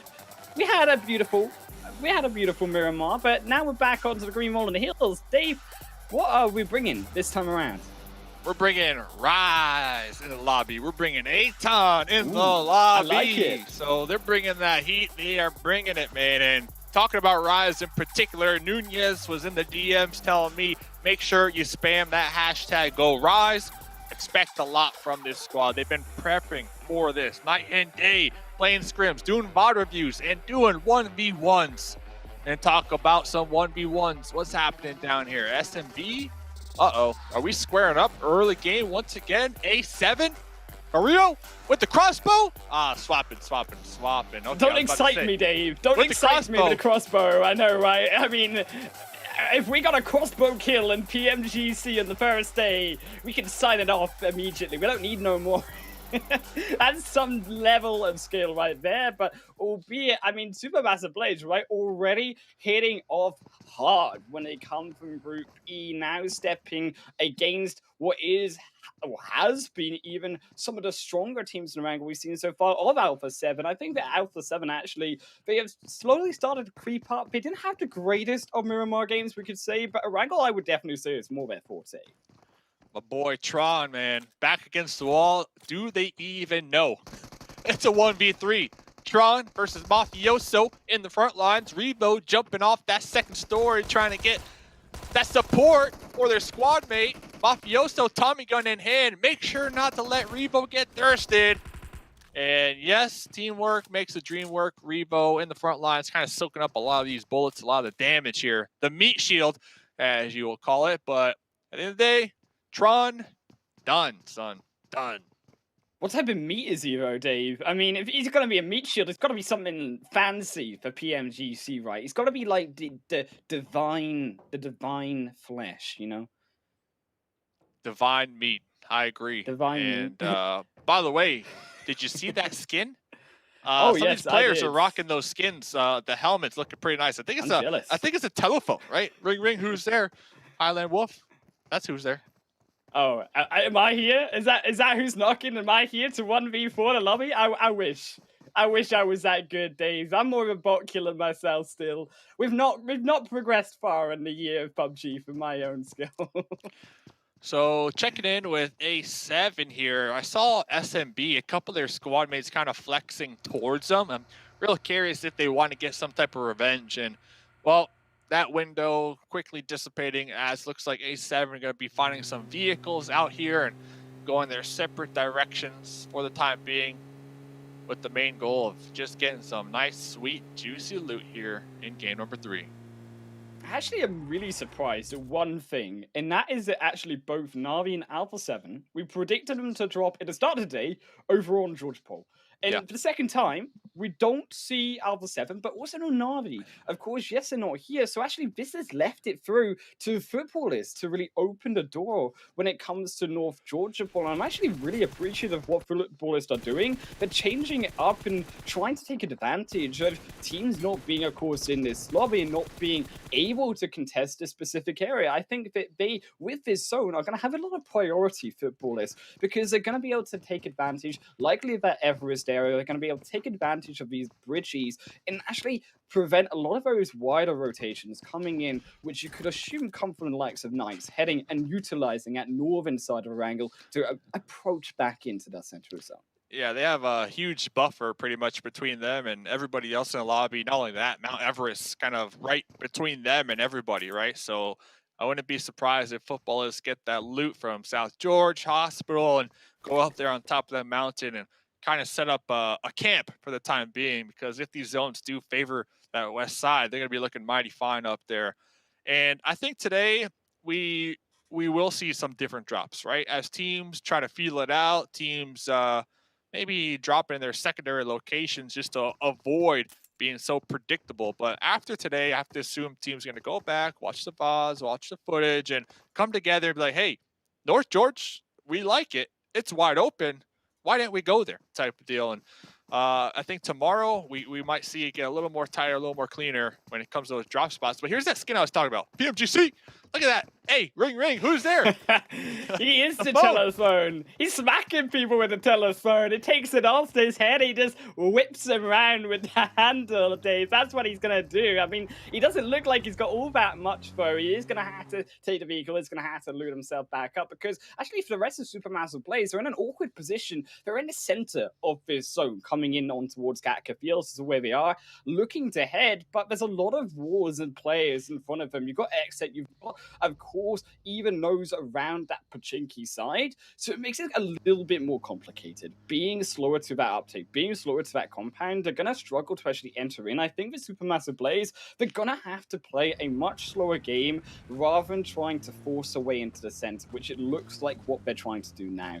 When you're looking towards that center in particular, it's actually heading in towards Gatka Fields as well. So I can see a prioritization not only on this location of Pachinki heading into Gatka, 40 vision beyond onto those open planes, but also a possible backstabbing onto also Supermassive Blaze, which is something you're going to have to be careful of. We can see there are teams like Atom moving their way in. Yeah, talk about moving their way in. Besiktas out here possibly setting up a little bit of a bridge camp. Zessi in the front line. Find those boulders, trying to take some shots with that M4, and I believe, looks like the Black Dragons recognizing, hey, let's not send it across this bridge, too risky. They actually took those buggies underneath the railings, very heads-up play. Now let's see what Golden could do. It looks like Golden gonna be prepping a grenade, tossing a grenade. That would have been money, I think, if it wasn't so cooked, but you know what? Doesn't even matter. Who needs a grenade? Golden pushing their way uphill, taking out Zexy in the front line. And it's all off the back of here, Besiktas not utilizing their strength. You can see that they're not actually defending each other's positions, and now they've lost the lighthouse position as well. BJK, they're going to start to fall flat, and this opens up complete control actually for Black Dragons, as we can see, to open this fight even further, and they're actually picking off one by one. Molly. It's a beautiful show. It's a Molly pushing out another BJK, expecting now Sun HP, I would imagine, to retreat back, because you can see that Foss Cuisin is stepping up for that third kill. Ring, ring, knock, knock, who's there? That's what they're saying here as Black Dragons taking out Recent, and if I'm not mistaken, Besiktas down to just a solo, possibly, as Golden going to be casually just running over that teammate that was up here on the tower, like you mentioned. And yeah, they had a solid camp, but they kind of let it slip through their fingers right there. Well, Black Dragons coming out on top of that one. Let's move our way back through over onto Nice, and around this cluster is where we'd mentioned potentially around that potato hill. It gets a little bit tricky as well, Dave. It's not so easy to control. It is one of those more flat high ground areas, and Nice feeling that difficulty of all of these teams, as we mentioned, also coming in the back. We specifically mentioned Atten, and they have actually successfully backstabbed at least one, but a revive comes out, and a punish as well from none other than the MVP of NA, Coop, stepping up. And I want to see this again, reiteration of the rest of Nice stepping up, but also around Coop, just trying to utilize him, because when he falls down, you can see that they do start to struggle a little bit more, as we mentioned already on Miramar. Yeah, what a spray down right there from Coop. So that tracking was on point. It looks like Knight's going to be grouping up here. They played this position multiple times. Next zone goes up. They are going to be somewhat in that center with a bunch of other teams. Another one of these teams kind of off there trying to get that third party was Rise. We saw Mufasa trying to snake their way up, trying to get close, possibly within grenade range of that Knight's fight. But with this new circle shift, everybody turning their attention to defending their current position. Because you have to assume other squads, other teams are going to look to take it for themselves here. One of those teams, Mad Bulls on the approach. I actually really like Mad Bull's position here. You're coming up in towards the Erangel 2.0 hills. You're going to be able to take a lot of leverage away from those coming out of that west side bridge. So like Bad Dragons also heading into the zone, they're a little bit slow to getting into that hillside, so they aren't able to set up that position and stop Bad Dragons. They will be, or Black Dragons, they will be able to actually be able to move further up. As the rest of Unicorns of Love, though, not so much. They are going to struggle with this, with Mad Bulls taking now this position away from them. They're going to have to circumvent around this zone. They're not going to want to head on to Gatka, so they are likely more so going to want to take this fight instead of going inside the open, albeit it's going to have to be a slow approach, and scouting very important coming through from GK first and on the front line. Yeah, and I gotta say, Mad Bull is very fortunate that Black Dragons deciding not to kind of gatekeep out here on the edge. Instead, Black Dragons looking to reposition a little further into the zone, because Mad Bulls, they could have easily have gotten caught in a nice classic sandwich there on the edge. Because to add to your point, like Unicorns of Love, they're definitely going to have to push into Mad Bulls here eventually. So we will probably see that fight. And Black Dragons kind of just, you talked about scouting, driving all over the place, trying to find somewhere to call home for this current position. And it's looking a little messy, not going to lie. It is looking messy. Looking a little bit stronger, but on the side of Xset when you look towards that map just above them. And actually, I'm nervous though for Xset. I would usually, if it was a team like Na'Vi and Alpha 7, say, oh, well, we got brilliant positioning here, Dave. But actually, you can see exactly in Xset fashion, they're being shoved away the moment they even look for the fight engage coming through from Black Dragons. And it's time and time again something I need to see change from Xset already in just these first 3 games to be more willing to be bloodthirsty, to look for these kills, to look to try hold these positions, because the positions aren't bad. They have the high ground, they get the information, they're just not willing to actually win the game when it comes to doing the dirty work. Yeah, it is early game, so it looks like Xset, they're all kind of split up, just trying to gather as much intel, right, as possible. But as we see, if you are solo out there on your own trying to gather this information, all it takes is the enemy team to spot you and be like, hey, they are alone. Let's concentrate. Let's try to take them out. So there is definitely a risk versus reward there. And we did see Xset trying to pull back group up. But talking about information, they were able to gather the fact that there's this team down there, Black Dragons. And I see J7 gathering some intel. Hey, there's another team out here to the west, which is going to be footballless. Doesn't even matter, though, because next zone goes up. Looks like Xset, looks like Unicorns of Love, Mad Bulls, everybody that was out here kind of driving near each other, flexing out, possibly on the verge of taking the fight. Doesn't even matter, because everybody on that west side, they got a new issue to deal with, and that is trying to breach their way in through near Pachinki with this new circle shift. Where it seems like Alpha 7, right, they're going to head in from the north side. They're going to be super comfortable in Rollshawk. But when you look towards, of course, that more western side, as we do head back towards Coops, unfortunately getting knocked first away. And we mentioned, of course, Coops being such a core player. But that's not going to matter when it comes to also the pressure of also that western side. We're talking about that more Watertown and seeing how teams are going to skate through one of those dodgy areas of ruins, and like Unicorns of Love, like Mad Bulls, are they going to go for that risky strategy, make those wider rotations and come in at a little bit of a riskier terrain, or are they going to come in on a more safer terrain but it's full of players, right? What you can already see is congested. Knights, who rotates initially from the Asnai Polygon all the way down, I think are regretting their decision because they found themselves completely 360 degrees surrounded by all of these other teams. Another one of these new ones of Ryan's coming in.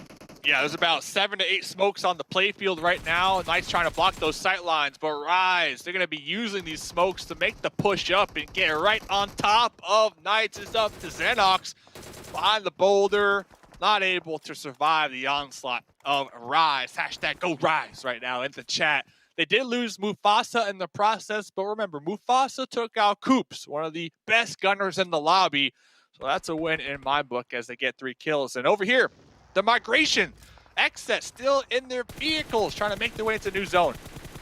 But they're escaping. They don't want to fight at all again. Atom now going to be the next one to defend them running through into that zone. But where do they run to? That's the problem. They've got nowhere to go. Everywhere's taken up and they're running in now to school, into apartments. We know how difficult that is, Dave, when it comes to the openness and how they aren't going to be able to step up onto Supermassive Blaze because they can't get past this more open ridge. That slight pathway coming into the buildings themselves are going to be stopped, whereas actually they can't go backwards because they've got a lot of these teams still coming from the south side, rotating their way downhill further in, as Unicorns of Love going to suffer another knock. I think difficulty again through from this team, Unicorns of Love, who look strong in the first game, taking those initial kills, but they haven't been able to repeat that aggression. They haven't found these opportunities.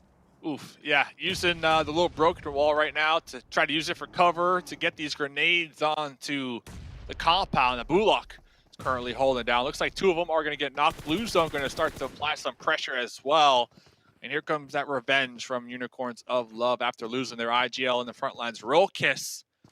They are going to be down to 3, but they got 2 points out the mix. Next zone goes up as well. And once again, Unicorns of Love all game long, they have just been chasing down these zones. You got to feel for them. Rightly so, but they put themselves in that position, Dave. If you're going to go wide and far out onto the outer reaches of Erangel. You got to expect you got to chase those zones, right? And you have the same problem that we looked back at Na'Vi in that first game. They were slow when it came to rotating in. Same mistake here coming through for Unicorns Love. And exactly that, they get caught trying to enter in, rushing past from the blue into another fight, but a fight they're not prepared for. And although it's Baluk, they did struggle initially, losing 2 on the front line. This initial knock gives them actually a little bit more breathing room, get themselves back together, and they're going to be able to escape this fight. I hope that they wouldn't take that fight furthermore. Yeah, talk about escaping the fight. Eastern Stars, solid game number 2. They're going to be wrapping all the way around that east side, hugging the blue. But back to this fight, though. GK first getting sprayed down. Man on fire here, though. Buluk down to 2, trying to confirm these points. And it looks like Unicorns of Love not going to be giving this one up. Another one, fresh. Oh, no, they are just feeding these points right now. Over to Buluk, and let's see, what are you going to do? You committed so many resources to this gunfight. Drop shot! Dylan able to come out top, but Frozen! Oh, but look at that though. Chaos next warrior.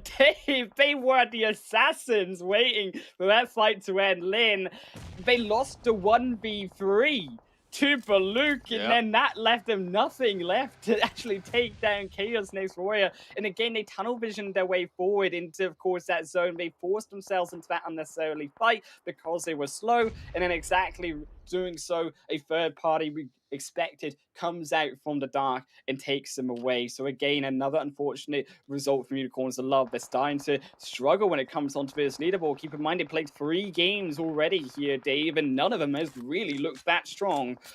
We have to see what they can bring coming back onto Miramar next. But into the present, Mad Bulls, they sneaked their way again once more to the compound of the final few phases, as Monkey, Yin Yang not so fortunate though, as Supermassive Blaze do pick that one up, and they do defend at least 1 out of 2.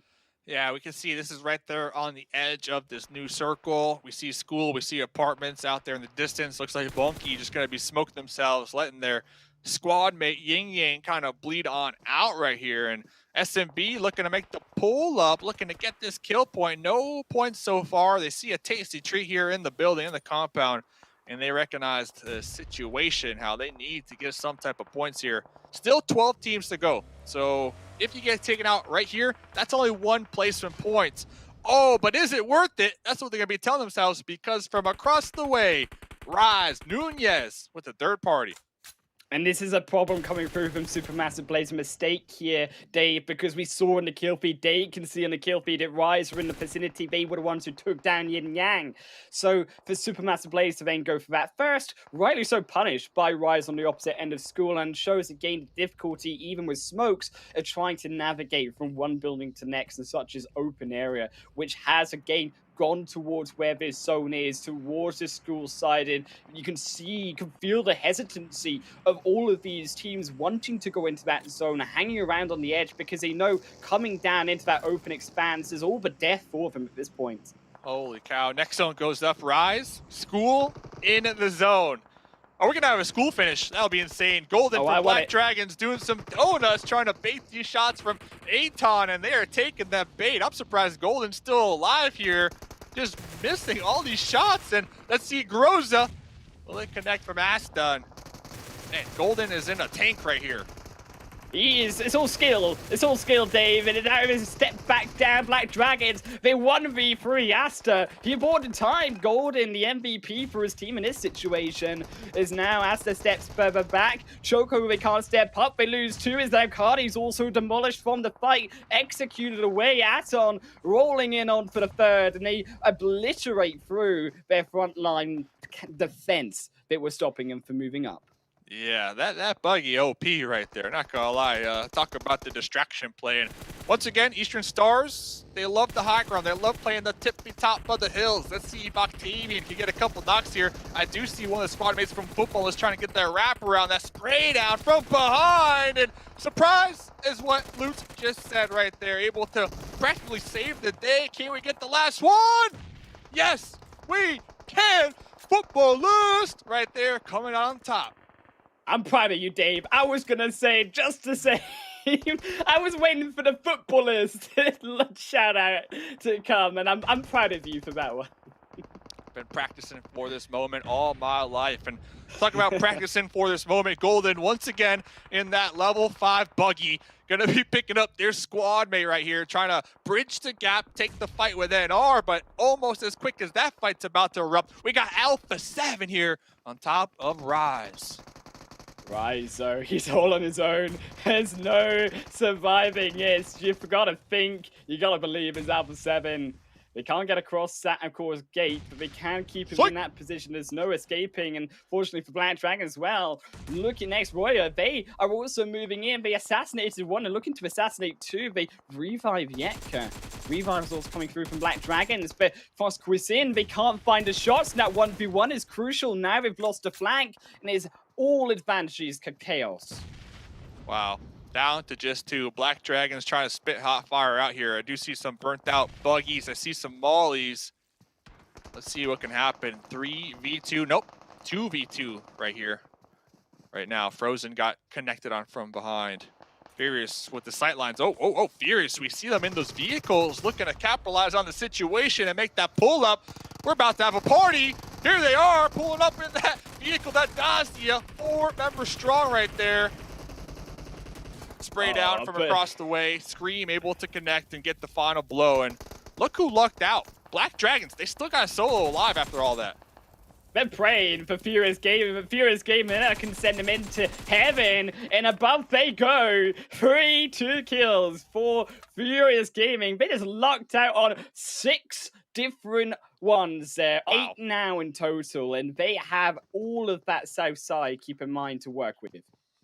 Yeah, and talking to Poppy Patro before this game, they told me the team is pumped up, the team is ready to go, and, well, I gotta say, they're doing just that after watching that pull-up and talking about teams being ready to go. We saw last game Exit, not the hottest of performances. Looks like we're gonna be checking in with Jay and Killswitch, trying to breach this pool area to themselves. But remember, Rise have been in the area for a good amount of time. Next zone goes up, though. School no longer in play.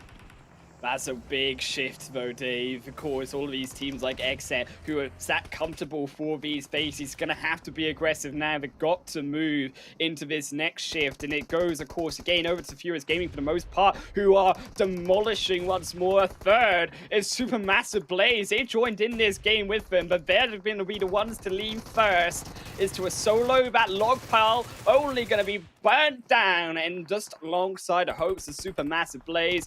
9-10 kills for them. Exet gonna join the ranks of the dead as Rise clean up the rest of school. Gary right there with the Uzi. Spray down. 2 teams to go. Nunez trying to bridge the gap, trying to get behind the boulder, but Poppy Patro with the DP spray down. Nunez taken down and out. 4v2 right here. But Furious Gaming, they've got the zone, they've got the high ground. Rise, they've got to navigate through the openness of school that they never left, Dave. And they're going to be educated, you gotta think, by Furious Gaming. But a beautiful knock onto Trigger. Holds them firm for now, but they've got to utilize this time, and it cannot because Mythic is dead. But you know what, Rise? They got Gary. They got Gary! And it doesn't look like Gary will be able to pull out that clutch card because, guess what? Furious Gaming. Where are the brooms at, by the way? Where are the brooms at? They swept it up. They were the janitors. Swept up the edge. Yeah, they swept up that southern edge. We saw them fight after fight towards that late game, and we can see a ton of kills to go with it. So, GG. 13 kills for them. Rise as well, also stepping up. Supermassive Blaze making work. These newer teams from Group E making it happen when they have been sitting back, warming up themselves for 2 games like recharged Duracell batteries. They are ready to go when it comes to whizzing out onto that battlefield. They showed us that. Hey, I'm just sweeping up my room right here. You know, it's a little sweep action right there. That's what they did. Ton of kills. GG's. Like I said, Poppy Patro telling me this morning that the team is pumped up. The team is ready to go. And they've been practicing. They've been studying. They've been doing a bunch of VOD review for this moment, for this PMGC stage. They recognize the importance that this opportunity presents them, not only with the biggest cash prize here, but also the opportunity to be one of those 6 teams to make it to that next stage. And it all starts right here, right now, day number 1. Yeah, of course, a step up or a strong result. I think we're starting to see what has actually been a brilliant domination of the South American region as a whole, though, Dave. Again, Furious Gaming coming through the Chilean team. We saw Brazil step up in Erangel for game number 1. I think now we're starting to actually see that surprise of the outsider teams from the outside region prove that they are worth something when it comes to their skills. They are worth it in gold. Over actually, I think, the stronger regions of, we could argue, America, especially Europe, entering in onto this region, onto this tournament. They're about to be worth $362,000 USD if they can continue on with this momentum. Of course, we're only in day number 1, but I'm a true believer in momentum. And if you can pop off day 1, really show up in this lobby and get that confidence, I don't see anything stopping you. And talk about stopping you, well, a couple bullets here stopping S2G on that push. But Lutz, this is what I was looking at. I saw Loops trying to get that wraparound onto Eastern Stars. Eastern Stars, they're so tunnel vision right there, looking out there on the distance, all pre-firing that one player that they lost sight. They lost sight of Lutz, and Lutz coming out on top right there. That was a beautiful flank. Tell you who lost sight of everyone, it was actually Furious Gaming again, who were completely, and actually I really appreciate the way that Furious played that. They were very silent in their Sankus, very slow, very still. So actually they had no idea that actually Furious were behind that entire fight. So when it came up, I think it was a surprise against Supermassive Blaze. They maybe could have played that better. They knew they should have been in the vicinity, and that might have been a mistake. But again, they didn't have the numbers advantage to face on Furious, judging by how dominant Furious Gaming were in their previous fights versus Knights, versus also Chaos. And actually, that was where the kills majority come from. They were sat on 0, they went straight up to that 15. And Rise, you can imagine, as we said, how difficult it was for getting out of that school. But to educate us more on that, of course, that third game is our analyst desk. We'll see you there. 1, 2, 3, 4. I think we saw a 4K somewhere in there. Maybe we're going to talk about that later on. But again, very nice game that we were able to see. And I think we ended up seeing some teams finally kind of start showing up in this third match. Zute, what do you have to say about that? Well, speaking of showing up, one team that just got in and did show up was Rise Esports. Of course, they didn't get that chicken dinner. It did go over to Furious Gaming. They had a huge one. You see right there, Furious Gaming match number 3, winner, chicken dinner 7. Yeah, I mean, the other team, though, that you mentioned, one of the teams that I was looking at because of how aggressive they tend to be as we look at the match ranking here, is going to be Rise Gaming. They came out hot. They were able to get 14 kills for themselves, secured that second place too, and boy, it was unlucky because the circle was definitely not given to them. Furious Gaming, though, being able to take advantage of what they were able to do, being able to push up actually early on and making sure they were the only people that were going to be on that spot, they were able to secure that chicken there with 28 points. And then we go down a little bit more, we do see Exit, even though they didn't get the kills, they were able to secure some placement points, as well as Super Blaze. Wait, you know what, I'm gonna leave the name to Span because Shalao said it. Span, can you say it for me one time, please? In the words of Max Man, right? Papara, Supermassive Blaze. There you go. And then we move on to A7 with 7 points themselves. We do see Football is here. This is actually a huge plus for me. Football is in the last 2 matches. I don't think they really had the greatest performances. They were able to put up 5 points for themselves. Then we do have the chicken dinner winners of the previous match in Miramar. They end up on the second page here. I think are we starting to see a pattern now here, Sute? As well as the Knights, right? It was Knights versus Eastern Stars. They both racked up a lot of points last game, and now they're both on the bottom page. So it's definitely a ping pong back and forth. And we got Tigger Zen for Furious Gaming here, 472 damage, but 5 elims with only 472 damage. That is very effective damage to elimination ratio. So he got 5 elim points or kill points by himself right there. The team contribution pretty good as well, 7. Definitely. And I think with that one, in regards to the damage and being able to convert that damage to kills, I would be surprised if he maybe stole a couple of those kills from other people. But hey, you got to do what you got to do, right? Maybe the next thing, Sute, instead of having those little cuts on our eyebrows, is gonna have to do that line on the side of the head. I think I'm gonna have to go for that one if it's gonna make me one of the best players for the team as well. Overall, though, Furious Gaming, what a performance here out of them. But I feel like even out of Furious Gaming, Sute, I'm more surprised and more impressed by what Rise Esports was able to do. And the reason why you're able to see it right here on the head-to-head, Sue. Yeah, the head-to-head, we got 2 Rise players right here. 5 for Nunez and 3 for Mythic. And keep in mind, guys, we were talking. This was a huge talking point. Like, will the teams from Group E who haven't got to play at all, will they feel warmed up? Will they be ready? Well, Rise Esports, they definitely were more than warmed up and ready. We saw they got a lot of kill points, and the head-to-head going both to the Rise players, Nunez and Mythic. Well, that's saying something right there. It definitely is. It's something to kind of recap as well between those 2 players. In case you didn't get a chance to watch the Americas Finals, these 2 players were actually in contention for that MVP prize that Rebo ended up taking. So just a little bit insider knowledge right there for everybody watching at home. Then that definitely explains why they're the team members on the head-to-head, which is quite interesting. And we already talked about, wait a second, 2 teams that ended up doing really well in Miramar, didn't end up doing so well in Erangel. I have to point out Black Dragons as well. They ended up doing that, but Swap, they're doing really well whenever it comes to Erangels, but Miramar's not so much. So it's curious to see if they're going to continue that trend, those 2 teams that we've pointed out in that way.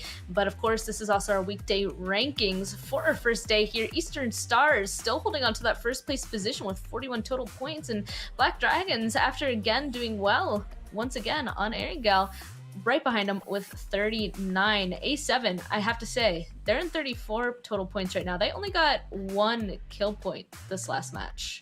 They did. Luckily for them, they've been able to kind of make up for it, right? Sorry, Sue, I wanted to mention this team real quick. S2G. Yeah, go for it. When we talk about kills, this is a team that's not really flashy. It's not putting up the kills, but boy, are they being consistent when it comes to placement points. If we just were basing it in regards to placement points, this team would be in 2nd place. As we go here towards the 2nd page, I mean, surprise, surprise, we have Ghost Gaming right there, currently in 11th. Keep in mind, we do have Team Queso as well there, currently tied in 14th. Only the top 16 teams are going to be moving on to the Super Weekend, Sue. Many of these teams have only, or not many, some of these teams have only played 1 game. And something I want to mention on that first page was Rise Esports. They're already in 7th place overall with just 1 game done. So they're ahead of some of these teams that have played 3 games. Of course, it is a lot of points, but it's not super weekend points, so I'll hold off on my excitement once we get into super weekend when the points really matter, but still a great start for Rise, and I'm really excited to see the upcoming matches, how well they close out the day, Span. I guess that's something important to point out really quickly. It is the top 16 teams that are going to be moving on into this Super Weekend. I must point that out really quickly. Right now we have a total of 20 teams, but let's jump into Zute's and the Sevens recap really quickly as well from that last match. And I kind of already talked about it a little bit. 1, 2, 3, 4. We're going to see it in a second, but Zute, let's talk about these rotations. Yeah, so we're going to look at Rise Esports, of course. We were talking about Group E coming in. How are they going to do? Are they going to be hot? Are they going to be cold? Well, Rise Esports was super, super hot. And so we're going to first look at their rotations. They didn't have to move all too much. They held a big split. You can see right here on the screen, those Rise logos are far split apart. So they were holding a bigger split. Ended up losing maybe 1 player. No, it looks like they still got all 4 there. They lost their first player, and then they grouped back together at school. And the circles did kind of play out in their favor, but the big thing is they ended the game with a lot of kills, so they weren't playing passive just because they got the circles. They were sticking their heads out and getting a bunch of kills, 7. Yeah, and I think that's something that I'm so glad you mentioned in regards to that. They didn't really have to rotate that much. but they were able to rotate to get those kills, or at least be able to defend their school, right? Be able to defend some of the spots that some of the other teams were trying to attack, and ultimately led them with a second place finish. And now we see this finale right here, which they didn't get lucky with the circle, and Nunes pushes for this rock. I really thought he was gonna go for that main rock that was right there that the FG player was currently shooting at. He decides to go for the other one, which kind of gives him an open spot. And right here, I mean, FG, they do have the zone, they do have the height advantage. It comes just pretty much just waiting, making sure you don't get hit, making sure you don't get knocked, and just being able to just pick out those little players right there from Rice Esports, just currently trying to get into the safe zone. Overall, I mean, I'm really impressed, Ute. I'm really impressed with the performance that we've seen so far at Rice Gaming. And you know what I'm going to be really even more impressed about? The play that we're about to show you right here from Futbolis, because boy, I think this might be the first 1v4 that we have seen so far in PMGC, Sue. Yeah, it definitely was. We weren't even sure if he got all 4 because it happened so quick. I mean, look at the start of this. We were all thinking Eastern Stars were coming out on top, especially you see Futbolis players drop left and right. But boom, we switched to Lutz, one on the left, one on the right, back to the left, and then back to the right. And look, 0 kills up to 4 kills. So that was indeed a 1v4. It happened so quick. Like, I could not even process, like, was that a 1v4? I thought Futbolis was losing that fight, and then Lutz just completely turned it around, Span. It was just complete confusion for a second. We're just like, yeah, it definitely was a 1, 2, 3, 4, 4K. Absolutely insane, especially at this level. You know, I don't expect to see too many of those. So that was definitely a great play coming through Futbolis. Unfortunately, happening way outside the zone, though, all the way on the western side when the zone had shifted hard to the east. So they weren't really able to capitalize off of that positioning whatsoever, but it still obviously went towards their kill total points. But let's go take a look at today's matches once more. We're done with 3. Already talked about that. We have 2 left now, y'all. We only have Miramar and Erangel left. So we're going to see Group E again on Miramar with A, B, and C. And then for the very last one, we're going to change once more. Group D is going to be back, and Group C is going to be tossed out. So we will say we are going to be jumping into a break after this 3rd match, but it's going to be a special one. So you guys should stick around and watch it, because it's actually going to be Chapter 1, Season 2 of Between the Battlegrounds. So make sure you stick around. But of course, as well, during this, we got to talk about the PMGC 2021 fan favorite vote.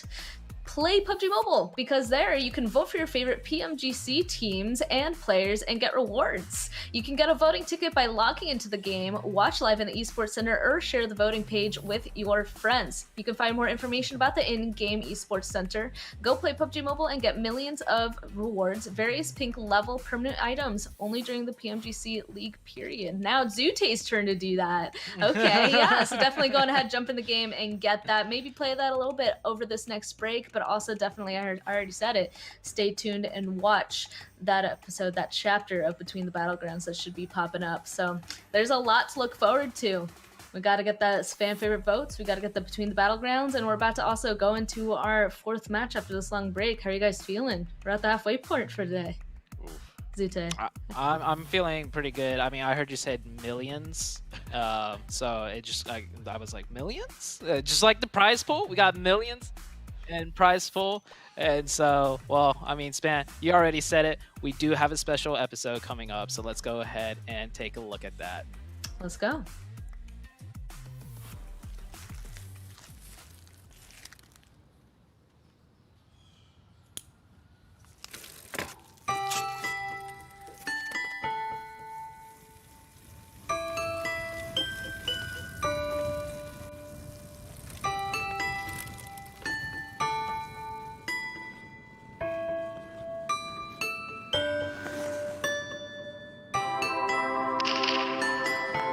Лед — это отличное место, чтобы остаться наедине со своими мыслями, для того, чтобы sfocussироваться.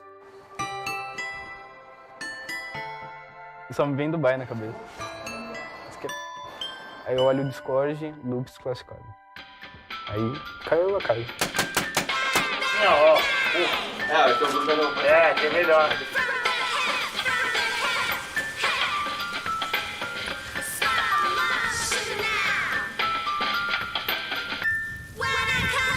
Menurut gue tim Nova juara mulu, gila. gue bosen sampai lihat dia juara. 而且上个问题可以重新来一遍。特别强的队伍嘛，其实我们中国的战队其实就我们2个战队一块去的嘛，然后感觉双方都是很厉害。在 PMGC 夺得冠军后，只有2个方向可以走，要么是继续保持胜利，要么是其他队伍击败你。 Kalau Jimmy tuh kayak gue, menurut gue ya, para boy kayak Bagas dan Order tuh kayak playstyle mereka tuh mirip kayak kita bertiga sih. Но в этот раз я увереннее в будущем китайцы и вообще наша команда, потому что мы тренируемся столько же, сколько и они, и так же, как они. А больше у нас, по сути, конкурентов нету, кроме как китайцы. Muitos aí julgam fora, como eu já disse. E hoje eu posso dizer que sou um novo carrilho.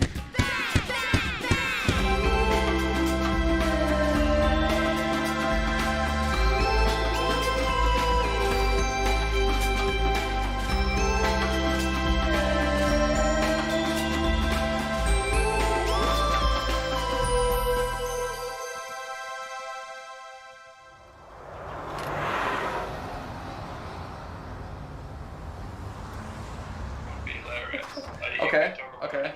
Let me write that. You could be like trying to figure out what is exactly behind the Maxman curse, you know? Who is Maxman? Where does he come from? Is he a demon? Is he even real? Look at the refilming, have fun, tell me how it goes.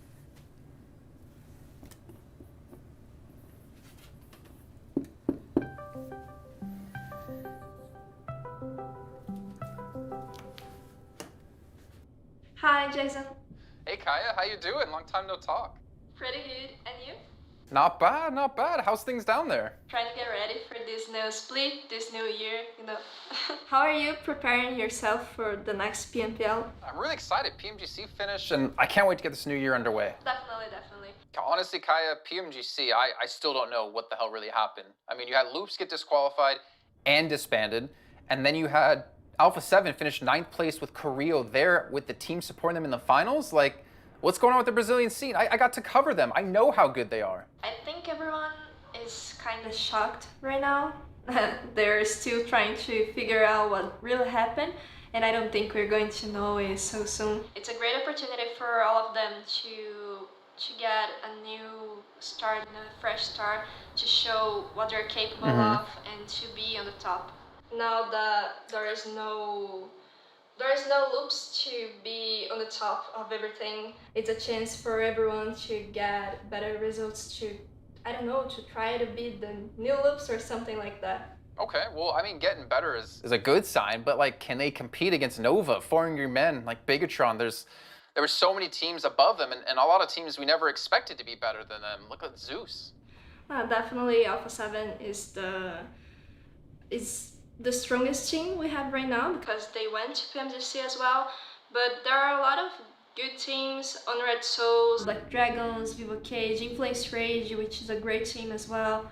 I think they all might surprise us. Yeah, Kaya, honestly, I appreciate you so much. Like, you give us such good info for the shows and some really good background, and I really appreciate how you have your ear to the ground. I'll call you again. Bye. All right, talk to you soon.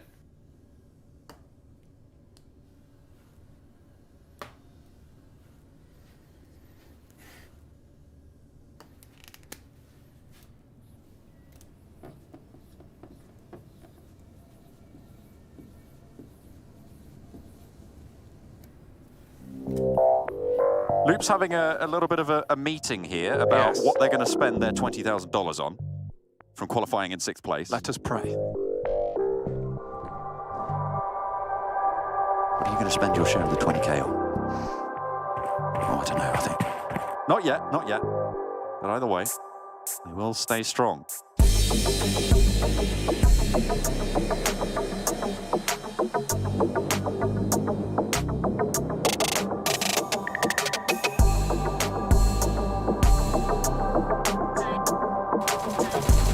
Taking 3 shots on towards Carrillo. He knows he wins these trades.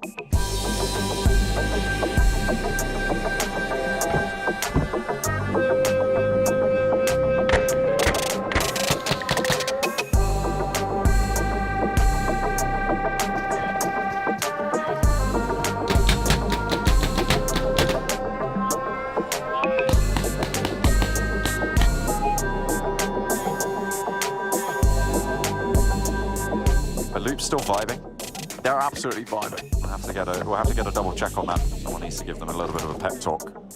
Yeah, there they are. They are still vibing. I can confirm the Loop's vibe continues. Spots the weird ritual, and we'll take the points.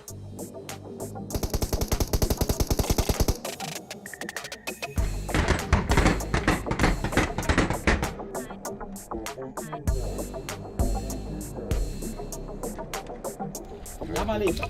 Dá maleta. Sai de fininho. Vai, vai, vai, vai. Mete bala, mete bala, mete bala. Nice, é isso. Bom, acredito que para ser um jogador profissional não tem segredo. Basta ter muita dedicação, foco e força de vontade. I feel like if you're not one of those who have participated in these big past events, then you're gonna crack under that pressure. Or maybe, again, you turn out to be a diamond and you turn out to get into PMGC and win the whole thing and make a dynasty of your own.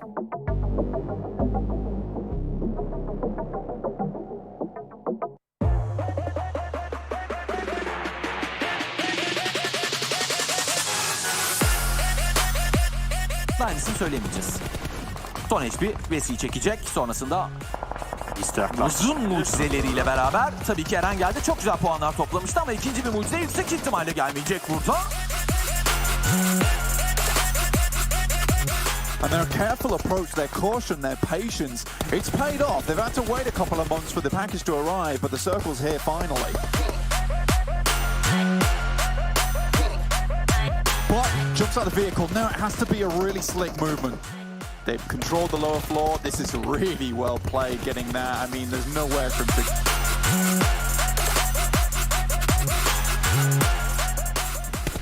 Come on, Mad Bulls, you can do it. The advantage in terms of position, they push on forward. Effect is trying to help him on the sideline. Saltgate gets a knock on the yin yang, and Effect can do nothing about that. У них серьезные проблемы. Викаш продолжает душить, но эффект падает ног с помощью осколочной гранаты, которые слетят масоны, потому что Сузи очень агрессивно въезжает. Yin-Yang с двух сторон будет прострел. Чат по сути. Продавили они в меньшинстве. Коллектив Magic Pride. It's going to cook up a nade. We've seen the next phase pop up. It's shifted down to southeast. It is going to be that coastline finish. Rip 7 takes a hell of a lot of damage, but yet to get confirmed. So this is going... There you go. Rotasyondaki rakibine oldukça iyi headshotlar yekti. Hemen burada Timur görüldü. Kudur.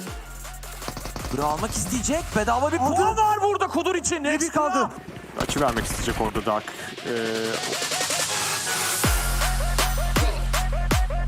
Vermek istemiyorlar Fenerbahçe'ye. Rip 7'da bombasıyla... güzel bir bombası var. Araç var. Aracı çarptı orada. Bir kıvılcımlar çıktı. Rebellion ne yaptı? Ne? 24 players alive, and Savian tries to make something happen for Papara. But the blue is ticking away. Beautiful nade from Lavaz, and that sealed the deal for Fenerbahce. Now we see Supermassive Blaze, but Power coming in. Tron! Ranan gonna take the buggy, and that's how it ended up. Meanwhile, amazing spray coming from Fresh, finds one. Continues to put pressure on the last player, 12-18. Lin jumps in.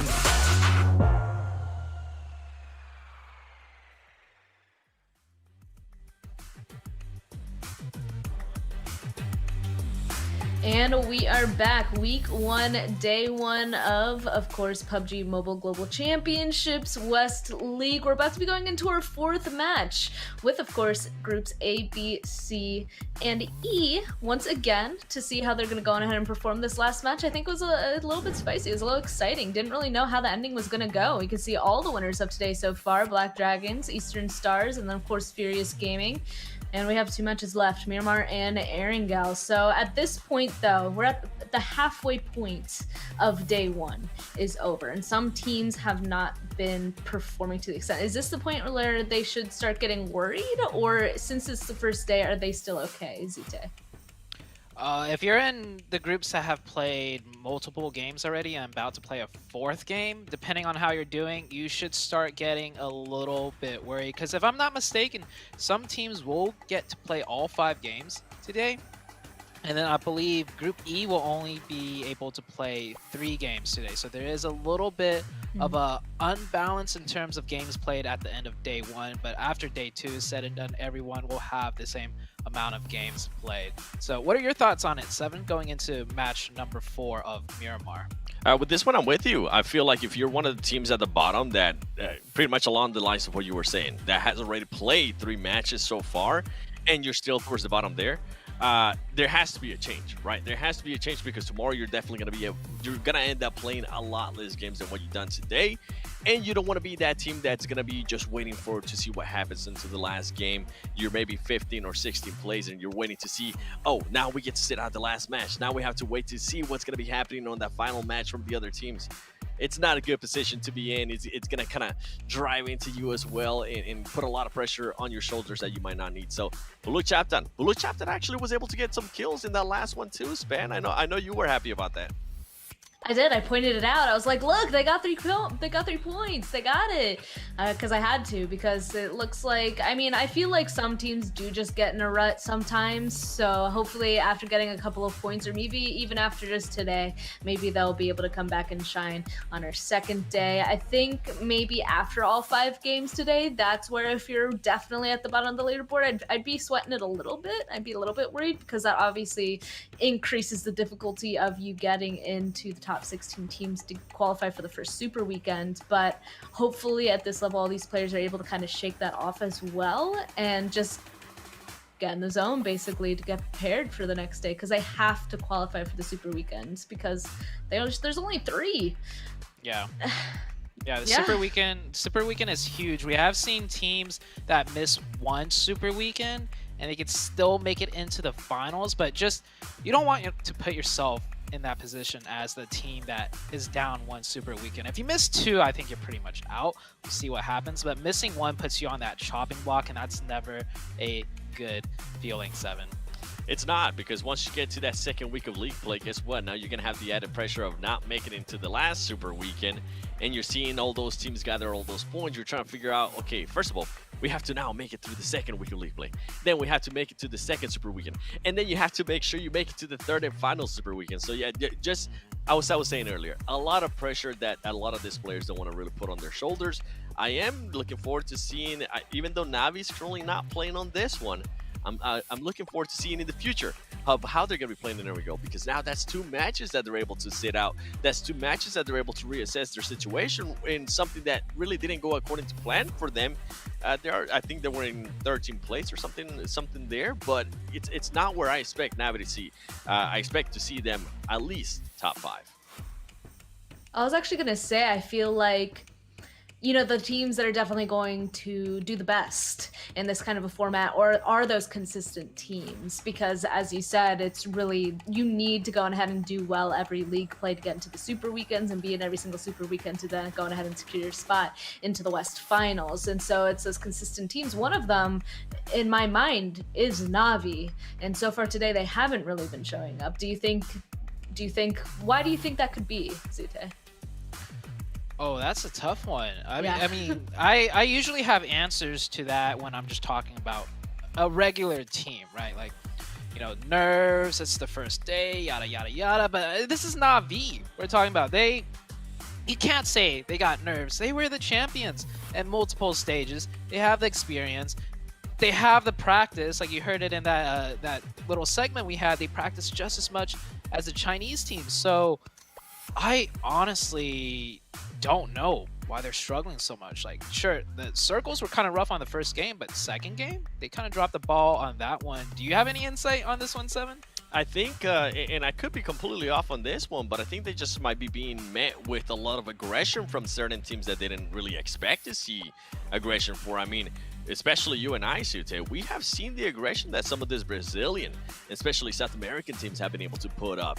And now we're starting to see some aggression. I mean, we saw Ghost Gaming when they ended up getting some kills. They ended up with 8 kills as well.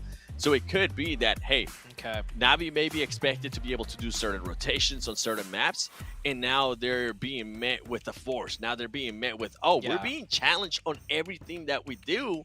we're going to have to switch up our tactics. And that's what I was talking about. That's what I want to see, how they're going to be able to switch that up, because that's when you realize who the real champions are and who the champions are shaping up to be. If you're able to adjust, if you're able to become better, if you're able to improve, even after 2 matches, that's going to be able to tell a lot. Okay, I since you mentioned that, something did ring into my head. So we talked about Alpha 7 versus Na'Vi, right? On game 1, they were stuck at both bridges, Na'Vi, but they got taken out by Alpha 7.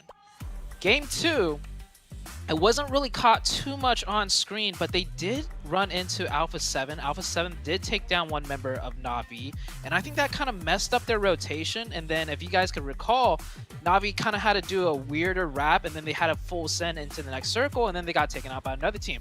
But that rotation did get kind of messed up by Alpha 7 again.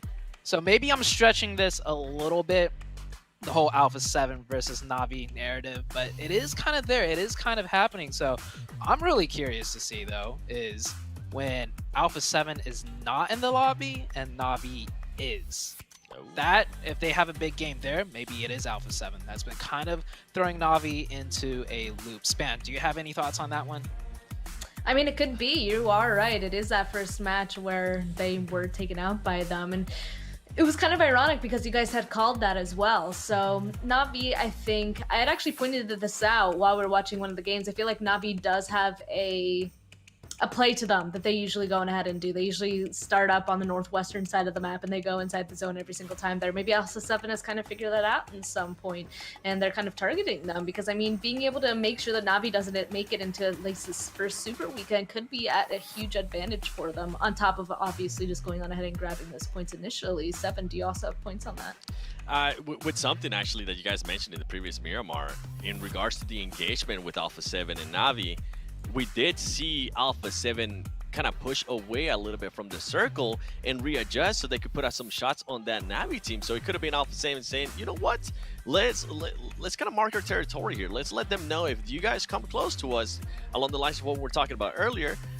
you are gonna get shot. We're gonna put some damage on you and we're gonna make you back off. So it's, in a way, it's marking their territory. But even if Alpha 7 sits out, right?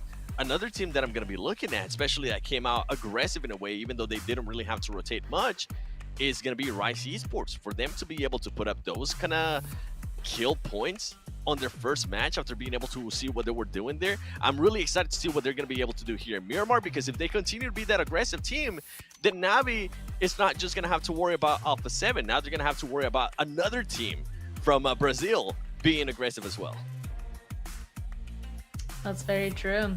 So I guess we already said that we're not going to see it in this match, but maybe we'll be able to go ahead and see it in the next one. Maybe a little bit more of an altercation with that. But because, a reminder that we have A, B, C, and E about to play. We're jumping into our next game on Miramar, and we're going to be jumping back with Highland Wolf and Necro. Have at it. Which are jumping in and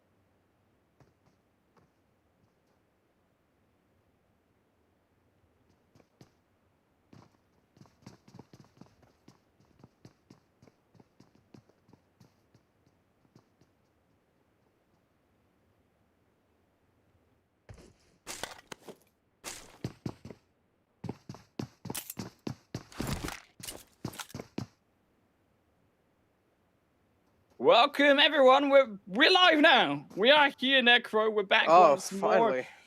We found it. It was a maze of difficulties, but we've successfully found our way on playing path down on towards Miramar and Supermassive plays Black Dragon. Here they are down onto the big spicy dunes. I mean, unfortunately, Supermassive Play is already losing one here. Of course, Necrotron doesn't look so good for this side of the coin.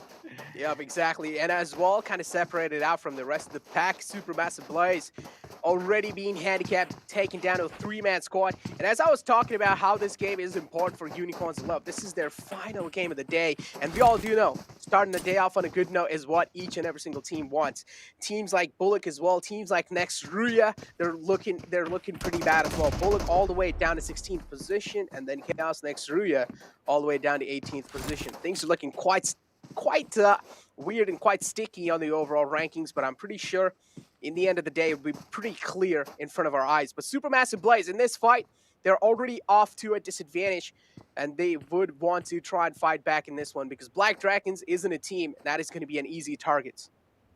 Oh, right, of course, Black Dragons, we saw how strong they were already in just the previous matches. Of course, they're very capable, as we know, taking those chicken dinners, Necro. But also, I think, so are Supermassive Blaze when they stepped up strong, just coming out of their first game. And it actually has been Group E with the loss of these Group D teams also stepping up generally. I mean, Rise already in 7th position here, we got to mention on that leaderboard too, and they've only played one game. Oh, that was a good one. That was a good one as well. Nunes as well, catching one player off guard. And Mad Bulls as well. So many early engagements happening. A lot of teams being handicapped in those early fights. And this is not what they're really looking for. But still, as I mentioned, Unicorns Love, this is just their final game of the day. And they do want to end the day on a good note. 13th position, I wouldn't really say that's that good of a position, because if you end the day on 13th position, you won't really have that safety cushion on your back. And of course, around this Picado actually area, you can see, of course, that third potential party at Balag. But it's excellent then deciphering and vision control from Black Dragons, because the often problem is when you look towards Picado is getting out of Picado, right? Because it is in a bowl. You do have teams that can potentially circumvent around you. So when you look also towards the fighting going on in here, I want it to be a little bit speedier. I'm concerned as is zone, because it has come through from the south side and that southeast. You're going to see a lot of these teams, like Alpha 7 from El Paso, like these teams over in Happy End of the Pass-On, roaming their way around Picado, and you're then going to have a lot more difficult of a time getting out of this compound yourself if you don't finish up these fights or you don't decide just to leave. Exactly. But even on the side of Hacienda, there are a couple of teams that dropped there.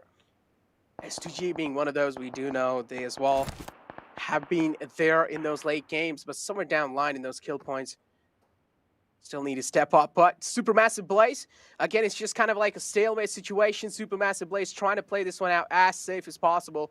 Already down a man, already a man short. They do not want another man falling apart from their side, so it's pretty understandable how cautiously they're playing this one out. Bullock as well, a little bit kind of on the outer skirts of Picado. They're trying to engage over there as well. But these are the highlights of the previous Erangel game, how Footballists really took over Eastern Stars and how they took them down. Talking about Eastern Stars, we have known Eastern Stars is really comfortable in playing Miramar. It's their home.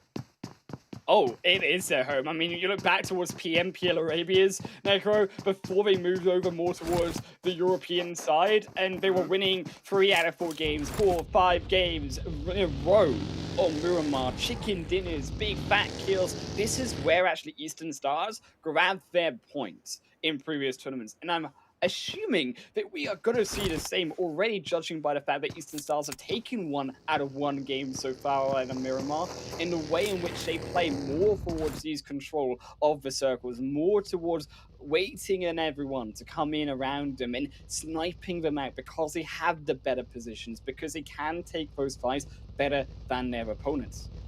Exactly. Circle, as I mentioned, Los Leones was kind of like the central part of the circle. Knight, they dropped in there. They don't really need to move that much. They can just try to adjust a little bit around Los Leones. At the other hand, 87, which is Add-On Esports, had a pretty interesting previous game. And heading inside this one, I don't really know what their mindset's going to be. Again, getting back to this fight, though, Black Dragon, I do like what they're trying to do. They're trying to make some unique angles on Supermassive Blaze. They're trying to find some off angles onto them, but Supermassive Blaze, they're well aware of what Black Dragon's trying to do here. Keth is the man in the clotheslines. The rest two are all the way in the back. If Black Dragons try to overextend themselves, if they overexpose, I'm pretty sure the guys in the back will try to take care of the guys on top.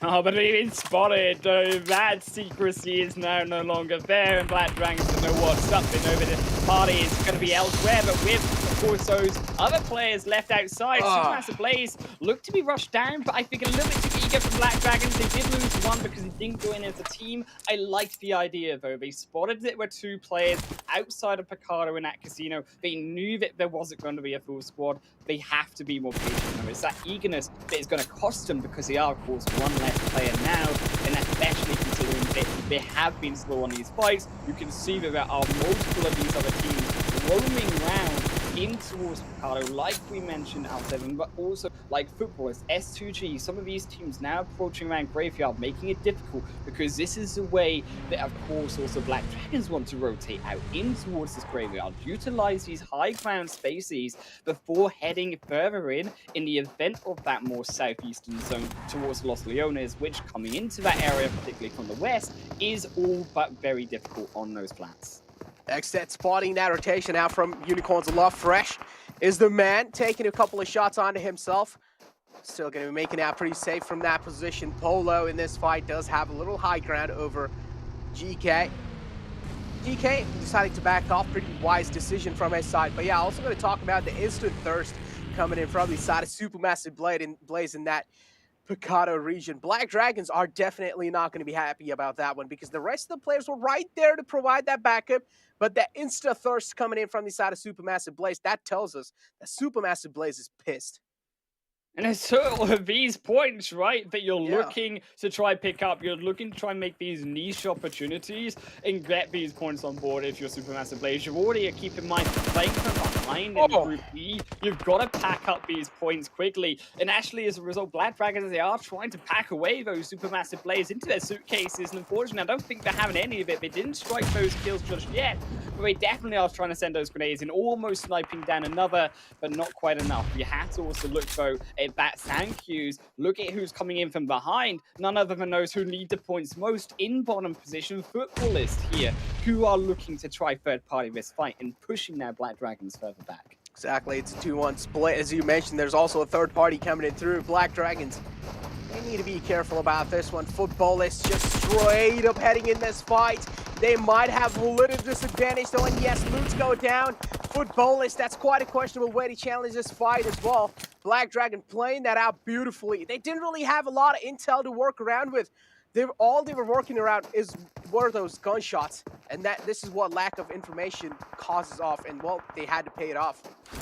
You got to think of it like chess here, Necro. Footballers, they weren't looking at their player frontlining going in. There was no one to back them up, no one to punish. It was a free kill gift over to Black Dragons. You can actually see as well, Golden is on further scouting duty in actually Picardo itself, so does have that high ground, and that's the information that is being given for Black Dragons. So crucially was why they were able to then pick off that kill, and now able to circumvent back with a buggy, crucially also keeping that buggy in tank, not letting it be needed in such a position through from Supermassive Blaze, secures them that way out of this fight.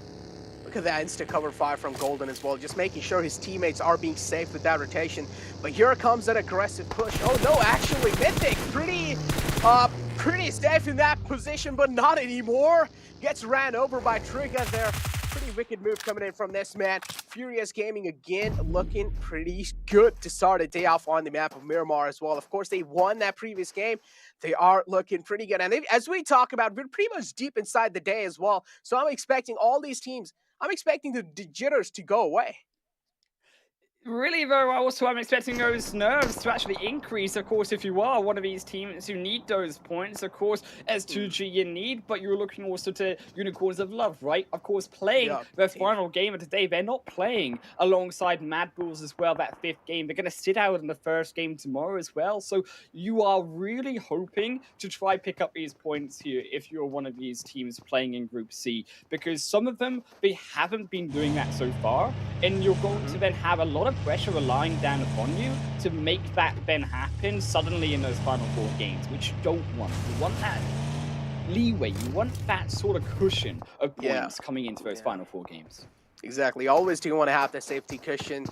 Always need to be consistent. Talking about consistency, though, A7 is one of those teams that has been pretty consistent throughout the day. Looking pretty solid inside this one. Eastern Stars, a little spread coming in from their sides. They do realize there is Besiktas right in the front lines, but still taking things pretty cautiously up till now. A7 as well, as you can see on the map, they're taking that late rotation in the zone, but next Ria is the team that they might just clash against. What do you think, so?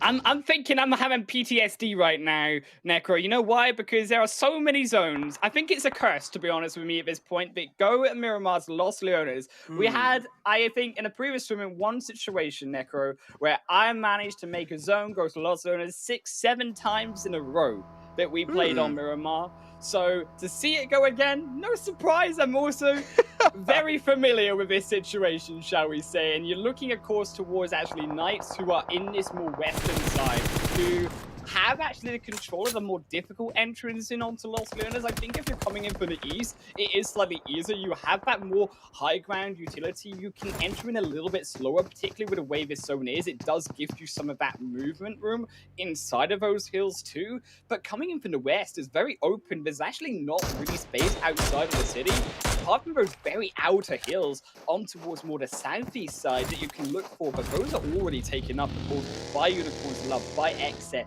who, when I say Exet, a little bit of pinch of salt with them, because Exet, they've also been fairly passive when it comes to holding those positions. Yeah, exactly. Exit as well. As you mentioned, they aren't really looking to challenge the fight. So most of the times they're trying to back out and trying to play their safe game. But yeah, as you talk about Los Leones circles, I mean, I've been casting for SA region all along. I've been following that as well. So, I mean, Los Leones circles are pretty rare there, man, in Miramar. I got to say that. I mean, I'm not with me. Not with me, they're not. I mean, for me, Los Leones circles are pretty rare. But yeah, now we have next Ria going up against A7. As I mentioned, A7 were kind of traversing in the direction of next Ria, and this is what I was exactly worried about. And just like how they like to do, Carrillo always on that front page, always on that front foot, taking a little bit of damage from that nade. Next Ria, they will need to start to sweat over here. Next Ria, though, they have the numbers, and there's not really much that A7 can do about it. Game also, like you can see, of course, they're starting to fire those players first now in, and that's a brilliant 1v1 that they're looking to make. I'm not really sure they were ready for it. Actually, next Ria, they are the ones sliding back, though. However, Nate finally gets Cruz, finally finds his target, but albeit there is still A7 pushing further forward. They are trying to make that revive instead, though. Is a punish coming in through. And now next Warrior, they made the wrong mistake of trying to go for that. A7, they changed their mind up, and they take 2 clean kills on the front line. But next Warrior, they're not quite done themselves yet. A sneaky flag and a help of footballers on the backside. Punishes down at least 1. And now the second will fall, make it a 3 as domino effect as next Warrior, the help of the third party, saves them this time around. Exactly. Football is playing that spot porch inside this one. Lova's in, taking a couple of shots in the front lines. Next, Ria, as you mentioned, got a little bit of help from Footballers, and they got to thank him for sure. A7 were looking to dominate next Ria without a doubt. Just that precise gunplay coming in from the side of A7 was helping them win those individual duels. But now, as you talk about Exit, they've found themselves, or at least found themselves, this little compound, or at least this little warehouse they can call themselves a little safer for now. But Furious Gaming charging in forward against Unicorns of Love. We do know how important this game is for Unicorns of Love. This is their final game of the day as well. And Furious Gaming, they are slowly and steadily making sure that Unicorns of Love are crumbling down, crumbling and falling apart. Fresh is left there with GK as well. Fresh in the clotheslines, being contested from 2 angles. Doesn't really know where to shoot at first. Furious Gaming challenging this fight perfectly. This is an awful fight coming through from Unicorns of Love. Look at GK First in this positioning. There is no way in heck that GK First can even remotely help in that situation. even if he could, Unicorns of Love, Necro, but playing on the wrong side of the fight, but playing opposite to GK first. And they're actually not even looking at their backside, who were easily flanked there by the extra member of Black Dragons. And as a result, they are rightfully punished from that. Black Dragons easily pinch them down in a 3v4 situation where they can actually even muster off such a beautiful flank coming from. Exactly. Mistakes being made, and they will have to pay the price for it, right? They find themselves in a good compound for now. Knights is the one. They have one man falling down. The down man needs a hand. Exit, on the other hand, Polo being knocked off. The rest of the players are there for the help, but are they going to be able to successfully make sure that the player's alive or not? That's the thing that we really want to find out. Nate's coming in from the side of Exit. They're going to be finding the final man from Supermassive Blaze, and that's going to be it from their side as well. Exit, finally, they show some aggression. This is what we wanted to see. Necro all darn day. Finally, they hold their ground, but they've got to go further in and look at this position further. And we can see from Next Warrior just how difficult it is.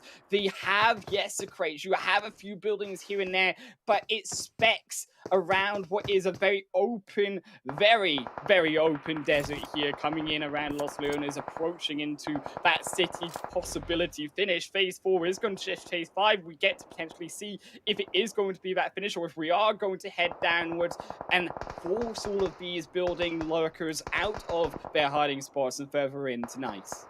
Exactly, Knight. 2 players in that little compound. Bullock is the one trying to challenge Maidon. Straight up rammed his vehicle in that compound. Got taken down instantly. Got taken care of. Football is, we know, it's a 3-man strong squad looking right now. Exit taking a few shots onto them. Football is still looking pretty good. Bullock is a squad that they really need to worry about, but Furious Gaming from the back lines, spotting out a couple of players of Football is. This is a taste of their own medicine. Still, Footballers though, they are holding with the smokes, and they have the space given to them. Black cannot close out the final kills, and they do defend back into the warehouse. They go, they hide themselves away. Look at Furious Gaming, though. Coming up for the third party this time around, slightly more difficult, we could argue, here in Necro this time around, because, well, they've got a road to cross. That road feels like a big, fat, blue moat. And the desert is Furious Gaming. They find one crossing into the castle of Footballers, but they don't let them in. There's no princess to steal this time around, Bowser. Trigger, you will now be stopped in the front door.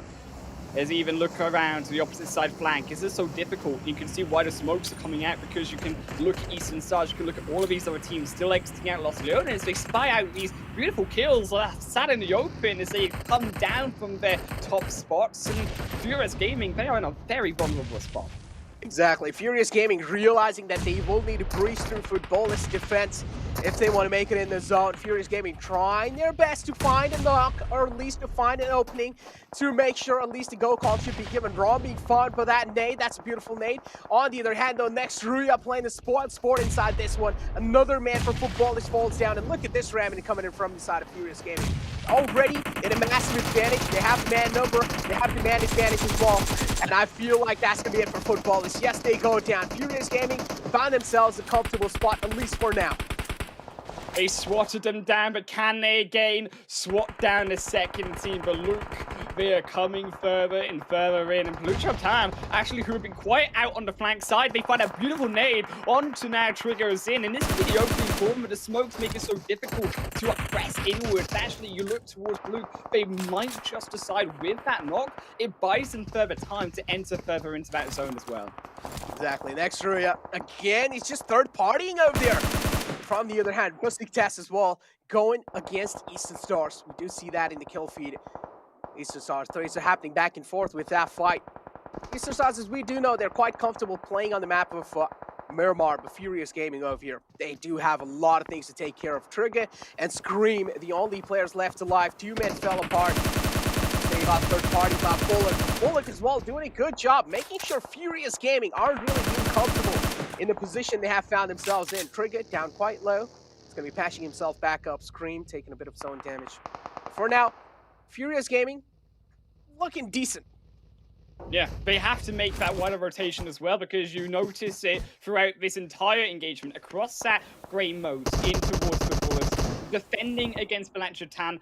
initially, they've used a lot of actually their smokes. They used a lot of the utility that they gathered previously in this game already coming into zone. So they got not so much left when it comes to that utility front side of things. And as a result, they have to now navigate using that backside of the hill to blockade them from the view of all of those other teams coming in from that zone shift as well. And as a result, yes, they're going to be safe now, but I'm very concerned for actually Furious Gaming entering further in because they don't have that much left. Again, similar situation towards Xset, who, yes, have found their way further in, but they're very heavily reliant on kill switch again in this situation of vision, because J and J7 themselves don't have any idea about where these other players are heading.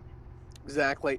Xset, as we mentioned, Killswitch is the man in the front lines, trying his best to convey as much as information as possible. Vehicle being ran from the side of Xset against Nextria, but they win because they have the man advantage. Nextria falling apart in that situation. A lot of fights, a lot of gunshots. We do hear them. Mad Bull still alive in the game as well. We do realize this is also their final game, so Mad Bull need to step their game for sure. They are on the 8th position. They do have a little bit of safety cushion. Even if they do get taken out in this early kind of phase, it's fine. Still 10 teams alive. But on the other hand, Aton making that push happen against Rise. That's quite a risky one as well. Cardi falls down, but Asta is there to trade things. And then Mad Bulls, I thought they might have been neutered in that situation with the Atom rotation through, but no, Mad Bulls, they blow up, they neuter the rest of Atom. They've been destroyed in that rotation across. They didn't get an inch inwards into that building, and Rise, they just happily survive as that solo player on the rooftop, but there's nowhere they're going. Mad Bulls, they're the ones with the numbers advantage coming into this. You can see the amount of smoke used on both sides to make sure that there aren't any extra flanks coming through from Atom, to make sure that there aren't any extra nonsense coming through from the Black Dragons off the opposite side. They've got both edges covered as Monkey steps out on the other side. Now we know that there's going to be no third party. Monkey now also using the exit of the entrance. Side entrance in means that they completely flush out this building. They find their way into this next zone, but we have to keep moving forward because this zone, again, is only on the edge right now. And another hard shift towards that northeastern or northwestern side, should I say, would be actually so difficult for Mad Bulls to then decipher out. S2G, you gotta give props to them. All 4 players alive in this late game. 6 teams still there. S2G, 4-man strong team, have decent positioning for themselves, including Knights right next to them. Knights, though, they're only a 2-man strong squad. They do have a lot of burden on their shoulders. On the other hand, S2G clearly do have the man advantage inside this entire playing field. Black Dragons, 3 players alive, including Mad Bulls, but Rise is right on top of them. And if they are well aware of his position, which I'm pretty sure they are, that's going to be a little bit of kind of problematic factor for them. Yeah, the hardest position really coming through from Besiktas. So in this situation, I mean, if you're Besiktas hanging on the edge of that blue zone, you're praying for that zone to come towards you. You're praying that the rest of Knights, S2G, they start fighting. You can maybe come in as a third party. Otherwise, we're realistically looking down here at 5 teams rather than 6. Besiktas, but not really part of that equation. So now you're also looking towards Knights. Are they also going to fall down? Are we just going to get rid of 2 numbers straight away? Or are they going to be able to stand their ground? Because actually, again, the situation lands when Knights, even over 2 players, have also rightfully actually allowed everyone to come into this zone around them. They were the ones who held that center zone in about phase 4. They did not stop the rotations. They did not stop these pushes, and now they're being punished for that as phase 7 goes all the way to that big fat squad of S2G. Exactly. S2G, as you mentioned, looking pretty big, yeah. They can try and utilize, they can also try and spread out and try and get as much of zone control as possible. But again, Knights is the team that's going to be a thorn in their way. Besiktas, as you mentioned, they were praying for the zone to favor them, but that's not going to be the case. Instead, Recent being caught by the nade. That's beautiful nade. Quick perfection from the side of Knights. Chico is the one who finds that kill for himself. And Mad Bulls now finally engaging against last man alive from Rise. Nunes is the man. A little bit of misplacement coming off that Molotov, but it's fine. Zessi, last man alive from Besiktas, but he's taking a lot of damage from the zone. Here comes the heal battle from this man. I don't really think so. He's going to be able to make it. Only has 4 first aids on his hand. Black Dragon, they're looking for a quick rotation. Are they going to be able to successfully do it? I love this position through from Black Dragons. They're able to utilize those smokes dissipating. They punish away Mad Bulls, put them out of the fight for now, and now they actually have this edge play that they can start to make on the mountainside. You can see Mad Bulls trying to do the same, but actually it's already controlled by Black Dragons. You can see that the way that Mad Bulls are approaching it, they're close to SUG. Doesn't work so well for them, and Una's trying to make something sneaky, but Black Dragons tell him to sit down. It's Mad Bulls, they will survive, and they are his prey. They are the Dragons for dinner time. Exactly, Dragons. They're looking pretty strong inside this one. Also, do have the high ground. But the circle is what will be forcing them soon to leave it as well. Mad Bulls finally challenging the fight against Black Dragons. They will fall apart because the man advantage is what really matters in these final moments. And S2G is the one leading in that kind of factor for sure. Knights is the one as well alive. These are the final 3 teams. Jake. Oh, but S2G, they've got the players, they've got the advantage. They find a knock onto now another of Black Dragons. Knights Chico only Coops alive, but it silences down Knights to a solo. Coops, who has been falling down first all game, is the last one remaining. Can he change his ways? Can he survive and bring it to a total victory? I don't think so. This looks like S2G's game as they now circumvent away Black Dragons from the zone.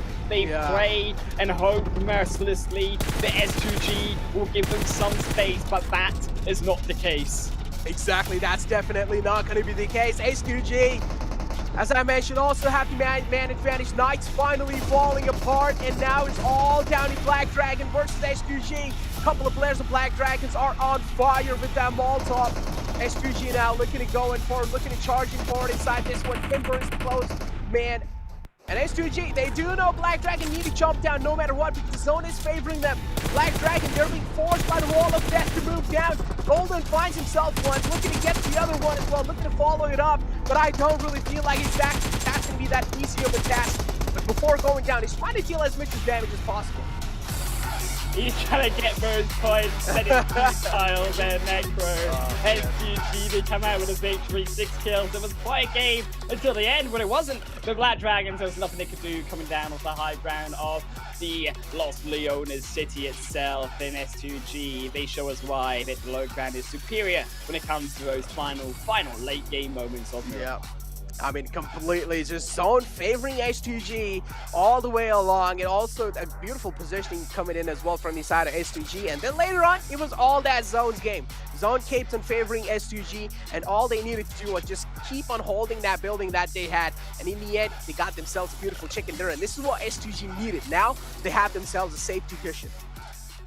Oh yeah, they needed themselves that safety cushion, and by golly did they go and get that with that chicken dinner in the final zone. Eastern Stars, who we thought could come out on top, they disappeared somewhere in that mid-game, Necro. We didn't see them go out, but they didn't make it to that final moment, that's for sure. It's all down, I think, for Black Dragons, who actually, overall, consistency-wise, haven't actually been one of the worst teams. They've been one of the best teams so far. Of course, striking in that chicken dinner game number 1, now also coming also close in that game number 4 as well.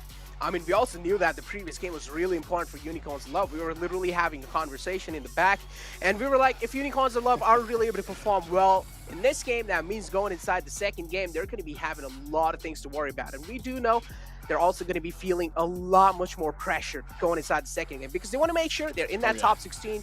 And if they're not really there, then we do know they're not really going to be playing the Super Week in Week 1 as well. I mean, it just doesn't look like Unicorns Love are on form. I think this is something that we've seen so far today. Maybe it's first day jitters. We could put it down to that, but we've got to hope that tomorrow they really step up. We're going to have a hard talking to on what they can do better, because it just feels like their team synergy overall doesn't work out in a way that all of these other top tier teams are laying that team synergy down. Exactly. I mean, the communication definitely does seem kind of questionable when it comes to Unicorns of Love. I do remember even in the map of Erangel, that push, it was quite a questionable way to push against Bullock over there in the map of Erangel, but I mean, hey, Unicorns of Love, as you mentioned, we can try and push it on to that first day jitters, and hopefully they're able to perform in the next day. But these are the highlights. This is how the game really went down. Black Dragons throughout the game, as throughout the day actually. I've been mentioning how confident they have been looking in each and every single fight they take. And somewhere down the line, sometimes, yeah, those unfortunate factors do hit in, those unlucky factors do hit in. But overall, Black Dragons, they are a pretty solid team, and they're looking pretty good. I think it's actually been an echo of these lower quote-unquote statement teams coming into the tournament, like the South American region, like the Turkish teams, who we did expect to be the best and on top, actually saying no. We are going to be on top. We are going to dominate over the US. We are going to dominate over the rest of Europe. And actually, with S2G stepping up, we can see that the minor regions, in this first day at least, are ones that are utilizing almost this advantage of being fresh, of being new, and putting the fear, putting the change and the onus on these other European and these US teams to force and be different, to be diverse and change. But it doesn't feel like we have that diversity just yet. Exactly. I mean, STG winning that game definitely statement has been made from their side. And now, as we do know, Unicorns Love are not going to be seen in the game anymore because that group is going to be sitting out in the next one. Right, they're going to have to sit back, enjoy what they can, but of course sit back ourselves as we move through to the analyst desk one more time. Sit back and enjoy and watch. Definitely, yeah, especially as we are going into our very last match. That match, though, quite interesting. I mean, I gotta say, I really love city endings. I was kind of like on the outskirts of a city ending, but the entire time we like couldn't tell what was gonna happen until the very, very end because there's just so many people inside of the zone. Zute, though, like there was a pivotal point in there, though, and I want you to go ahead and talk about it. Yeah, it came down to just navigating that rotation. Of course, I'm going to focus on the team that won S2G, right? We saw them make that last rotation to the compound that was, fortunately for them, it was open. Had there been a team there, it might have been a different story, but that's how it goes for these city endings. It just kind of goes down to like, can you find that one spot that's open? And if it's not, can you stay alive with 4? Because team with 4, well, S2G, they ended up taking that 1-7.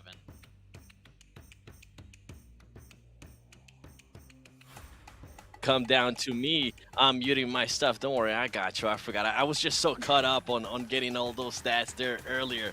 But with S2G, the consistency that we just have seen out of this team, we haven't seen it in regards to kills, although they have been stepping it up every single time today. But their placement points, I think their worst placement so far today has been 6th place, if I'm not mistaken. But besides that, they've been able to get 3rd, they've been able to get 4th. I think they even got a 2nd maybe. And now being able to get that chicken dinner. So this is a team that I feel like definitely deserved this win, even if they did end up getting so blessed zone in a way. I'm just impressed with what I'm seeing out of this team in regards to consistency. 21 points for them. And then talking about consistency, we gotta also talk about Black Dragons. They ended up with 8 kills, 20 points total. And then once again here, Sute, at least in Miramar, we see Knights put up a great performance. 15 points for themselves, Sue.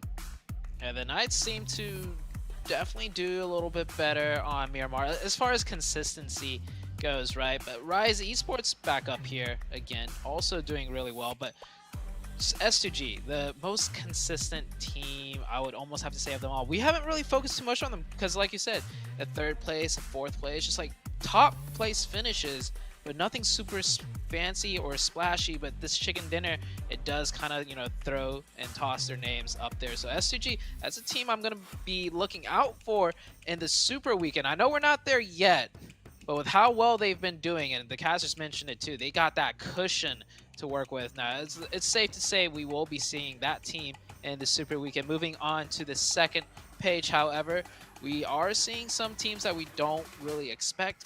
Alpha 7, BC, Baluk Chaptan, still struggling right there with only picking up 3 points. Xset with 5 points. There's definitely there's a repeating pattern almost going on with Xset. I don't think they're doing as well as they're expecting to, and definitely for me, I feel like they should be doing a little bit better than that 7. Yeah, I'm with you on that one. And talking about teams doing better that actually have a chicken dinner, I'm looking at Eastern Stars. I'm not sure exactly what's going on there with that team. They got in 2 back-to-back finishes now on that 2nd page.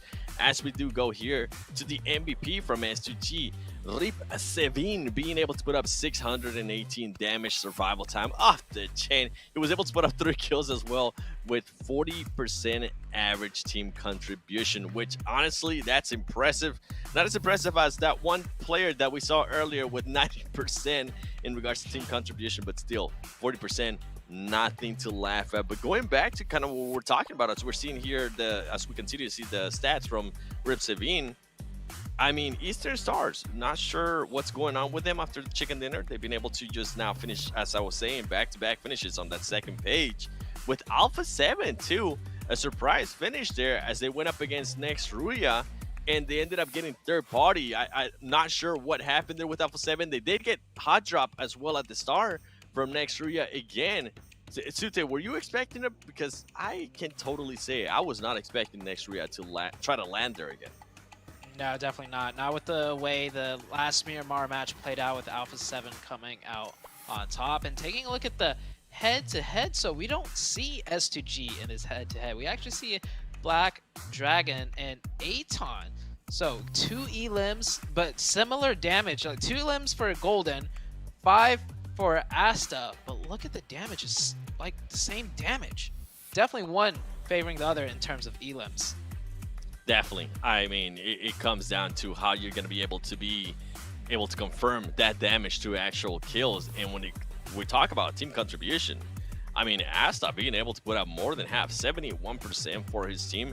That's impressive. And then when we go to Golden, he's been able to put up 27. It just goes to speak volumes of how consistent some of the other players have been able to be for that team. Remember, though, Aton, they didn't really play that first Miramar match, but now after being able to play this one, for him to be able to, at least for one player from Aton Esports, to be able to put up 5 kills, that's impressive. They did have 5 kills total. So in regards to team contribution, he ended up with all those kill points, Sven. I also have to say, my hypothesis that I put out there is proven wrong, seeing Black Dragons up here and getting the second place for this match. You know, we had kind of pointed out a couple of people that were doing better on Miramar compared to Erangel, and then Black Dragons, I had been saying that they are doing better on Erangel than Miramar, but coming into this 4th game, it looks like they have now come back. So that means they had 2 really good games on Erangel, this one an amazing game on Miramar. They've only really had 1 bad game today, so not quite surprised to see Golden up here once again. And Black Dragons, I guess that first Miramar game was just a fluke. They're figuring it out. Yeah, it's as the days go on, teams adapt, teams get better, and when we start seeing like similar circle shifts, teams will also get more used to other teams' rotations. But as far as like first day, even second day goes, it's going to be a lot of ups and downs. Some teams like Black Dragons and S2G, they seem to have figured it out. My question is, Seven, do you think it's more so they're getting a little bit lucky on the first day, or do you think they really kind of just have studied a lot of VOD footage and maybe like pieced together these rotations? If you would have asked me this, if this was the first match, or maybe the second match from S2G, right?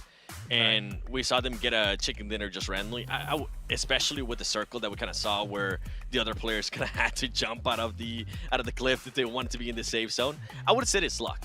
But when you have the performance that they've been able to put up, I mean, just look at their placement points. They're currently first place in regards to just placement points alone with 37, and then we have 52 total. But then we go to Black Dragons, and they've just been so consistent when it comes to kills. So to answer your question, you'd say no. I wouldn't say it's luck. I think this team has definitely been super consistent for a reason.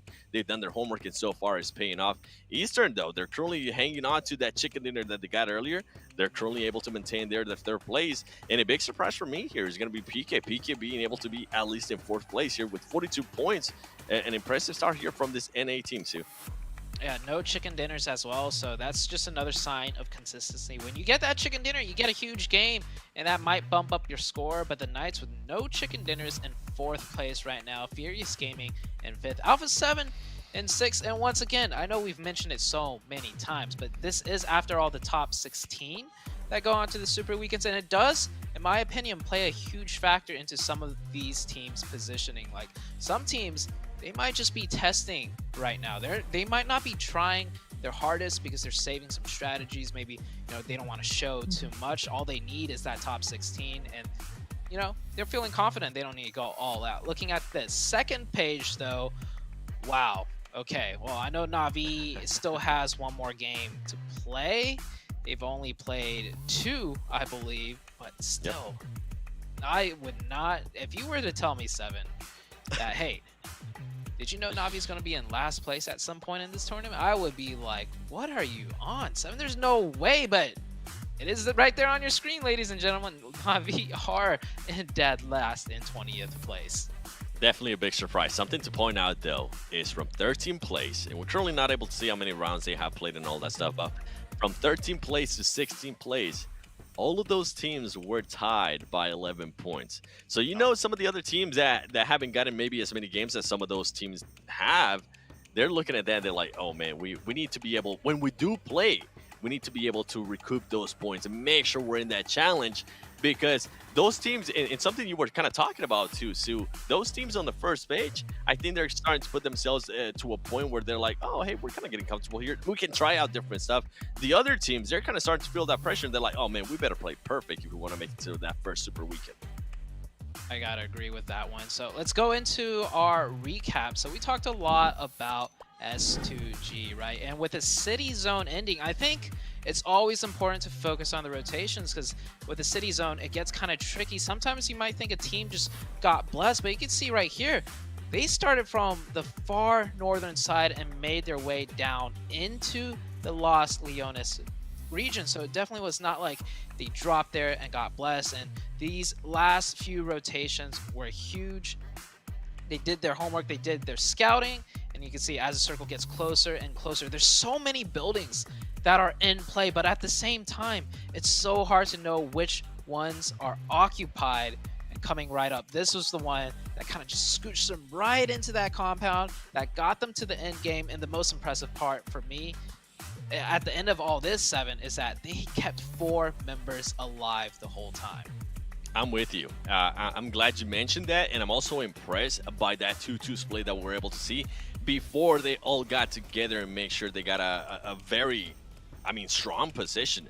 That 2-2 split was amazing to me, considering that they were able to maintain themselves alive. And I mean, this is the finish right here. This is what we were talking about. When the game gives you certain things that go your way, take advantage of it. And this team, S2G, was definitely able to do that. I mean, Black Dragons, though, that boy, talk about not peeking at all. That boy was definitely able to get some of those kills right there. Overall, though, great performances. I'm really happy that S2G, though, with the performances that we've seen out of today, I'm really happy that they finally got that win. I'm happy that we're kind of starting seeing some consistency out of Black Dragons as well. And I cannot wait to see what's going to happen on that last Erangel span. I feel like that's how S2G has always played as well, by the way, I have to point out. I feel like they usually go ahead and go for placement points, and then they just get whatever kills come to them from focusing on their macro play more than their micro play. So that was yet another example. I feel like they always know the perfect place that they need to go ahead and put themselves in. And you said it, it was a beautiful 2-2 split they were able to see on the little map feed that we saw there, and how they were utilizing their spaces, their angles, that little hill to be able to cut off sightlines on them, but that for them to be able to look on in to see what spots are open. Like, they played that well. So they took match 4, and we have one match left, and it's going to be groups A, B, D, and E. So this time it's going to be group C that is going to be sitting out. So that means that Alpha 7, Black Dragons, Mad Bulls, Unicorns of Loves, they're no longer in it. And now another group coming back, Navi's back in this. So it's what you were talking about earlier, Seven. Well, now that Alpha 7's out and Navi's in, what's going to happen? We're finally going to get that answer to the question that we were asking earlier, right, Sue? Wondering how Navi's going to be able to perform when Alpha 7's not there. And then me saying, but hey, man, you still have some of the other Brazilian teams that are being really, really aggressive as well with Rise Esports. We saw what they were able to do in the first match. On this last match, they were still able to accumulate some kills too. What do you think, Sue? Where do you actually see Navi at the end of this Erangel without having to worry about Alpha 7? I think they're going to get at least 10 points. I mean, we got 2 big factors here, right? We got that comeback factor, which veteran teams are just so good at just pulling out. When teams are cornered and they have this much experience with a team like Navi, they will I mean, I don't want to cast a curses, but or analyst curses, but I feel like they'll bounce back. And then the second factor is, yes, Alpha 7 is not in play, and they do run into each other a lot. Like game 1, game 2, we did see that happen, so it will play a part coming into the last match. So I'm hoping Na'Vi will bounce back and just, you know, like, I hope they make it to the Super Weekend at this point, Span. They will. Hope it as well, but also remember that you guys can have a fan favorite vote. So play PUBG Mobile, vote for your favorite PMGC teams and players and get rewards. You can get a voting ticket by locking into the game, watching live in the esports center, or sharing the voting page with your friends. So you can find more information from in-game esports center. Go play PUBG Mobile though and get millions of rewards, various pink level permanent items only during the PMGC League period. Again, gotta do the money thing. Yeah, you say gotta millions. get in to get the votes. You say millions, and my eyes just 6 million. They're like, oh my. To be specific. Yeah, 6 million to be specific as well. So definitely going ahead and jump in on that. We only have one match left, so it'll be exciting to see who is gonna go on ahead and be able to take that one. I don't know. I don't even have a thought other than Na'Vi though. Other than Na'Vi, who else would you guys say? 7, you take it first this time, because you I'll always take say it. you were saying that I always pick the team that you're thinking. Well, here you go, 7. This is your chance. Go ahead. Pick You know one. which team I'll actually like to see get a win that we just kind of mentioned? Knights. I would love to see Knights get a win, especially here on this Erangel. You don't, as we were saying earlier, even with Na'Vi, they don't have to worry about A7. Well, guess what, Knights? You don't have to worry about A7 either. You also don't have to worry about Black Dragons, which has been a team that's currently in the 2nd place too. Man, Knights. That's my pick. Knights. Nice. Okay. Nice Knights. Okay, now Zute, now your turn. Well, so I'm gonna pick something different. So I'm gonna go with Na'Vi. I think 7 saw that one coming. Yep. I didn't want to take it away from you. And I'm liking Knights. So it's good. It's good picks regardless. Span, how about, we never asked you, Span. How about you? Who do you got for this next game? Yeah, I actually cry that you guys haven't been asking me at all this. No, I'm just kidding. For this last one, I want to see Eastern Stars come back again, because we were kind of talking about it. You know, they got that one win there, ended up playing some of these games pretty consistently and well, but more. I demand more. So I'm going to say Eastern Stars. Get that positive influence out there and see if they're going to go ahead and do well. But with that, we're going to throw into a short break before that last match. Get the players nice and ready in the lobby, and we will see you guys very shortly.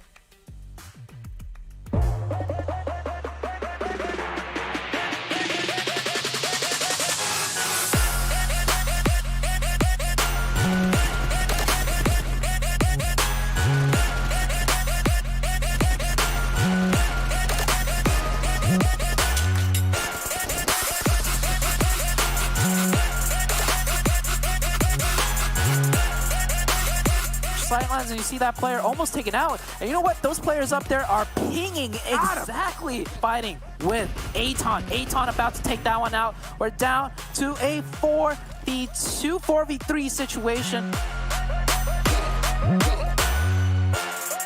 Move does not work though, but actually Syndicate does get a knockback, and just as I say that, they are finished out. 4 kills, but is able to get that support from the rest of his squad and just abuse Mazex's Solitude. Stayed in that vehicle. Totally forgot it was. They're taking shots at everybody. Yeah, at this point, it's just YOLO send them, be able to save them, and to be really had. And yeah, that's one. I think that's easy confirmed for Sam just as well. So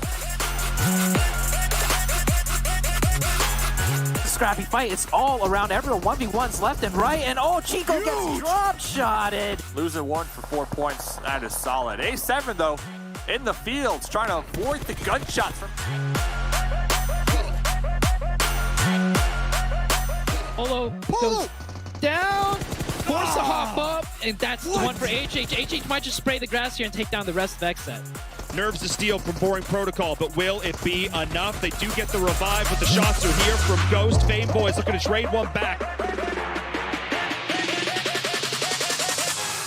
And we're looking at a bit of another fight breaking out here. This time B-Town hot up the victory in the last one, running into the Knights, and they are down in addition. These nades have been looking really good.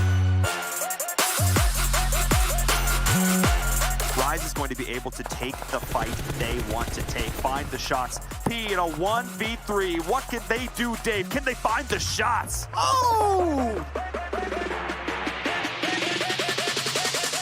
This one.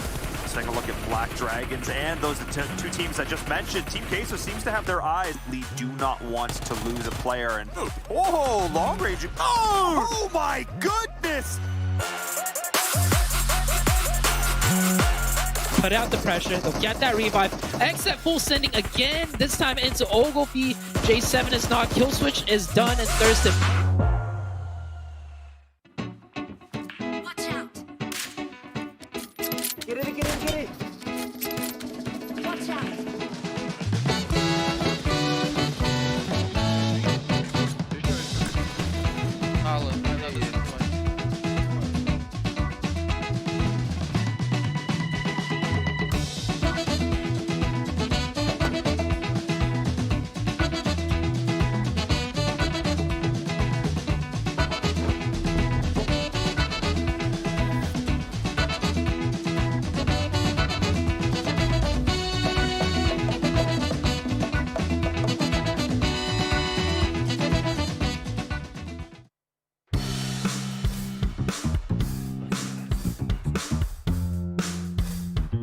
Não conta pra ninguém, tá?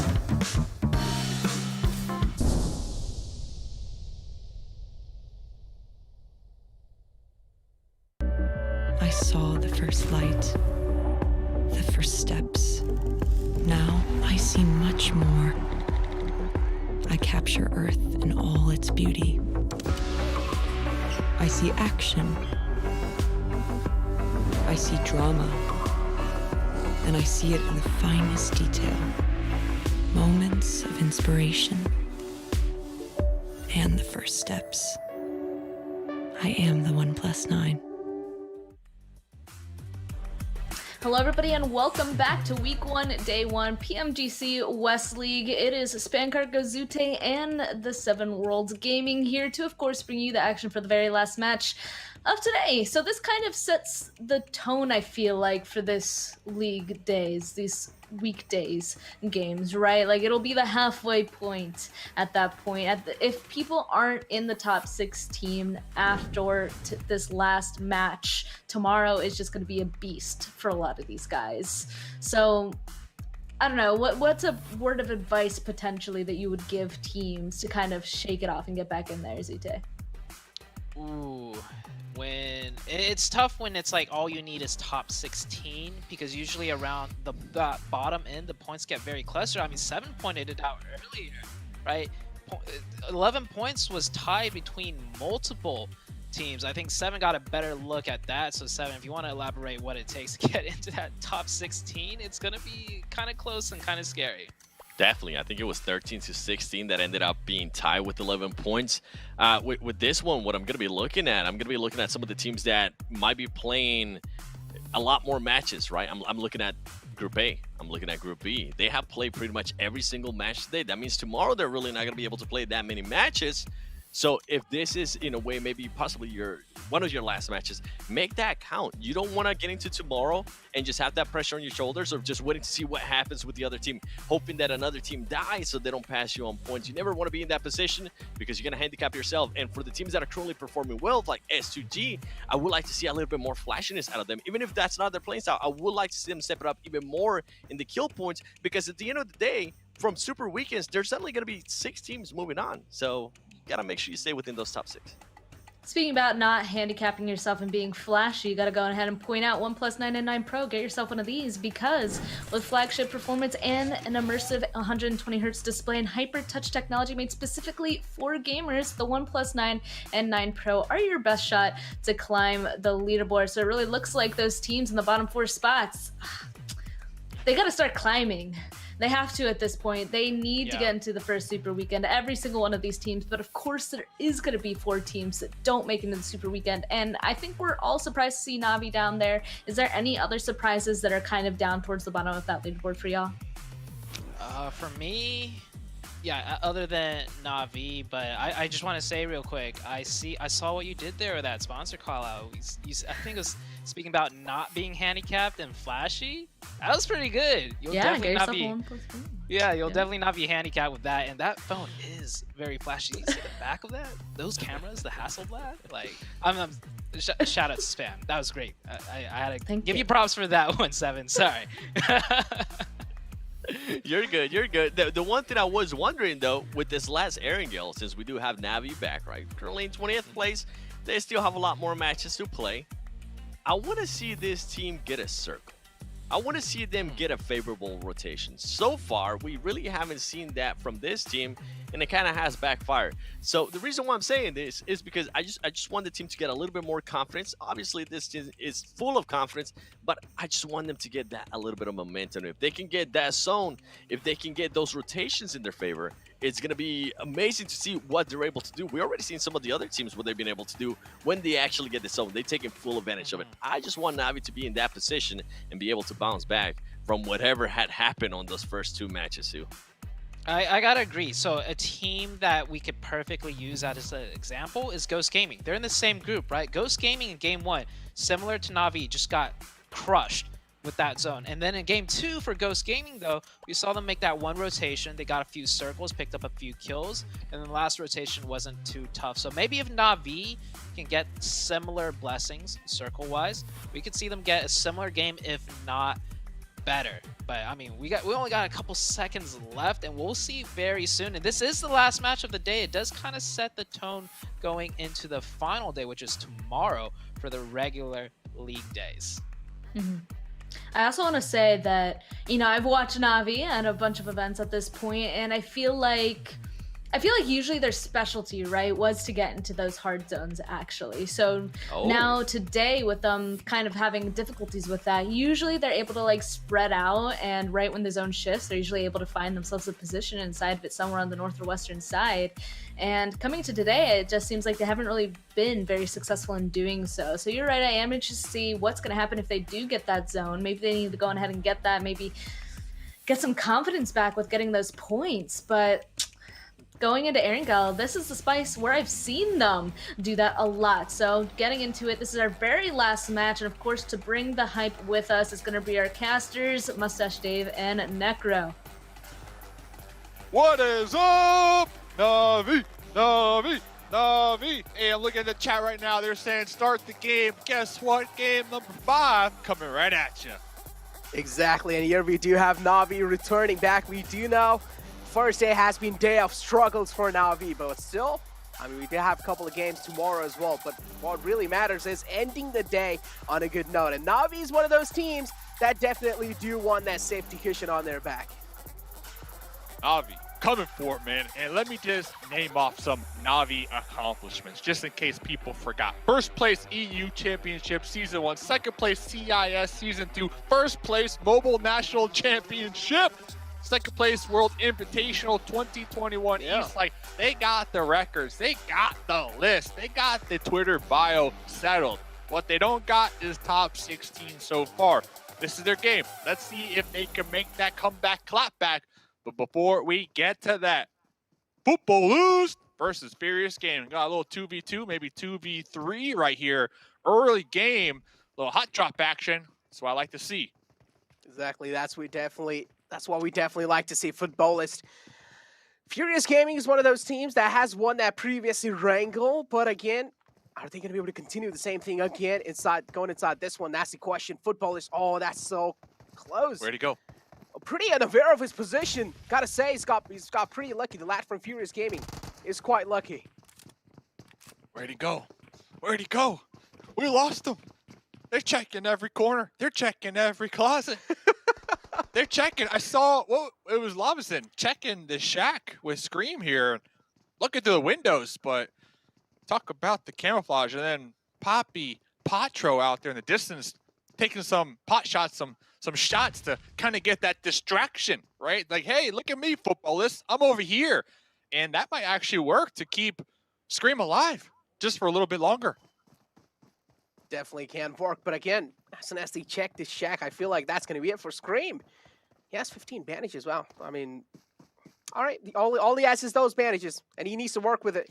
But he definitely needs a weapon for now for his own safety. Scream, he doesn't realize how lucky he is finally being spotted out, tries to run out, but he's going to get caught. The chicken's going to get caught this time. Furious Gaming, well, already opening the fray over here against Footballist. Our Footballist already opening the fray up against Furious Gaming, my bad. But yeah, Furious Gaming down to a 3-man squad. That Nate is going to be on point, taking him down quite low. And then you have Lobazin from the other side, finding a cheeky angle onto that man. Oh my god. Oh! Yeah, talk about the pressure. I know Jason's been mentioning that a couple times here and there. Looking for them diamonds out here. Looks like Footballist. 2 kills so far, early game. Looking pretty good, and, you know, Furious Gaming, they had a pretty clutch game here tonight. Yeah. They got a couple of points. They should be feeling pretty confident all the way up there on the overall leaderboard. But at the end of the day, you know, you don't want to be mopped up like this. You don't want to be looking like a chump. Especially the final game as well of Erangel. I mean, they won the previous one, as I mentioned, but this time, this one, the chances are pretty slim. Just the final man alive, Trigger, having a lot of burden on his shoulder. Got to see what Furious Gaming have gotten themselves, or at least what they have in the back. Na'Vi, one of those teams we have our eyes out for. And still, all 16 teams alive, Furious Gaming. We can almost count them out, right? I don't know. You know, as a solo, you can count them out as far as, like, obviously getting a bunch of kill points, right? But I don't think you can count them out when getting placement points. I've seen solos be able to come back in situations just like this all year long and get maybe a 4th place, a 3rd place, even a 2nd place finish with just 12 points. So I think with the structure of the lobby, if you are a solo, you really got to know how to survive. And you got to know how to remain under the radar. And speaking of surviving, another interesting prize that we will be distributing here in PMGC is the Survivor prize. I think $2,000. And that stat is going to be from the longest survivor that does the least amount of damage. Very interesting new award that we're going to be giving out. And I believe it counts both league play, super weekends, and the finals. So all the games, all combined. And then at the end, we're going to be giving away the Survivor prize, the Medic prize, the Eagle Eye prize, the Grenade Master prize, then, of course, the Gunslinger prize. So very cool stuff here. Cash money going around for everybody right now. Yeah, just like icing on top of a cake. But Bullock, a team in Severny, looking pretty good for now. Don't really need to worry about anything, but one thing they need to worry about is the zone. They will need to make it inside. They're taking their sweet little time looting. But again, the longer you take, the less information you're going to be having to work with when you're trying to make that rotation. Same thing is with Na'Vi as well. They're taking their time. We do know they like to play on the edges. They like to play with the intel they're gathering from those players. And we do know, we are well aware of their play style as well. But as we were also talking about, as me and Wolf were talking about how things really went south for Unicorns of Love, and that left them on 15th position, especially having that kind of a bad of a game. Even in that previous one, we mentioned that was their final game, and they were not able to perform. Yeah, you are correct. And, you know, the deaths, they've been talking about it here too. Everybody's been talking about it because we're looking at Na'Vi. This is a team that everybody expected to be one of the heavy hitters, you know, the sluggers of the lobby, you could say. As I kind of mentioned a couple of moments ago, they got the direct invite because of all their PMGC points that they acquired all season, all year long. So they've been grinding. They've been showing up, and they've been doing a good job. A lot of people were looking forward to watching Na'Vi versus A7 versus Knights. But here tonight, Na'Vi have not been catching any luck with these zones, and we can see them towards that mid-game just get picked apart on their rotations in their vehicles, not even able to pop out and utilize their weapons. So they really haven't been given a chance here to fight. And talk about giving a chance to fight. Buluk out here. Talk about the risky rotation. I know we saw him do a little bit of scouting right there. Are they going to be spotted? Miku UMP in hand, suppress, trying to take some long-range shots right here. Just kind of peppering down scopes. Yep, 35 bullets of pain, not really connecting any though. Nope. Unfortunate. Well, Navi. found themselves a rotation. Yeah, Navi, they still need to make it in the zone. It seems like Mustache really going for Navi inside the final Navi. Because the chat's going for Navi. You know all about that. You know, the chat's going for Navi. Everybody's going for Navi. One key takeaway, though, that we need to keep in mind. Top 16 is the goal for weekdays. Yeah. That is it.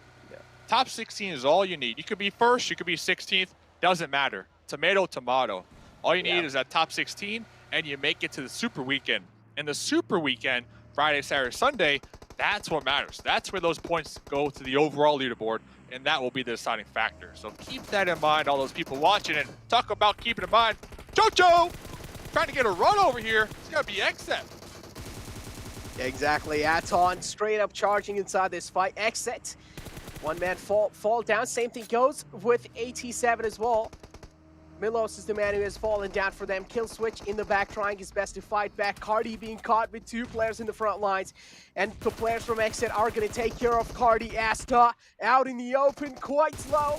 But he's replying back in style. Asta, for now, is going to be finding himself alive.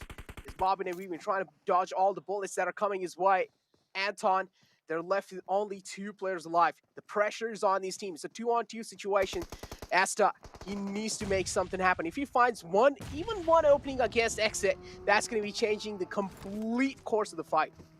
Jay cooking a grenade, tossing a grenade. Aton super grouped up on top of each other, really low in the health department as well. Polo trying to get some grenades from that off angle as well. Asta popping behind the vehicle, trying to get that heal. It looks like both teams trying to get these grenades off, these mollies off, get this knock, and most likely push over that ridge. But Jay gonna be pulling back right now. You have to assume Jay is thinking about getting the revives. Asta 100% aware of this. Gonna be popping over, caressing over, and getting 2 confirms right there. Uh-oh. Exactly. Oh, here we go. Another man falls down for Exit. Aton now, they're also falling quite weak. But guess what? Asta, with that little bit of HP advantage, helping him win that fight.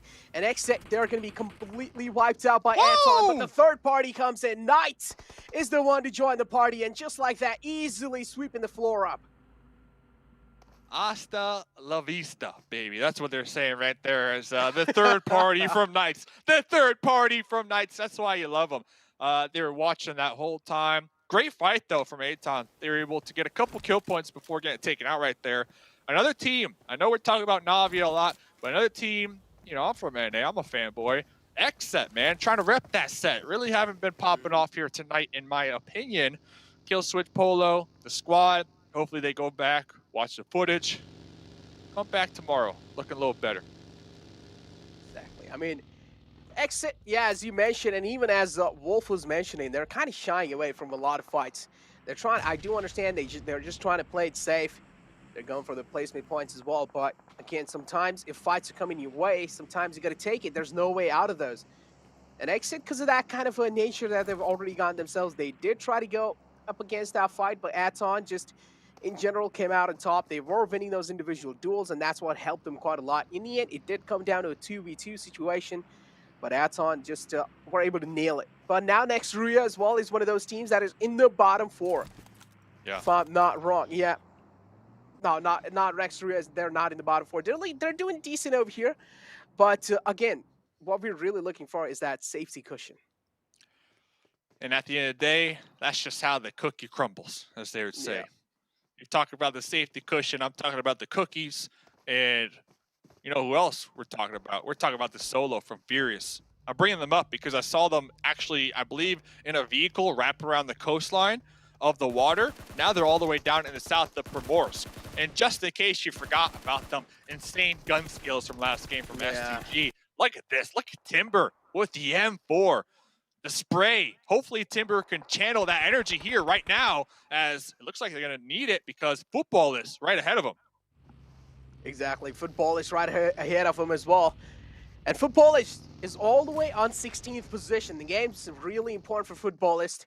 If they want to end the day on a good note, they need to make sure they're getting as much as points as possible. Now, STG, we do know this team is one of those teams that tries to keep themselves anonymous till the late game, and this is when they get the call to strike. They are one of those teams that like to take their time. They're one of those teams that like to play as safe as possible. But inside this game, it seems like footballists, they're not going to let them go without getting any blood on their hands. Wow, the solo from Furious Gaming. Talk about just lucky charms, right? All the way down there in the south, the Primorsk next zone does shift on top of Quarry and Primorsk. You know who doesn't have the luck of the Irish here?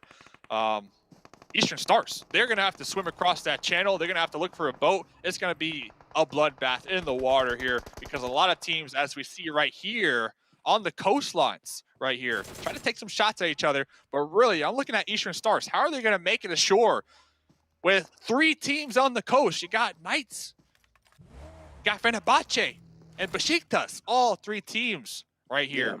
Yeah. And fortunate for them, you know, we got the update not too long ago, Erangel 2.0. We have the different dips, the burnt out BRDMs, because before that update, this was just a bare, flat terrain. So there are a couple of bowls for these teams to utilize as of right now on that beach. Exactly, but again, that's not the safest place to be in, though. You got to find yourself at least a compound for now. Bullock, on the other hand, and Na'Vi also got to talk about them. They are on their way slowly and steadily in the zone.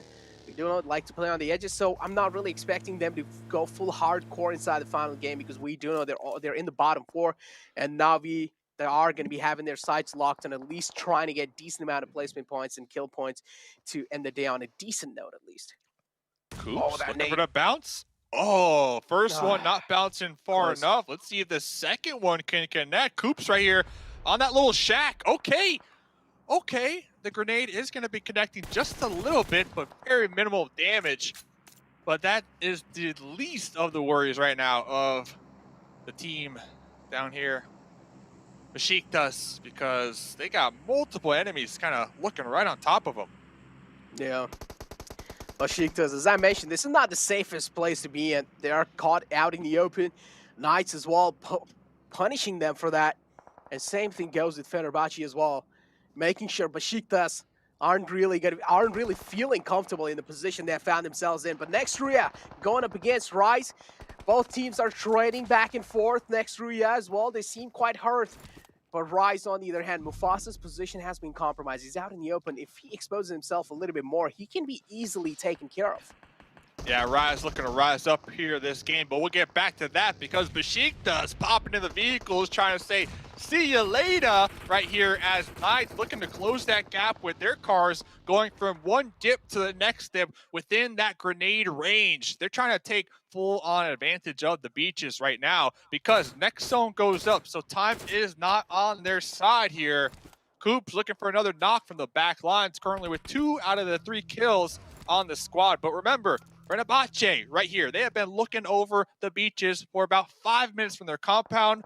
So they got taps, they got eyes. They are aware of the enemies who are lurking down here below. Yeah, Circle taking a shift as well. Teams like S2G, again, they found themselves in S2G. Gotta say, the rotations they've been making inside the zone, they're absolutely brilliant. Always able to find themselves in a good spot. Has to be some incredible kind of skill. But Bullock now spotting Na'Vi players out. Na'Vi as well aware of what they're dealing with over here. But takes Z instead, taking a little bit of back foot, trying to play as safe as possible inside this one. Bullock instead deciding to reunite. That's quite a wise decision. Do not want to make sure you're being caught out all by yourself out in the open, because that means if you go down, getting the res back up onto yourself, that's going to be quite tough. Oh! Matic almost becoming roadkill God. right there. Looks like Matic with the quick flick able to provide that support on their squad mates. But Buluk pushing the foothills, trying to collapse right now on a Na'Vi. This is a huge fight. Na'Vi need to win this fight. They need to come up on top of this fight here. We'll pay attention to the kill feed because the fight that has been on the cusp for some times on the shorelines. Besiktas versus Knights. Looks like Knights coming out on top. There we go, vehicle elimination as well right there. And Na'Vi, yeah, gotta say, got quite lucky. Was quite close, the vehicle just whizzed past him. But yeah, as long as he's staying on his feet, that's all that matters. But look, now they do realize Na'Vi is looking pretty strong inside this fight, so decided to take an exit from that one. Maidon doesn't want to challenge it anymore. Takes the spotting out. Maidon, pretty sure he's going to be taking a few shots. Bullets of pain not landing. Made on finding himself a little shack for now. Navi doing pretty good. 3 kills so far. They got the west side of the circle pretty much themselves, and they're flexing out. They're taking shots on footballers. They're taking shots on anybody that they see. They're trying to make sure that they claim this section of the map for themselves. To me, that is looking good, looking ahead. Power position right here. If they get the next circle shift, as 7 on the desk, probably has his fingers crossed that they do. This could be looking like a solid game for Navi to breach that top 16. Definitely is. But yeah, Furious Gaming, gotta say, as you mentioned, we still can't count them out. They are still alive in the game. Yup, still alive in the game, man. Still alive in the game with only one player.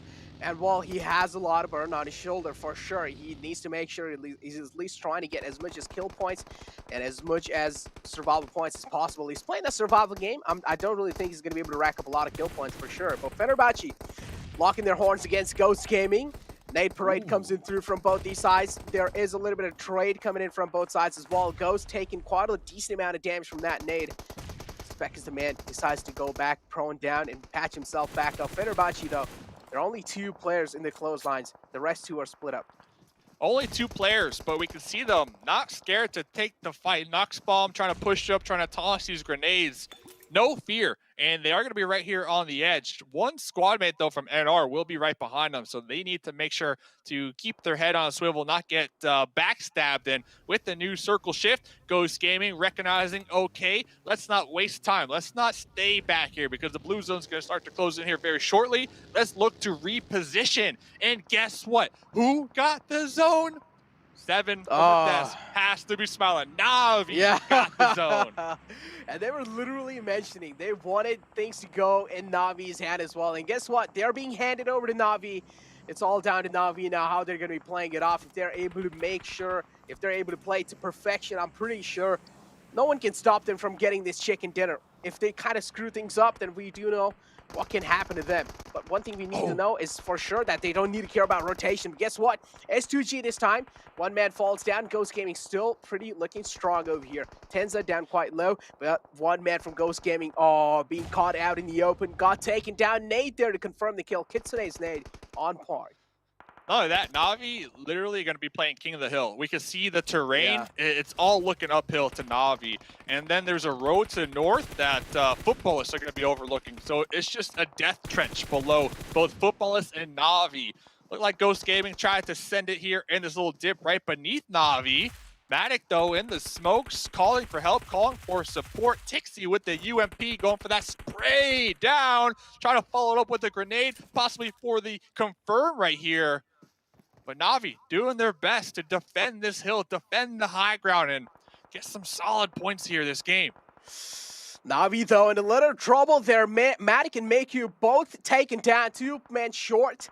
They need to make sure they're trying to get those fallen comrades back up on their feet. Is that going to be possible? That's what I'm really wondering. On the other hand, Team Queso, not really best of the positions you can ask for, but at least they can try and work with it. The only man alive, Ixiel, if he gets spotted, that's going to be it for him. He's not going to be able to hold that push coming in from all the teams that are in the front lines, especially Eastern Stars. That is a 4-man strong team, looking pretty good, looking pretty solid throughout the day. They have been doing pretty decent. Supermassive Blaze as well. They have found themselves a compound. But soon they're going to be forced away. The Dukin machine taken out right here. Cresting a little too far over this hill. SMB connecting onto him. Eastern Stars, though, mad respect to this team because remember, they're on military base island. They need to make that swim across the channel onto the beaches, and now they're here on the edge. How much longer can they survive? SMB, they know there's a team right here on the edge of the south, but they're deciding to go the opposite direction because they are currently getting picked apart from Fenerbahce right above them. Exactly, and well, still Furious Gaming is still alive. Trinket doing a good job playing that survival game, but on the other hand, Supermassive Blaze, that instant rotation has made it through. Keth is the man who's in the back lines, and Supermassive Blaze. They aren't really inside the zone. There are the players of Fenerbahce making sure they're being the guardian angels of the zone lines, or at least off the edge lines of the zone. Eastern Stars as well, on the other hand, Seems like the man's position got compromised. They took him down and they took over the compound. Eastern Stars taking a few shots onto Supermassive Blaze. Savian quite lucky to make it out alive from that. Those 30 bullets of pain definitely are giving him a lot of trouble. And look at this, Eastern Stars, one shack and a dream. That's it. But football is rolling up in their vehicles. UAS trying to get the runovers onto S2G. Down to just a solo. Let's see if they can get on the snake in the grass. The snake in the grass looking to mow it down. Lobson on their knees, calling out for help, calling out for support. But Rom can't pop up because if they do, they risk getting third-partied from across the way. Solke also knocked out. Ooh, exactly. Decisions. And looks like Rom trying to go for the possible pickup, using these smokes to block those sightlines from the teams down in the south. It comes loose for the additional support. Will they be able to pick up Solke? No, Solke thirsted right there. And exactly. And we do know how important this game is as well for footballists. They're all the way on 16th position. They're on the edge lines. They're barely hanging on it as well. So, I mean, footballists, if I am in the shoes of footballists, I do want to make sure that the final game is going in my favor as much as possible. And I do want to end the day on a good note. But Na'Vi, as we were talking about, Na'Vi, they had the zone for themselves. It was looking pretty strong, but somehow they managed to screw it up. And now Kitsune is the only man alive. Mustache. This is not looking I blame good. you. I blame you, honestly. I'm blaming you. So, point A right there. But let's see. Still solo, still a dream, top 7. So 7th position only gets you 2 placement points. That's rough. 24 minutes in the game. SMB looking to put the nail in the coffin. Look for the diamond in the rough. And, yep, making Jason proud out here. SMB coming out on top here on the edge. So SMB, you have to assume they're going to clash with Eastern Stars here very shortly, but we're down to 6 teams here. And honestly, footballists as a duo, don't discount them. Don't discount them. Gotta say again, I mean, gotta point it out all the time. Furious Gaming still in the game, Dave. What? And, yep, still in the game, Dave. Only top 6 teams alive, and Furious Gaming is one of them. Trigger has been doing a phenomenal job making sure he's playing that survival game to perfection. That one-man on a mission, that solo man on a mission, Supermassive Blaze as well, looking to charge in forward against them. But now, guess what? Eastern Stars, they have locked their horns against last man of Furious Gaming, and he goes down finally. Getting eliminated on 6th position, not bad. That's 4 placement points, though. Considering they could have went out, what, 20 minutes ago with 0 points? Yeah. That's a huge win. That's a success in my book. So SMB, they have the numbers advantage here. You have to assume they should be looking at this chicken dinner. But they also need to keep in mind not to spread too far too thin here, as there will be some snakes in the grass, and you do not want to get picked apart one by one. Definitely do not want to get picked apart one by one. And this is what we've been worrying for, right? One player goes down, this is where the entire team starts to crumble down slowly and steadily as well. Supermassive Blaze, they do realize what they're dealing with over here. Eastern Stars in the front lines. Eastern Stars taking things quite slow. Do not want to be the impatient one in this one. Supermassive Blaze looking pretty strong. They are a 4-man strong squad. They have the man advantage going inside this one. But guess what? They are under a lot of fire. Eastern Stars doing a great job making sure Supermassive Blaze aren't really feeling comfortable in the position they have found themselves, but the back of fire comes in through. Bazi gets taken down, but the return fire is there from their side. Supermassive Blaze, both these teams are sweating right now. Yeah, sweating bullets here. Looks like they're trying to get the pickup here using that crate as cover. Tron, oh no, Tron, the blue zone is coming, buddy. Little Tron, the blue zone. Tron trying to do that army crawl, trying to avoid the blue zone, tossing some grenades uphill. Okay, Tron, I see you. The golden arm out here. All right, but the Eastern Star is still a threat. Octavian still being alive. Yep, Octavian still being alive. That means the threat hasn't really been neutralized. But yeah, the blue zone is forcing him to move inside. Threat being neutralized. And Supermassive Blaze, they should be feeling really comfortable inside this one. Footballist still alive with 2 players. Doing pretty good considering the fact that they have realized that this is the game that they really need to perform in, and they are doing a phenomenal job in that. S2G being taken down in 4th position. Supermassive Blaze looking really strong. They have the man advantage. Nothing can stop them from winning this one. My boy Tron looking to get that wraparound. Looks like Supermassive Blaze trying to get the high ground here. Get the advantage on these snakes who are going to be looking uphill. Let's see if they can spot them before they get spotted.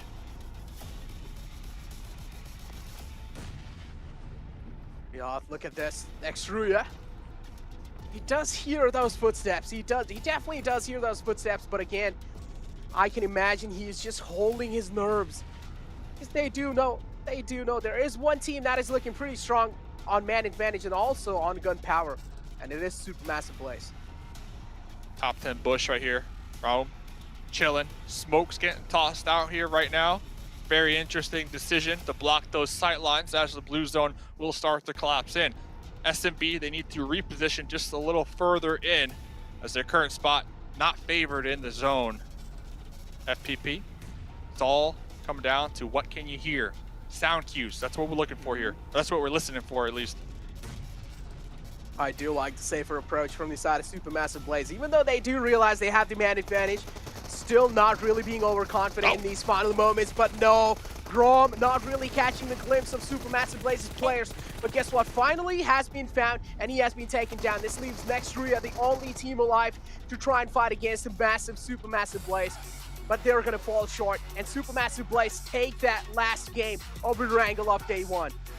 Supermassive Blaze, SMB, right there, coming out on top. They had 4 towards that late game. They survived. They did a good job.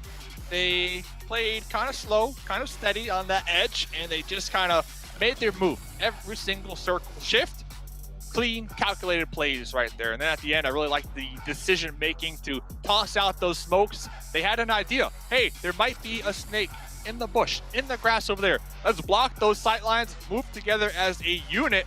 That's exactly what they did, and they were able to clear it out. So much well-deserved winner, chicken dinner for SMB.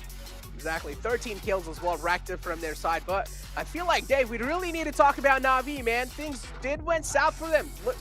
They were looking solid, especially when that circle shifted on them, but then things just slipped apart, especially when they challenged the fight against footballers.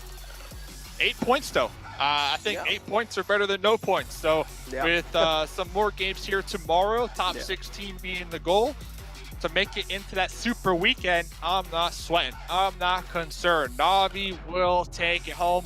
Mark my words. Mustache Dave has the crystal ball. But SMB, winner, chicken dinner, game number 5. Once again, here they are looking hella fresh. I mean, exactly. They definitely are looking pretty fresh. Supermassive Blaze, that's what they wanted to end it down a good note. But we also need to talk about footballers. We did know all the way down in 16th position, and we did know this game was really important for them. I do want to see, with this kind of an ending, what is Supermassive, I mean, or what is like footballers, what kind of placements are they going to be having on the overall rankings? We'll have to leave that up to the desk to decide, as honestly, this game could have went either way, depending on, I think it was Circle 6, where we were talking about Na'Vi up there on the high ground. Footballists were on those cliffs of Quarry in the south, and if the zone would have favored those cliffs of Quarry, well, it would have been a different story, right? Because everybody would have to have worked their way uphill those cliffs where footballists were holding down. And that's even more challenging terrain to deal with compared to the terrain that we did get with Na'Vi on the high ground. So footballers could have definitely came out on top, but at the end of the day, circle shifts most of the time dictates who comes out on top, especially in this late game. It's really a matter of how you handle it. And all things considered, footballers, I think, pretty solid day. So I'm not too sad, I'm not too mad. I'm pretty happy with them. Exactly. I mean, they definitely did have quite a good day. Yeah, definitely. They could have gotten a little bit more better, but still, I mean, consider the fact that we still have one more day in league days.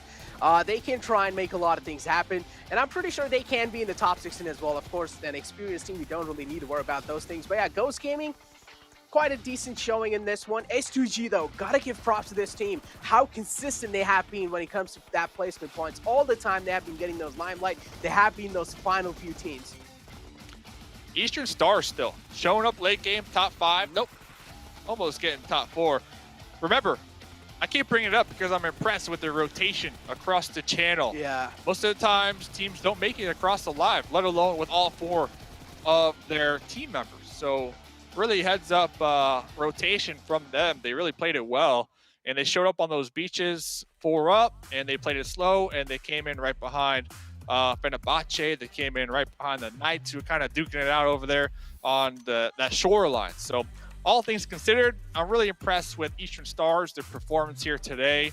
They had a pretty swell Miramar performance too. So if they can just continue on with this momentum tomorrow, because you have to assume if you're at the top 5, top 16 being the goal, tomorrow you're a little less stressed. You're kind of relaxed. You know, you might be trying some new things to prepare for the Super Weekend. So, hey, tomorrow's going to be another exciting day. But ladies and gentlemen, that's it for the gameplay. Let's check out the desk. Let's see what they got to say to wrap up day number 1. Papara, Supermassive Blaze winning our very last match. Gotta say it again, at least one more time, you know. And you guys ended up, I heard a lot of analyzation happening right before we were swapped over to here, so I'm just gonna throw it to you guys immediately. What are your thoughts on that last match? Sue.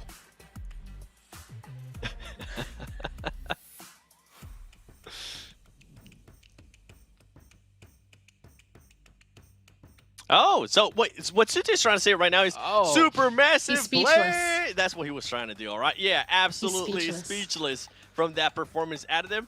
But something did happen that we were kind of hoping it would happen on that last match. Na'Vi ended up getting circled, but Sue, they didn't get the chicken dinner as we thought they were going to. What happened? Yeah, so, I mean, we were talking about, well, I was talking about Supermassive Blaze, too. You guys didn't get to hear me do that, you know, cool Supermassive Blaze shout-out. Maybe you will next time if they get another chicken dinner. But yeah, Na'Vi, they got the circle, and, well, we'll go into a little bit later because we do plan on doing a little recap on Na'Vi. But looking at these points Supermassive Blaze, they went super massive, huge, 28-point chicken dinner. That definitely throws their name up there in the potentials for making it to the Super Weekend. And following it right down, next Ruya also having a really good game. And Footballist, I think this may be one of their better performances. And oh my gosh, S2G once again so consistent, and obviously in the placement points, right? Kill points not as much, but that is just how they play. 7. They definitely do. I mean, consistency out of that team when it comes to placement points. We do have Eastern Stars. I mean, this is a team that I was kind of calling out because I was used to seeing them on the second page. Well, guess what? They're over here in the first page with 10 points. We do have Na'Vi. We'll be talking about them in a little bit. They did end up with 8 points themselves. We have FB right there with 6 points. And PK, I mean, Knights. I was wondering if you guys were going to be able to get that chicken dinner. For me, you guys weren't, but hey, I'll be happy with you guys being able to get at least 6 points right there. As we're going to be going here towards the second page, we have SG right there. Furious Gaming with 4 points. A ton Esports being able to get most of their points from kills alongside with Exit here. And some surprises actually for me, Sue. First of all, Rise being able to get only 0 points, that's a huge surprise for me, considering what we've been able to see out of them, especially on the first Erangel that they played. And then Ghost Gaming being able to finish up here this Erangel with 2 points alongside with Team Kessel with just 1 point, Sue. As Ghost Gaming definitely struggling a little bit there. They didn't get that zone favored. It kept shifting to the southwest. It made things really hard, but Catch definitely didn't think those zones were any difficult. 877 damage and 7 eliminations. 42% average team contribution. Keep in mind, there's 4 players on a team, and this player by himself got 42%. So Catch definitely coming in huge for his team on the side of Supermassive Blaze. Another team that was actually able to take advantage that I didn't get a chance to kind of mention them in that last segment was Next Ruya.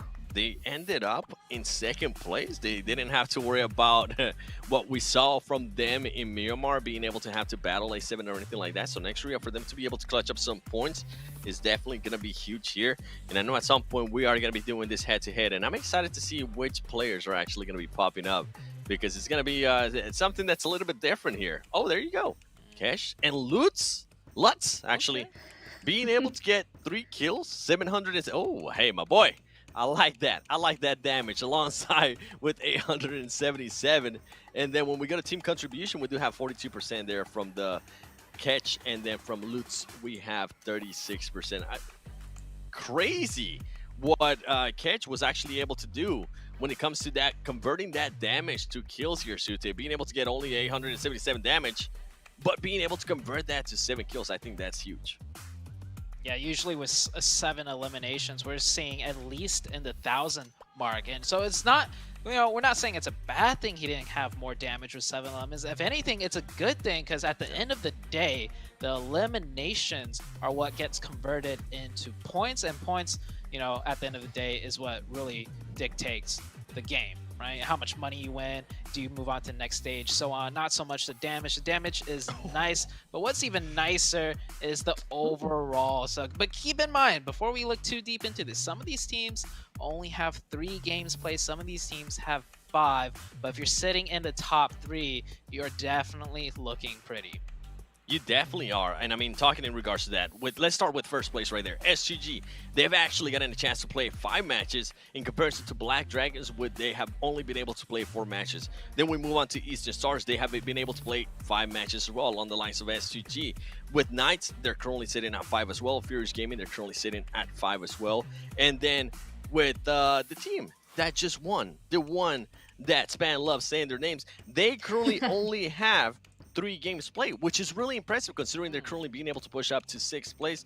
With Alpha 7, they've been able to play 4 matches. So this is stuff that we definitely want the viewers to keep an eye on, especially going into tomorrow, because this is the halfway point, and I'm pretty sure once we see that second pitch as it's coming up, it's going to be interesting. I mean, we have Footballers right there, topping it off with 28 points, Exit with 24, and what I'm seeing here is just how close, in a way, all of these teams are, especially if we go to 16 and 17. They're currently being separated by just 1 point. Something to keep in mind, though, is that those 2 teams, they have actually both played 3 matches as well. So they're currently tied in regards to matches played. Could it come down, Sute, to the last game? Could it come down to just a final kill? Okay, last game, yes, but I love how you mentioned the final kill. Yeah, look at the point difference. Literally 2 to 3 points. That is 2 to 3 kills. So we saw the action, coming out of today. People were dropping left and right during a fight. So it's just the kill points are going to be such a big factor, especially down there in the top 16. And the other thing you guys got to remember is going into the final day, everybody towards the bottom is going to try and break into that top 16. So the second they get a knock, the second there's a chance of them just getting 1 more point, even if it's a little bit risky, we're going to see these teams get a little bit desperate. So before we, talk any more about that, let's go for that recap that we talked about. We want to take a look at the Na'Vi team in particular. Here, we do got Na'Vi on your screen. So once again, they had a long rotation to make. They didn't get the circle favor in the first few, but we did end up seeing them getting it towards the late game. And we hoped, Seven and I, we both hoped, hey, I wonder what they're going to do if they can get that circle. And they did. But it kind of, they kind of slipped up and kind of fell out of their hands. But you can see right here, their rotations were immaculate, coming in from the edge, coming in from the outside. They did have to fight 1 team to break into this one. And you see those X's pop up on your screen. That's them taking out another team that was defending that position. So now here, I love what Na'Vi did. They got the circle, they readjusted back a little bit. And now the problem is, you see the backside of that circle? I think they pushed a little bit too far in. They got the zone and they fell into the trap of trying to control too much of the zone, and they just got kind of shot from all sides. And moving on, Super Massive Blaze. 7, you can take this one away. Yeah, with Super Massive Blaze, I mean, we're going to be seeing this rotation out of them. And going back to what you were saying with Na'Vi, oh boy, there's so much I want to talk about that, because it was an interesting one with Super Massive Blaze. I mean, you can see them just going straight into the middle, kind of, especially on this circle, kind of completely the same thing that we saw with Na'Vi do, but on a different circle. We see them controlling this high area right here. They're being able to kind of overlook a lot of stuff, which is going to be interesting. And they're waiting patiently. I'm actually enjoying that this team is not trying any crazy splits. I'm enjoying that they're not trying any two splits, 3-1, but it does benefit them that the circle comes so close to them. And it also benefits them, Sue, that it's not right in the middle, kind of like what happened to Na'Vi. They don't have too much to worry about. They can just push up, let some of the other teams fight, which is exactly what happened. Wait for that perfect opportunity and be able to get those kills, which you're able to see here perfectly. Just at least 2 players inside the zone, 2 maybe outside, just to be able to make sure nobody comes up from behind, because that's totally what happened to Navi. People started coming up from every angle and it was just too much to handle. So yeah, and you see here, like, they're able to keep 4 alive because they didn't have to worry about controlling too much of the circle. Sometimes getting 2 circle blessed is, you know, harder than it looks because you feel like you could do too much, and that's what happens in Navi. But Supermassive Blaze, the circle shifted in a way where, hey, they just need to sweep the sides and watch the backs, and 4 alive in a 4v1v1, it kind of tells a story of just how they played that late game out. And keep in mind also, they did get a lot of kills, so it's not like they got the circles in a way where they didn't have to do anything. They did have to fight their way out, and of course, you know, they just took their pickings right here. I think Footballist went out third. Both players trying to snake it out, and 2 of them dropped. It got kind of a bit scary, but of course, the number advantage did come into play. Yeah, and another team I actually wanted to give some credit in regards to, especially that ending on Erangel. It was going to be Footballers because they full-on sent it to Navi and they were able to win those engagements. They got lucky too that some of the other teams were kind of trying to third-party Navi as well. But for Footballers to be able to do that, it's great to see that out of that team. Yeah, speaking about Footballers, right? If they survived that Footballers push, you would have seen them right there towards the end where Footballers was alive, and if they survived it, they might have kept 4 up, and we could have seen a completely different game. Of course, these are those small, minute details, small mistakes that just completely change a game around, and that's honestly why I love PUBG Mobile. It's all in the details. One small mistake can be the difference of a chicken dinner, or in case for Navi, like, they missed out on quite a few points because they didn't get that win.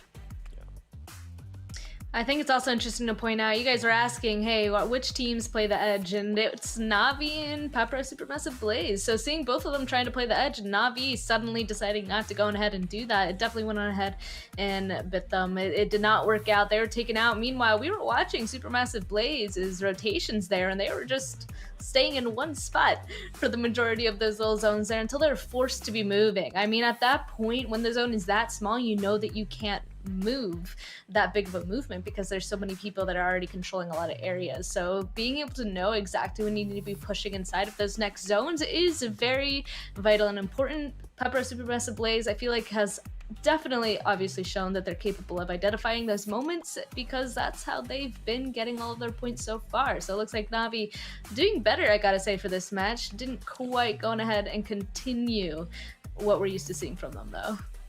I think happy. Those points are sorry, Sue. I think those points are going to be massive, especially going into tomorrow. Yes. For Navi, even though they didn't get a chicken dinner, they didn't get anything crazy. Just those extra points are going to be insanely massive. Because if now we will be talking a completely different story here. We'll be talking about how Navi is currently not even in the top 16, Sue. Yeah, so they got just enough points, by like 1 point, to break into that top 16. Of course, it's not over. There's still one more day, but mentality-wise, it feels good to know, like, hey, at least we're in the top 16. And after having 2 really bad games, they got enough points to just bounce back. So for the mental, it's great. Navi, I think they did what they've always done, and it finally kind of turned out to work for them as well.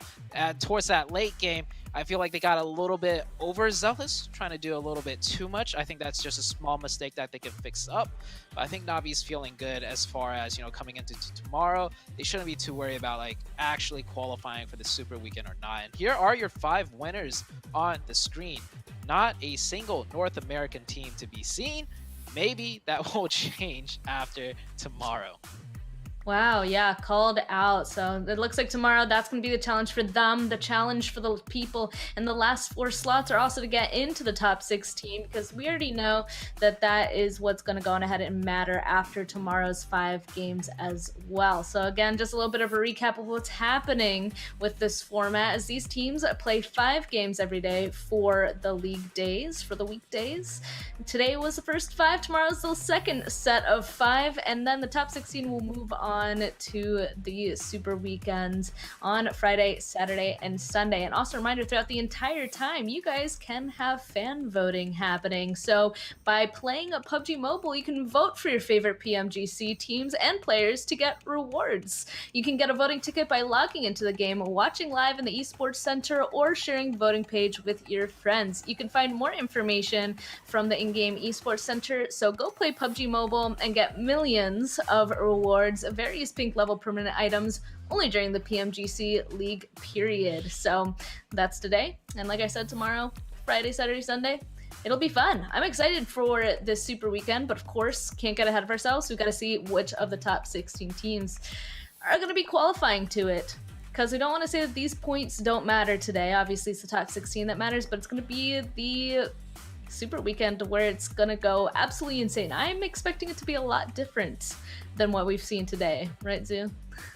Yeah, so from experience, I've played competitive and I've watched other tournaments in other regions, and the regular week is almost never representative of the Super Weekend. It's just that big of a change. Of course, some of the teams that do well in the regular week, you know, they carry a lot of momentum and they're obviously doing something correct, right? So that might spill over, but Seven, I mean, I want to get your thoughts on this too. I just don't think it really ever translates directly over into a Super Weekend. Yeah, I'm absolutely with you. I mean, we've seen teams come out of first place that have been in first place out of week of league play, and then they go into Super Weekend, and it's a completely different team. We don't even see them. We don't even mention them. They all usually end up maybe getting 3 points. Not saying that's what's going to happen here, and I'm hoping it doesn't actually happen here.